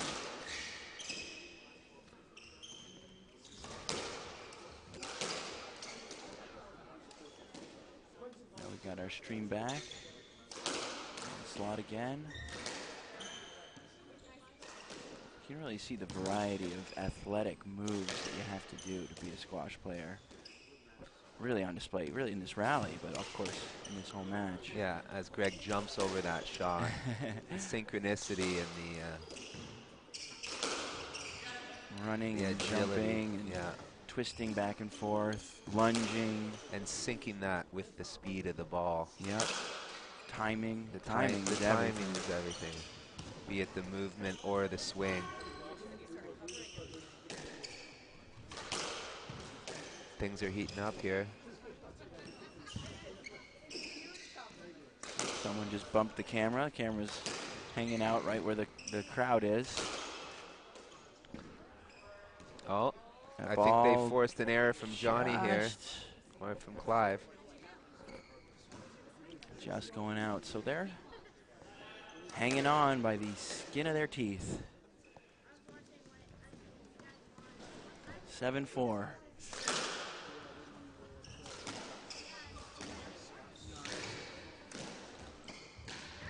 Oh, what a shot from Johnny. Did he make it? Yeah. I thought so. Yeah. Boy. I thought Preston might have given up on that a little too early. The ball bounced a little higher than he thought it was going to. JR is looking confident out there. Free flowing. When he's feeling it, he's tough to stop. Yeah, I mean, he's one of the best in the world. He may be the best when he's on. Great shot there by Preston. He needs to hit a few more of those. Oh, yeah. Great position, flattened it out.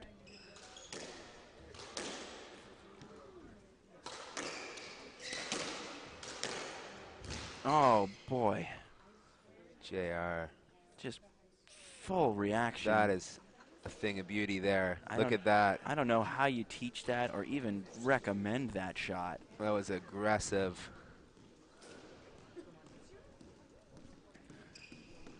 (9-5). They're racing towards the finish line here. Can USA slow them down? Can they do anything? Get back into it.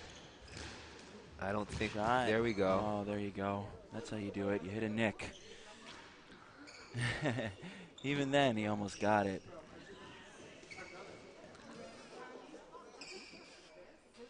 A little chat between the teams. Maybe regroup a little bit.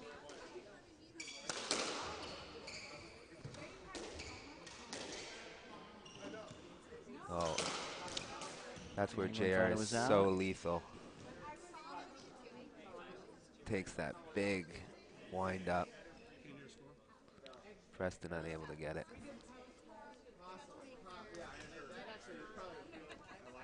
You do not want to give John Russell time on the ball.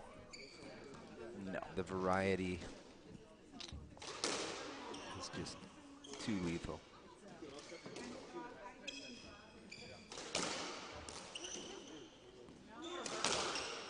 Oh, beauty from Clive. It's great to see Clive use his power every once in a while. Yep. Just got that little bit of opening. That's Yep. all he needed to pick up the pace and drive it by the guy. We really haven't seen him or anyone hit straight balls for winners this game. No, Park covers that side particularly well.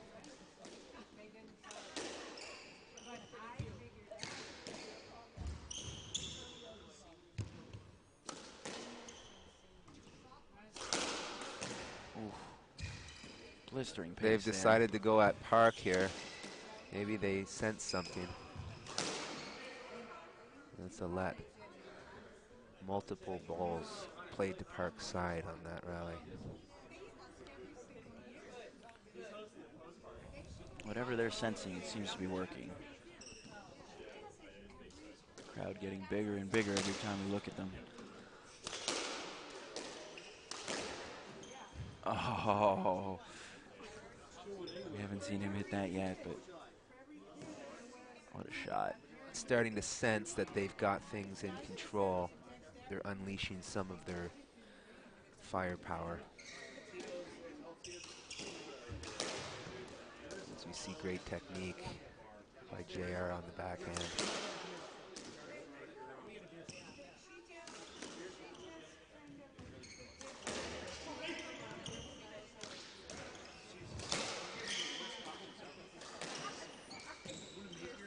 Clive's ability to absorb the pace and bring it back to neutral is second to none. He is.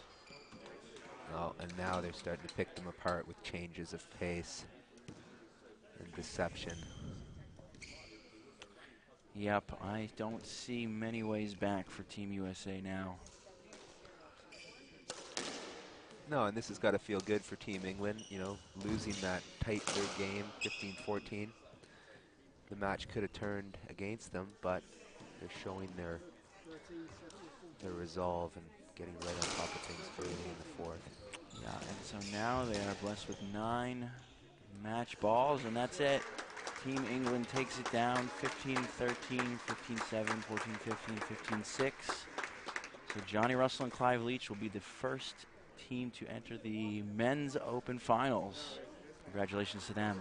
As we see some great sportsmanship between the players, embracing after a well-fought match. That's right, yeah, Preston and Greg just didn't quite have it today.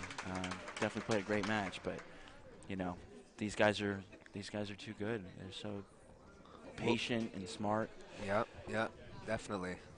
But we have one more match left, and we're really very excited about it. Again, 3 of the foremost doubles players in all of the world will be on court, and then a young gun that we're really excited about as well, Freddie Reed from Canada. Yeah, quite an exciting player to watch. Yep, who I'm sure you've seen grow up, and it's been a treat to watch Freddie develop into such a high-level doubles player. Yep, and he's teamed up with one of the game's best, and definitely the game's most creative, Victor Berg. As we see him doing some trick shots in the warm-up. Yeah, Victor on court is as creative as it gets. You know, we're not blessed with that kind of talent that we can see that often. Yeah, his speed and his hands. Just a real gamer, that Victor Berg. So, and he's not intimidated by world's #1 Muchon Gould. He's anxious to get right after it. Yeah, that's right. So we're going to wrap this up, and then we will be right back with the second Men's Open semifinal right after this. Thanks.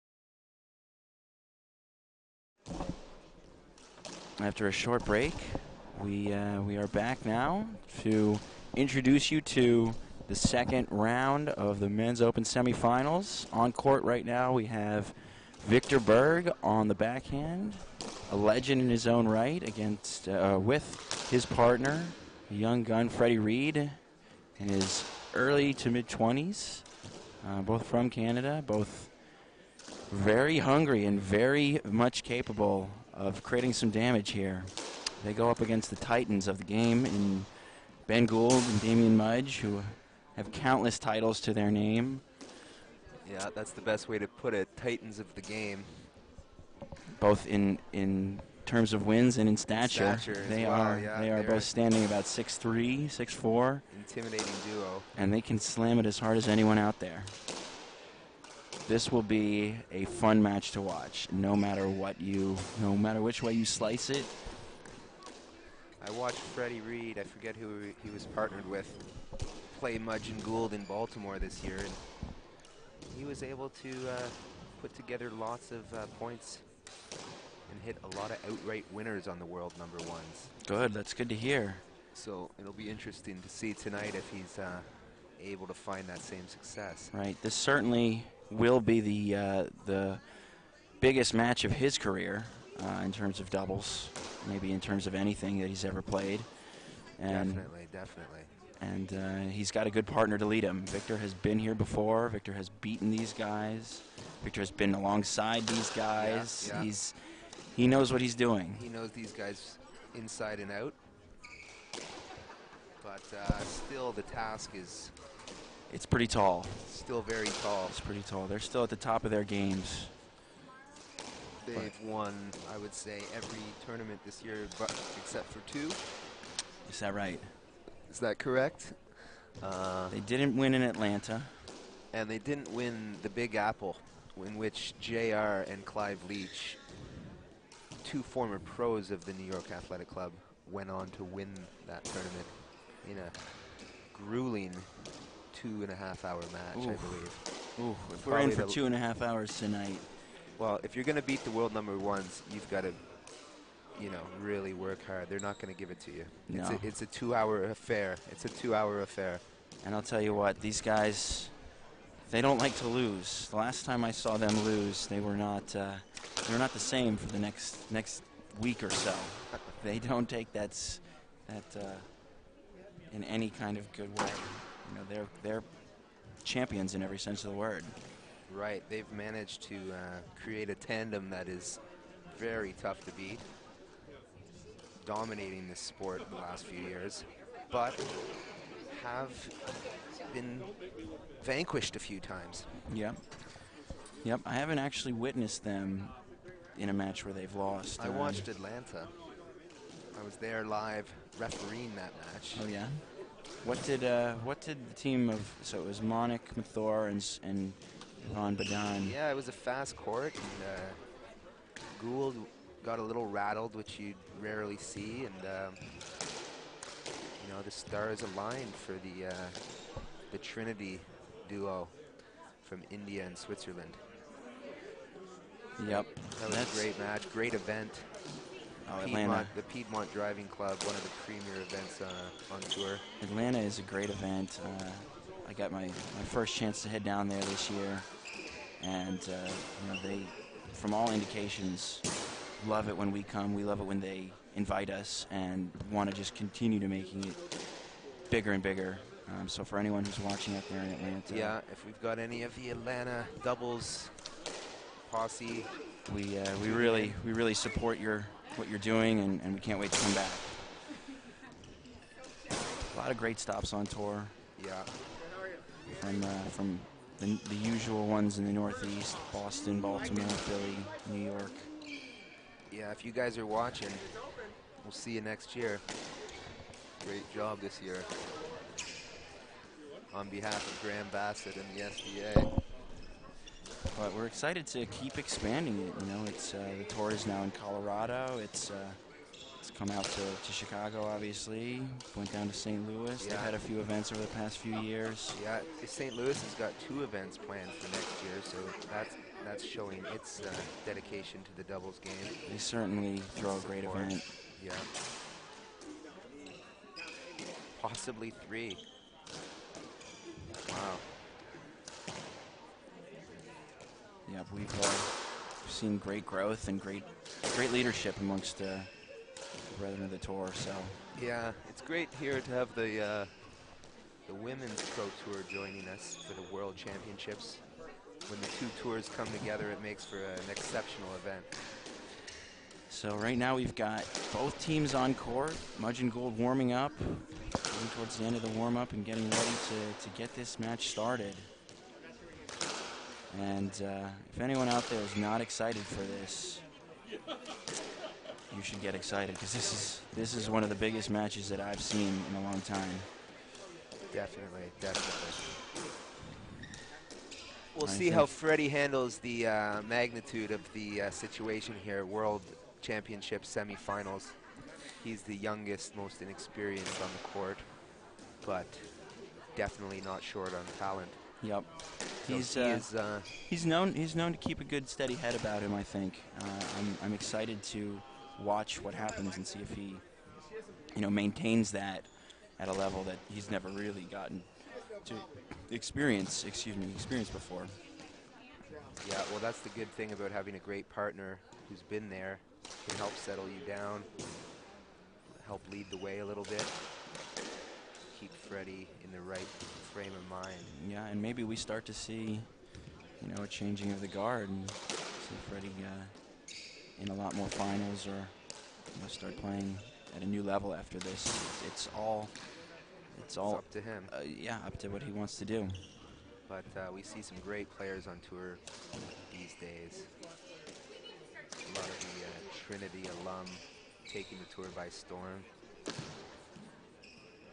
Great young athletes. That's right. Serving notice to the game's elder statesmen.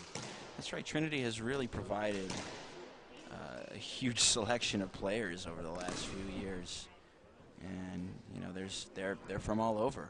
Yeah, they're from all over the U.S., world, yeah. Canada, South Africa, Zimbabwe, you name it.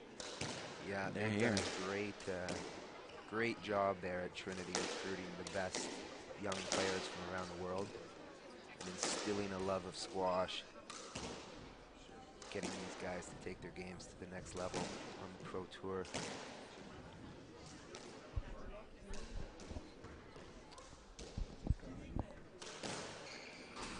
The no-look shot for Victor.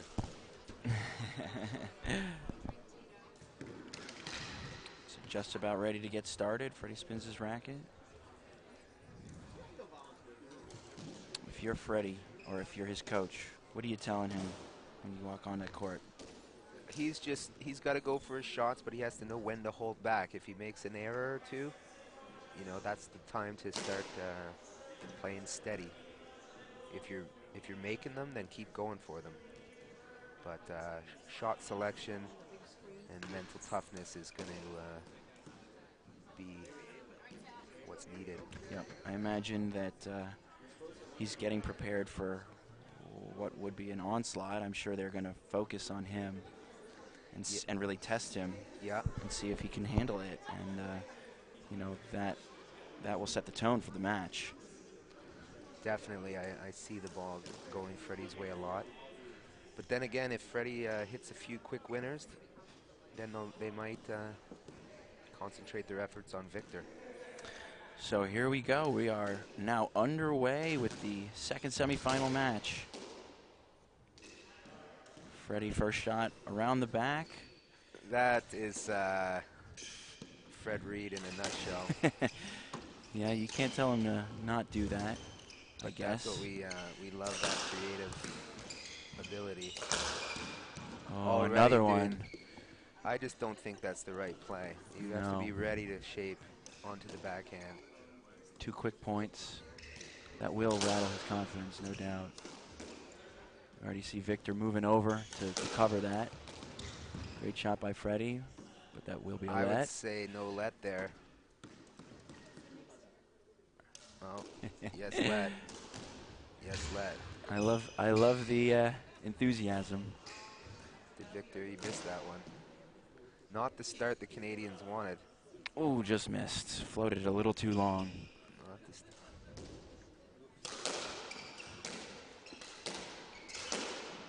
if Canada has a chance to win here, it's got to be their movement and court coverage that keeps them in. What a brilliant shot by Damien. That ball never had a chance. So a quick 4-0, mostly picking on Freddie. This is just the start the Aussies wanted. Some of their family in the crowd, they do not want to disappoint. Freddie coming up for the overhead.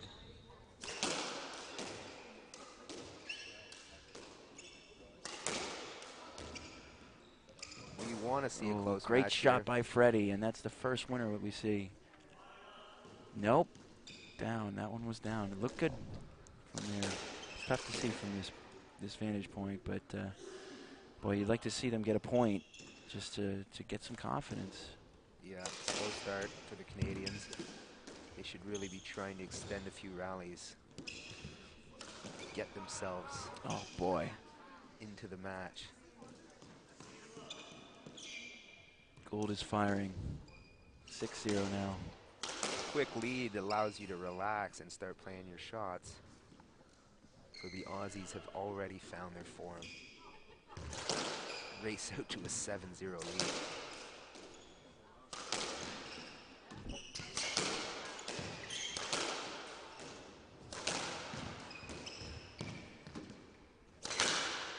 Gould hitting with the pace that where you can barely even see the ball. He really, I think him and Monik Mathor can generate pace like no one else on tour, and I'd love to see who hits it faster between the two of them. Yeah, it would be great to know how fast that ball is actually going. The likes of those guys strike it. Yeah, I would love to see if we can, oh boy, if we can get a radar gun that catches that. And well, I think this game is pretty much over already. But another one, 10-0, really not the start they wanted. Team Canada needs to focus on doing something right this game. One thing, whatever it might be.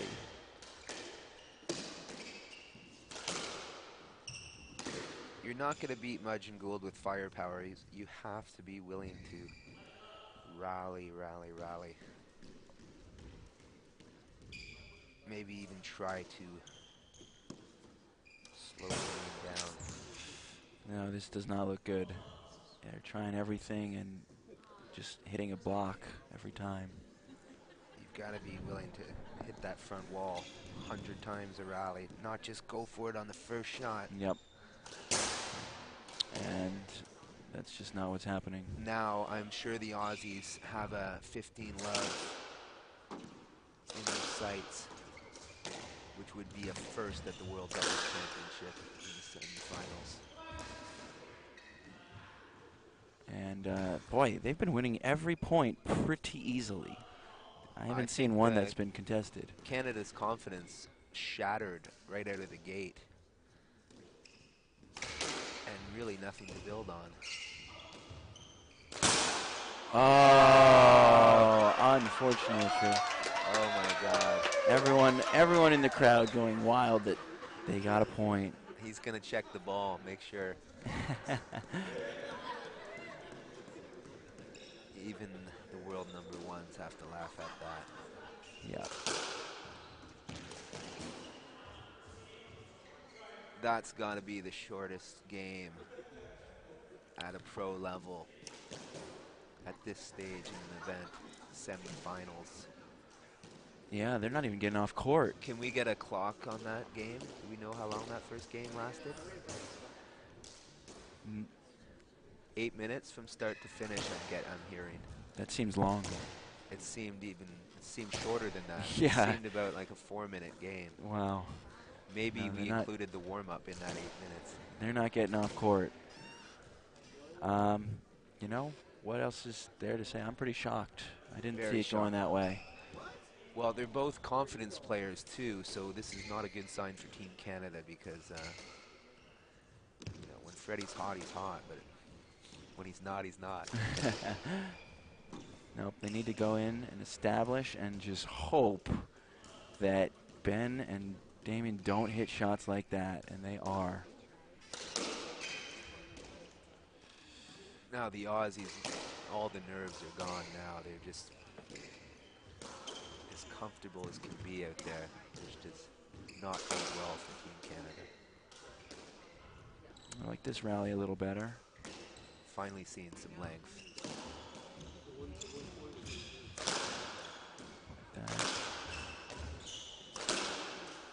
I think they're putting themselves at great risk by going short on Ben. His forehand is just too powerful.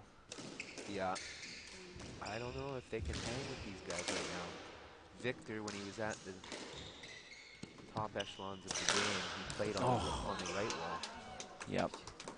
Blistering shot. That is That textbook. Yeah, pretty picture perfect. Perfect preparation and delivery. Oh. Ben's firing on all cylinders. Oh, God. I've seen Ben play well, but this is another level. He's not missed one yet, other than that one shot on 15. Oh, and Freddie goes out of court. Just settle down and hit some balls to the back a little bit. You don't have to get fancy. You've only scored 1 point out of possible 20.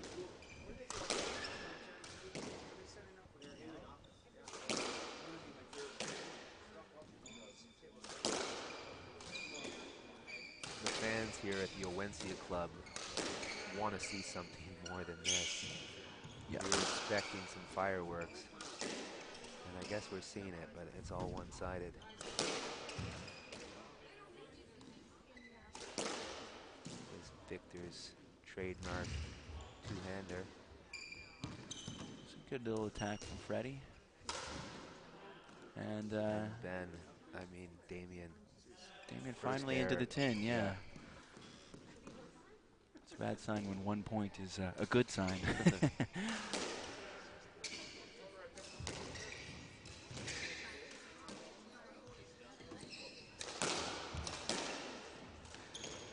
Yeah, I like to see Fred step up and hit that ball hard. He has good power when he uses it, but sometimes gets a little wristy. All right, this is better. That's it. That's what This we is want to better. see. Doubles is an interesting game, though. You can win a game 15-1 and then still lose the match. Yeah. It's been done. It's Yeah, been that's done true. by all people of all levels. Yep. No. Has it been done against the best ever? Maybe not. Maybe not, but that's why they play the game, right?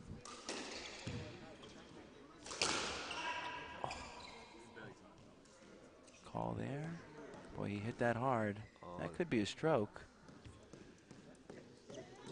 I think they got a stroke. All right, so a little momentum.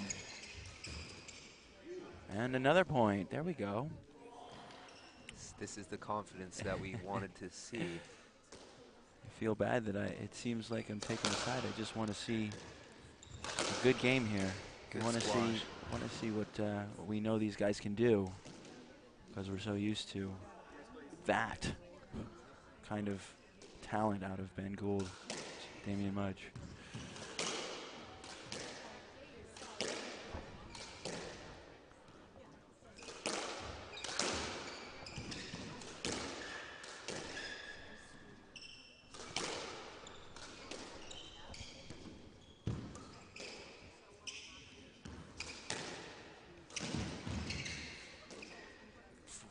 Fred looks like he's going to start trying to move Damien around.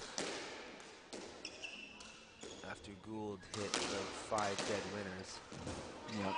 they've shifted their focus to Gould and to Mudge. And Victor has yet to settle in. He's missed quite a few as well. He needs to really start to find his groove. I would like to see them just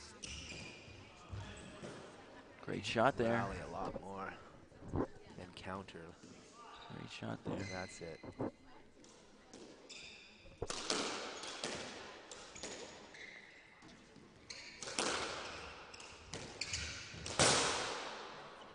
All right, and so it's 6-all. 6-all.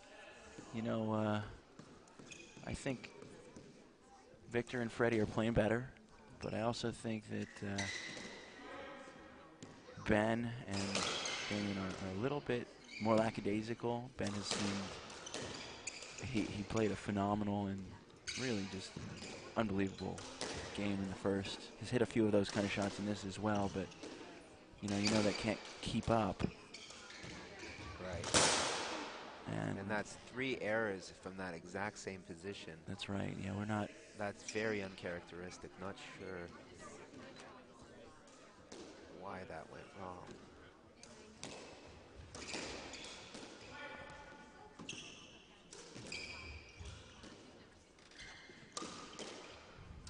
like Team Canada's starting to find a bit of a strategy here by attacking Mudge.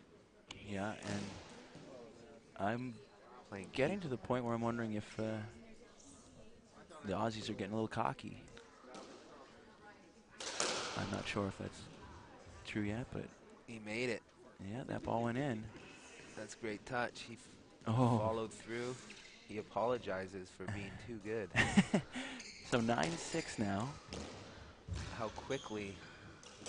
Oh, and that's a bad error. He should have just clobbered that one down the wall. Bad error, but that's his inexperience at this level. There we go. Then off the back wall. Victor with that trademark two-hander. Victor covering. This is a good camera angle here. Ooh. And another 10. This has been much more sloppy this game. 10-7, so as one team dominated the first, the other team now taking control of the second.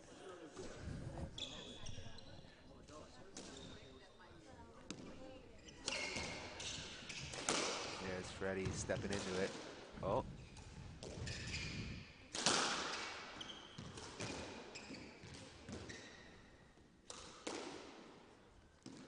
Things are starting to heat up now. This is what we came to see. Yep. Everyone wants to see a close game. Wants to see winners. Oh, what a winner there nice. by Freddie. That over the top of his left hand. That is a skillful Hitting that shot. straight. What a beautiful shot. Frederick used to be a badminton player as a young kid, and that definitely on display in that shot. Are you privy to knowing Freddie at a young age? I knew he was I've known Fred since he was fairly young, and he was a competitive badminton player and squash player in junior.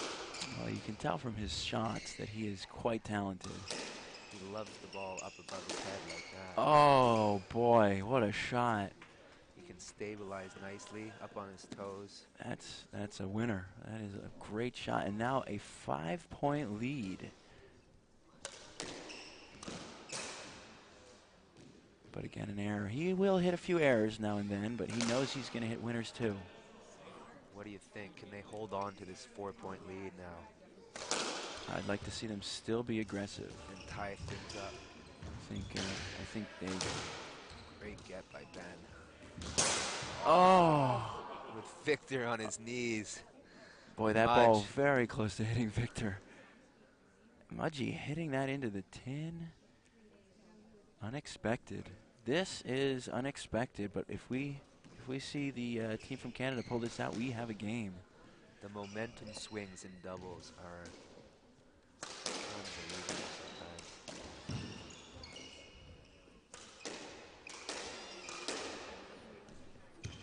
You would rarely see such a turnaround in singles. No, you would almost never. What a shot. Can't believe he even tried that. Oh, I like the front camera angle. That's beauty.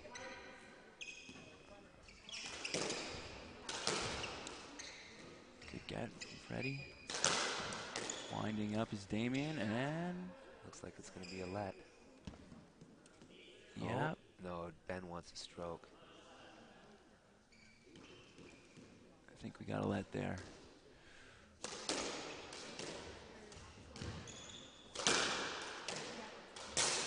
Oh boy. Victor's starting to get the better of Mudge on the left side now. Very interesting. 14-8. I want to say this isn't over yet because they just won 15-1. But they have not Freddie. played this game like they did the first.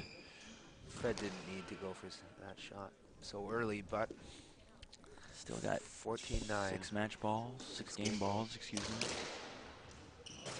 Oh, and that's down.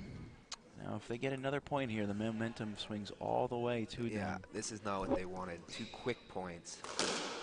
It's fine to lose a couple in a row, but you don't want them to be so quick. Did he get it? No, and that's game. Victor with the counter drop. What a shot.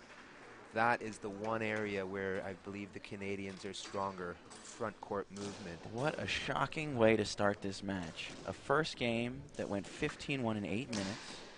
They didn't go off court. They didn't collect themselves. They didn't regroup. They just stayed on and played a pretty great second game, the Canadians, and then the best team in the world seemed like they thought they had it. Yeah, no one ever predicted this. We're locked at 1 after about 20 minutes of play. We thought this one would go the distance into maybe tomorrow or the next day.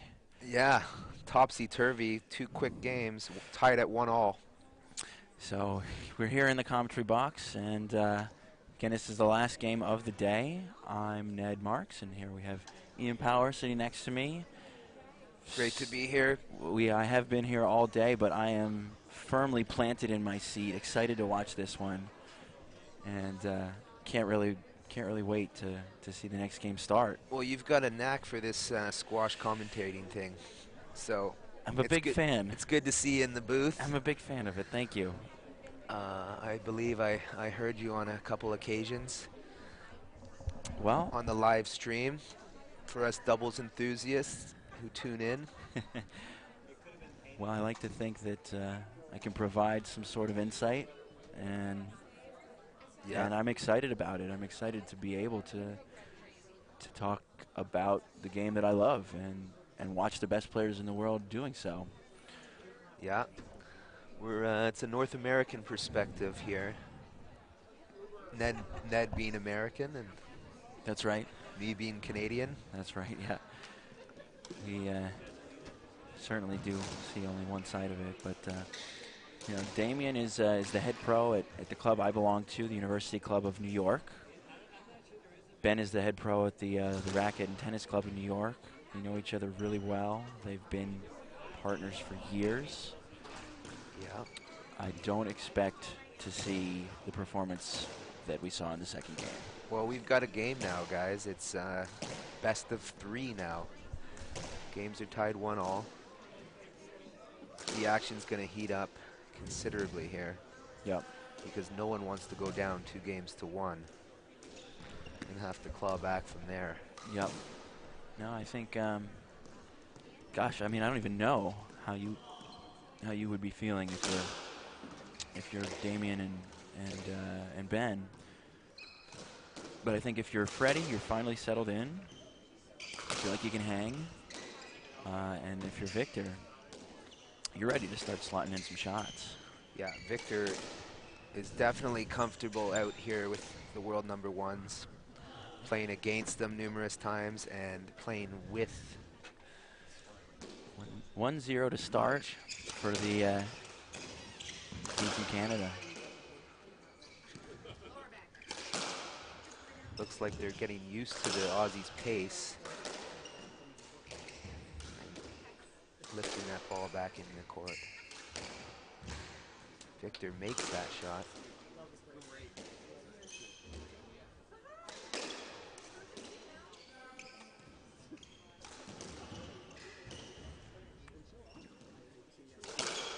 Ball flying to all ends of the court this rally.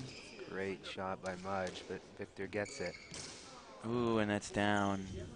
Didn't bend his knees, as we tell all the kids. But Freddie's got such incredible hand skill, I don't think he cares. He'll just do it anyway.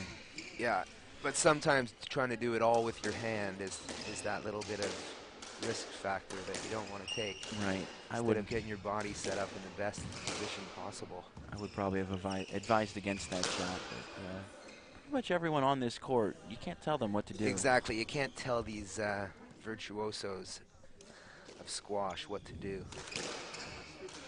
So a couple shots back to the booth, the commentator's booth, and a couple shots back to the squash. A couple shots of the crowd. Great crowd here. Oh, beautiful shot. Freddie, under immense pressure, is able to hit a winner out of it. Oh, looks like he actually Ben got that ball back. So 2-all, I believe. 2-1.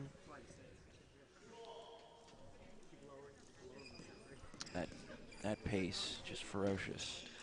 Can Fred keep his mental fortitude to required time?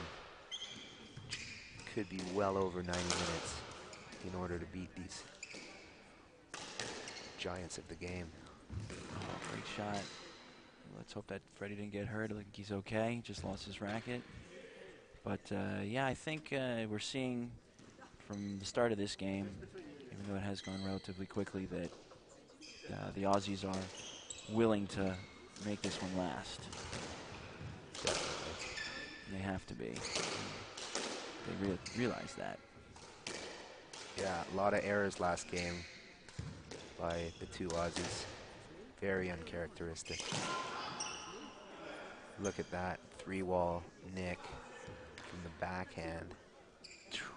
Just perfect. That's what you as call it. hard as you can. Even Damien saying that was incredible. Shot, mate. Sorry, that's my worst Aussie accent. You tried. You did a good job. Shot. Ben starting to hit some shots now.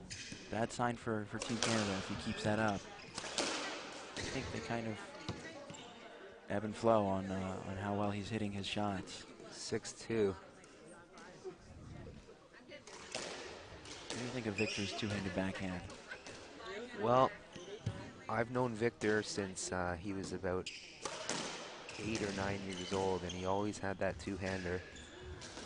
He uses it to get extra leverage and has a lot of disguise with it. And I can't very well tell him to change it, can you?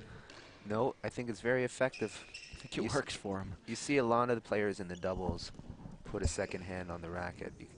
Doubles requiring a little more stability and strength. Strength. Trying to think who else does it. Well, you'll even see Mudgee Ferreira. touch Michael Ferreira. I use a bit of a two-handed backhand. Mudgee even sometimes. Look at their hand on the racket. You're right. It's used to steady the racket and let you know you've got everything in place.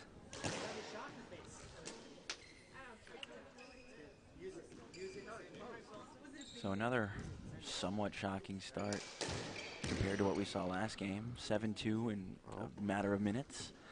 Quick lapse of focus by Mudge. Could be what the Canadians need to maybe get back in this game. The strategy generally seems to be play it to Mudge until you get an opening. Yep. And then attack wherever. Yep. A lot of the teams use that against Mudge and Gould, usually unsuccessfully. But it's all you can do, or else you'll get blown out. Yeah, Ben is such a danger over there. He really is. High to the backhand is where not a lot of guys can hurt you, so I'll use that against Mudge. Poor shot from Victor. Can't remember the last time he hit a clean winner. He's not really settled in. He's probably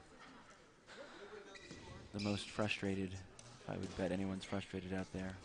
Yeah, Victor is based in Arizona right now, so maybe not getting enough top-level doubles to really be playing at his utmost. Oh, and that ball's going out. Yeah, a bit lackadaisical, a bit sloppy This right is now from Team Canada. They need to put up a better team front if they're going to show some resistance. Victor just trying to be a little cute, but hitting Damien right in the elbow. Didn't hurt too much, I'm sure.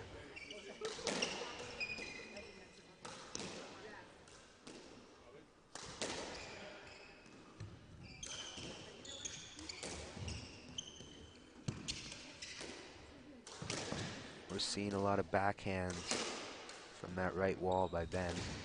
It's nice to see.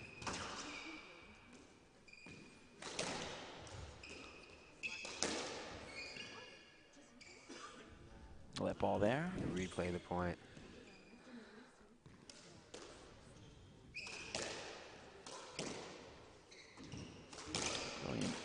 camera.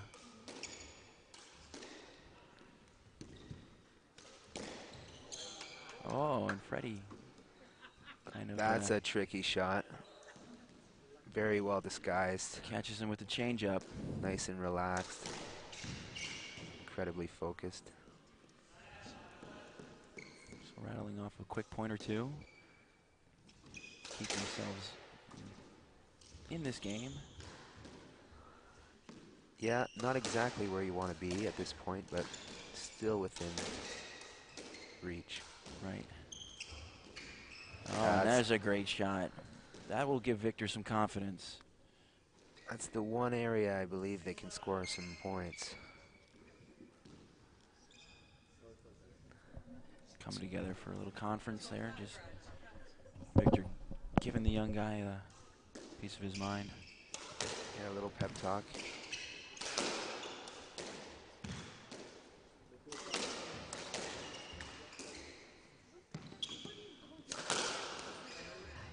This could be trouble. Look at that focus by Victor. Able Slam. Oh, and great then shot. drops it. What a great shot. That is gorgeous. Stretching him the whole length of the court.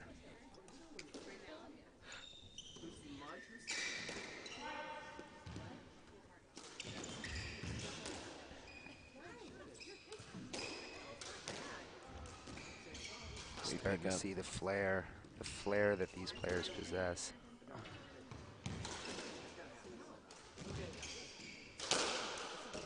Oh, behind the back, he got this one.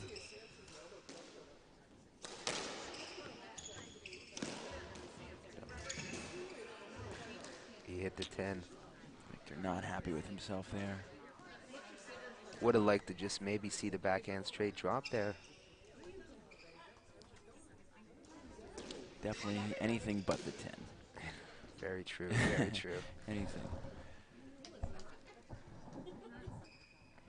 Tough to come back from this, but they've been hitting some winners, and if they can sneak a couple points here, you never know. Put the pressure back on. We saw that in the women's match. Looked like Granger and Sobey were out of game 3, and they clawed back, only to have Simmons hit a return to serve winner on match ball. That was good to see.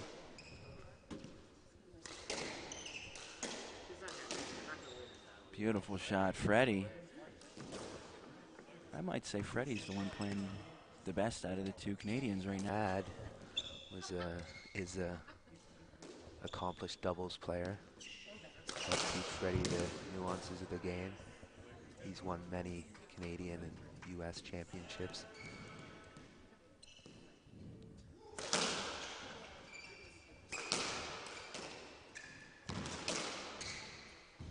Great shot there. Good get by Damien. Oh, right down the middle, and beautiful point. Fred can't see it. Oh, what a serve. Oh, what a way to end the game. For the game, can we get a replay on that? No replay on the ace to win the game. Beautiful. When's the last time you saw someone ace to win a game or a match? I don't know. So we've got the third game in the books of this final match of the day, with the top seeds Damian Mudge and Ben Gold taking it 15-9 in the third.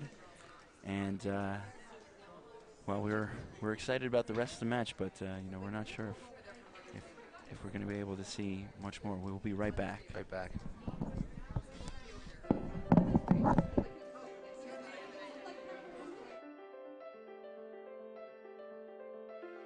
This is a story of partnership. The kind of partnership that's happening in the places we know and love. Like Millennium Park, where a public space is being transformed into a work of art. And Shed Aquarium, where a summer program is giving our students a lifelong love of science and a lifelong sense of self. And Lou Malnati's, where Mark Malnati is feeding more locals more deep dish pizza than ever. It's the story of the kind of partnership that helped the Art Institute of Chicago build a modern wing, and the Anne and Robert H. Lurie Children's Hospital of Chicago build a space that inspires hope. These are the stories of the places we share, the places we grow, the places we celebrate, the places we discover, and the places we heal. For more than 150 years, it's been a privilege to work with the organizations, businesses, and communities that help make Chicago, Chicago.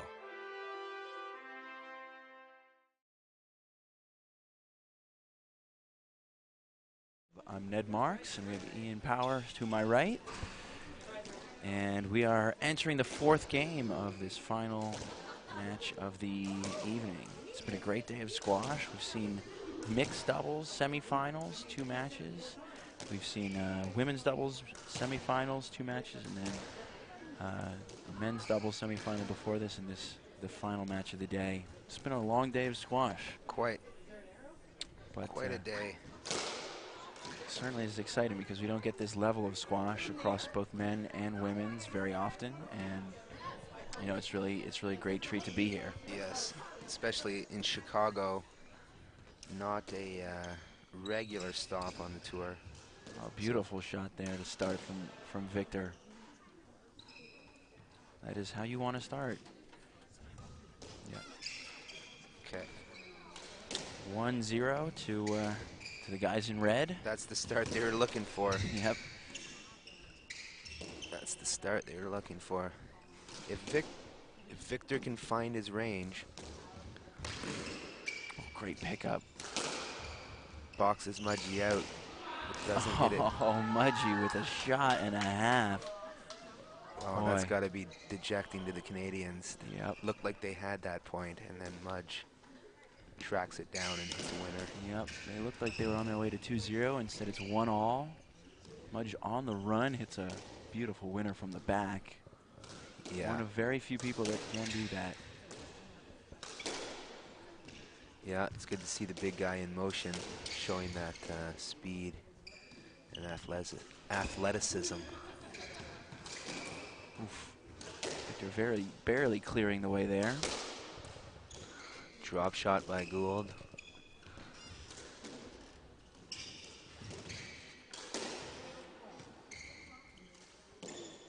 These guys know how to clear out of the way so well, even though it looks like they're about to get hit. It's very rare that actually does happen here. Looks like the kind of point the Canadians want. Ball moving around the court. Except for that. Oh. What an exchange. Anything to Ben's forehand above the shoulder is a tough thing to try and combat. It was like they were doing a drill there. Yeah. Feeding Ben for 6 consecutive forehand volleys. The final one going in the nick. He doesn't miss those very often. I would not recommend that to the Canadian team if they're trying to win. Yeah. Victor almost trying to taunt him into an error. But you don't want to give Gould the ball there. No, it's awakening monster. And as just I say, they don't get hit very often. Ben getting hit with the ball. Who did he hit? May have been his racket, but did he hit? Okay.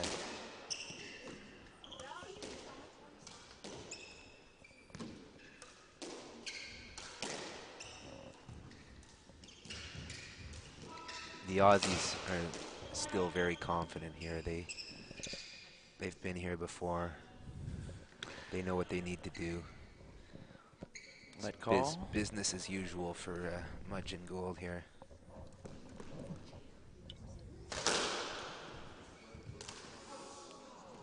Ooh, that ball. Who did that hit? Probably hit Mudgee. Maybe not.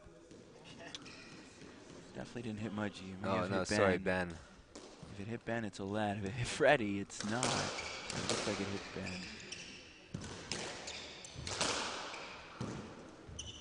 Oh, a little early on that. Tough shot.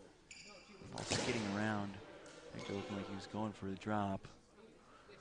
Yeah, think that's Ben was low. on- That's low percentage. Yeah, and even if you are Victor Berg. Damien was on it anyways.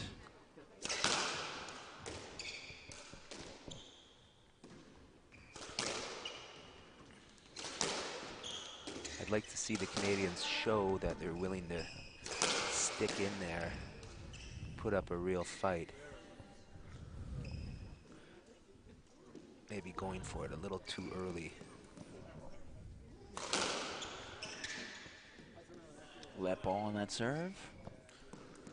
So, what's happening in the mixed? So the mixed is now in the final. We saw Amanda Selby play with Chris Callis this morning for the American and take down a pretty solid team. They are playing in the final against, trying to find out who their opponent is. I believe it's Johnny Russell and Susie Pierpont.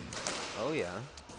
So it's U.S. versus England in that battle, and then an all England battle in the final of the women's, which will be Susie Pierpont and Carrie Hastings battling against Georgina Stoker and Victoria Simmons. Yeah. And then for the men, it will be the winner of this match against Johnny Russell and Clive Leach. So Johnny Russell playing in 2 finals this year. Great shot here by Ben. Backhand reverse post. Pretty unbeatable From shot. the front. They're really gaining in confidence here. Racing out to a 6-1 lead.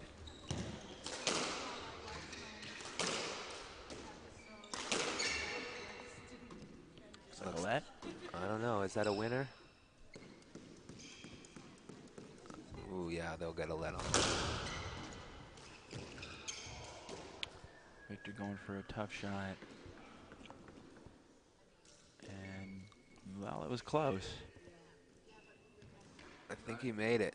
That is tough. Yeah, he did. Ben is serving, so. Boy, do not try that at home.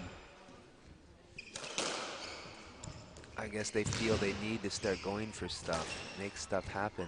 Great get. Ben with the Ben. abound behind the back. You don't want to play Victor in this fancy stuff.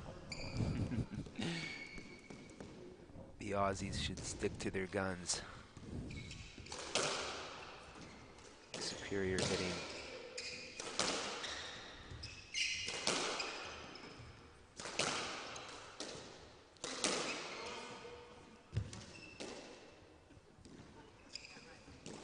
Great shot by Victor, but Damien read it.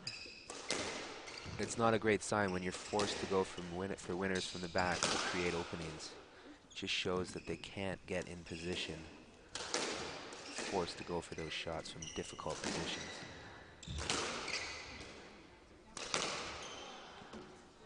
Ben wraps him up. Looking for the stroke. Looks like he got it.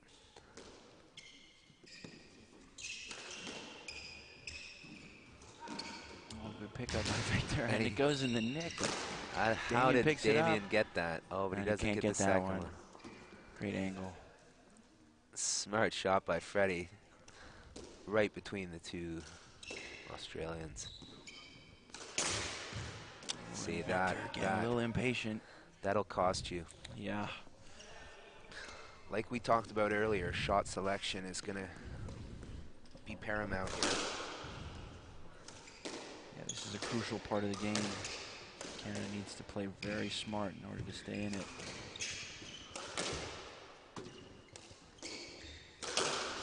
They can't really do much to hurt the Aussies other than go for risky shots. Oh, that ball going out of court unexpectedly. Oh, and then hitting a fan. Hitting a fan, great. Very unexpectedly. The fans are being brought into this match. Just an extra view of the carnage, a couple extra times there. I think everyone's okay.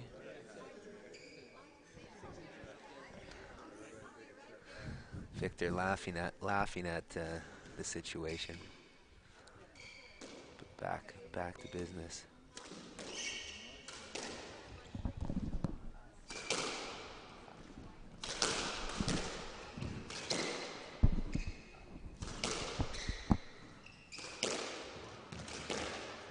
Oh, great shot by Victor. Again. Got it.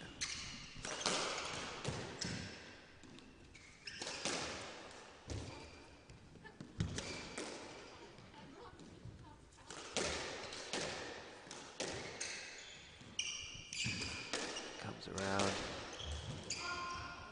Ooh, boy. Mudge Thought with a Freddie hit a good shot.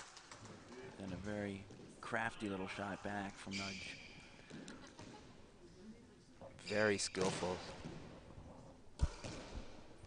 Maybe an underrated part of the Aussies game is their ability to hit winners up there with deception. Yep.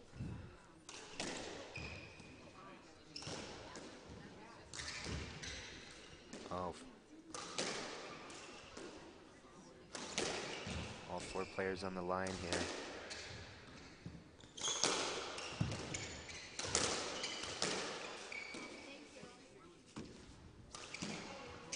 Shot from Freddie, and draws an error out of Gould. I've been impressed with Freddie. I think he's played well. Yeah. After the first game. From the second through fourth games, he's played very well. Smart, confident, believes he belongs here. Yeah, he's comfortable here.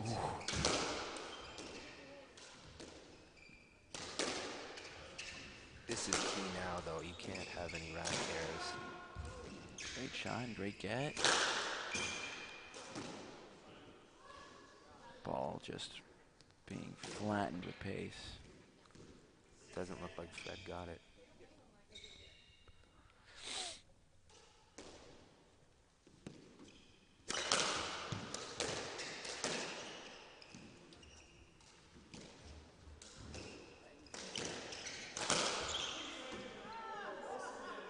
Call there. I think he'll get a let. Maybe not, though. That shouldn't be a let, watching the replay. You don't think he was trying to hit it to the left, or couldn't hit anywhere else? I just believe he was in his own way. It's like he didn't get it. Oh, what a shot. Not good enough, though. Oh, piling on the pressure there. This is an exciting rally. Oh, so many angles being used.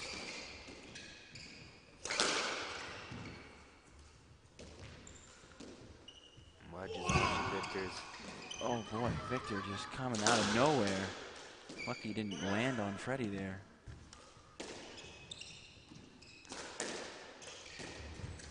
Oh, what a shot, and what a crazy rally that was. The most exciting point of the match. Oh, nice deception. Freddie completely surprising Damien on that one. The story of that one was Victor flying around the court, literally.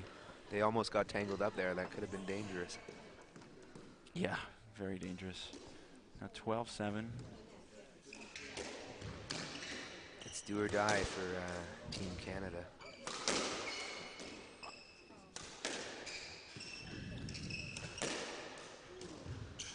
So North America, other than the mixed doubles, looks like it may be shut out here, the World Doubles Championships. Yeah, amazing. Pretty amazing.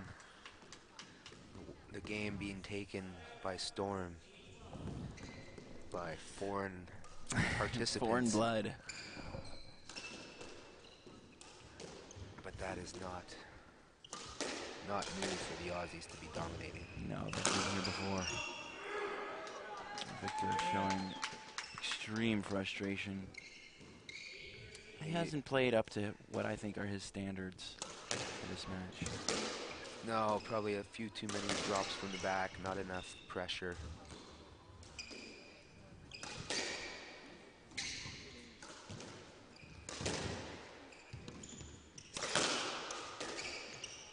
You're not going to hit 15 perfect winners against Mudge and Gould, so you need to grind out some rallies. Yeah.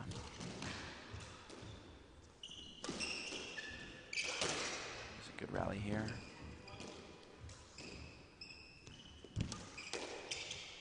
I think they're running out of ideas, and that's why some of the Victor's probing with some of those backhand drops from all areas.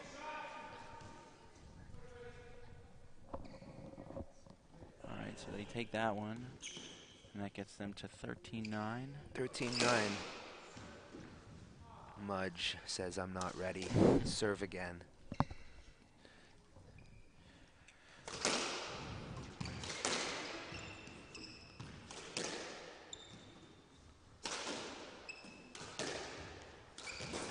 Ooh, and that's down.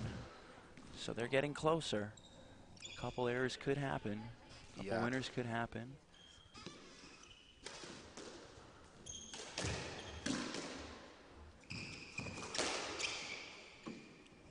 Violette. Good try. Wasn't able to get it down the middle, though. What pace by Ben there. And that brings us to match ball. Couldn't control it.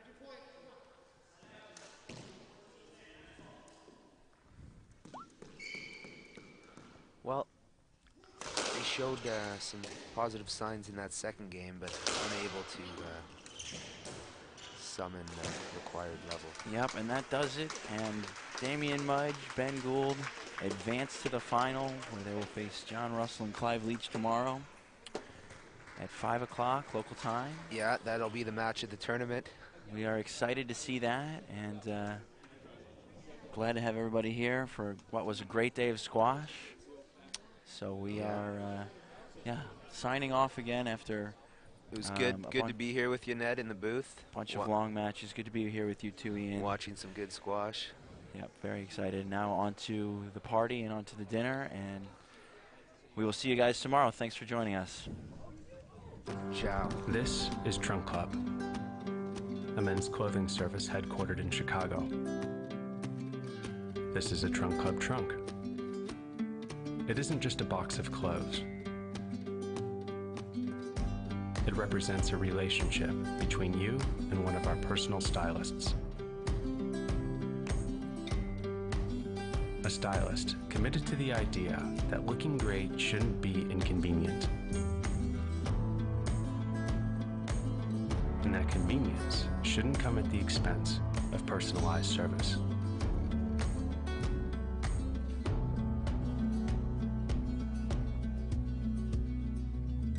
So whether you're in Chicago or anywhere else in the continental US,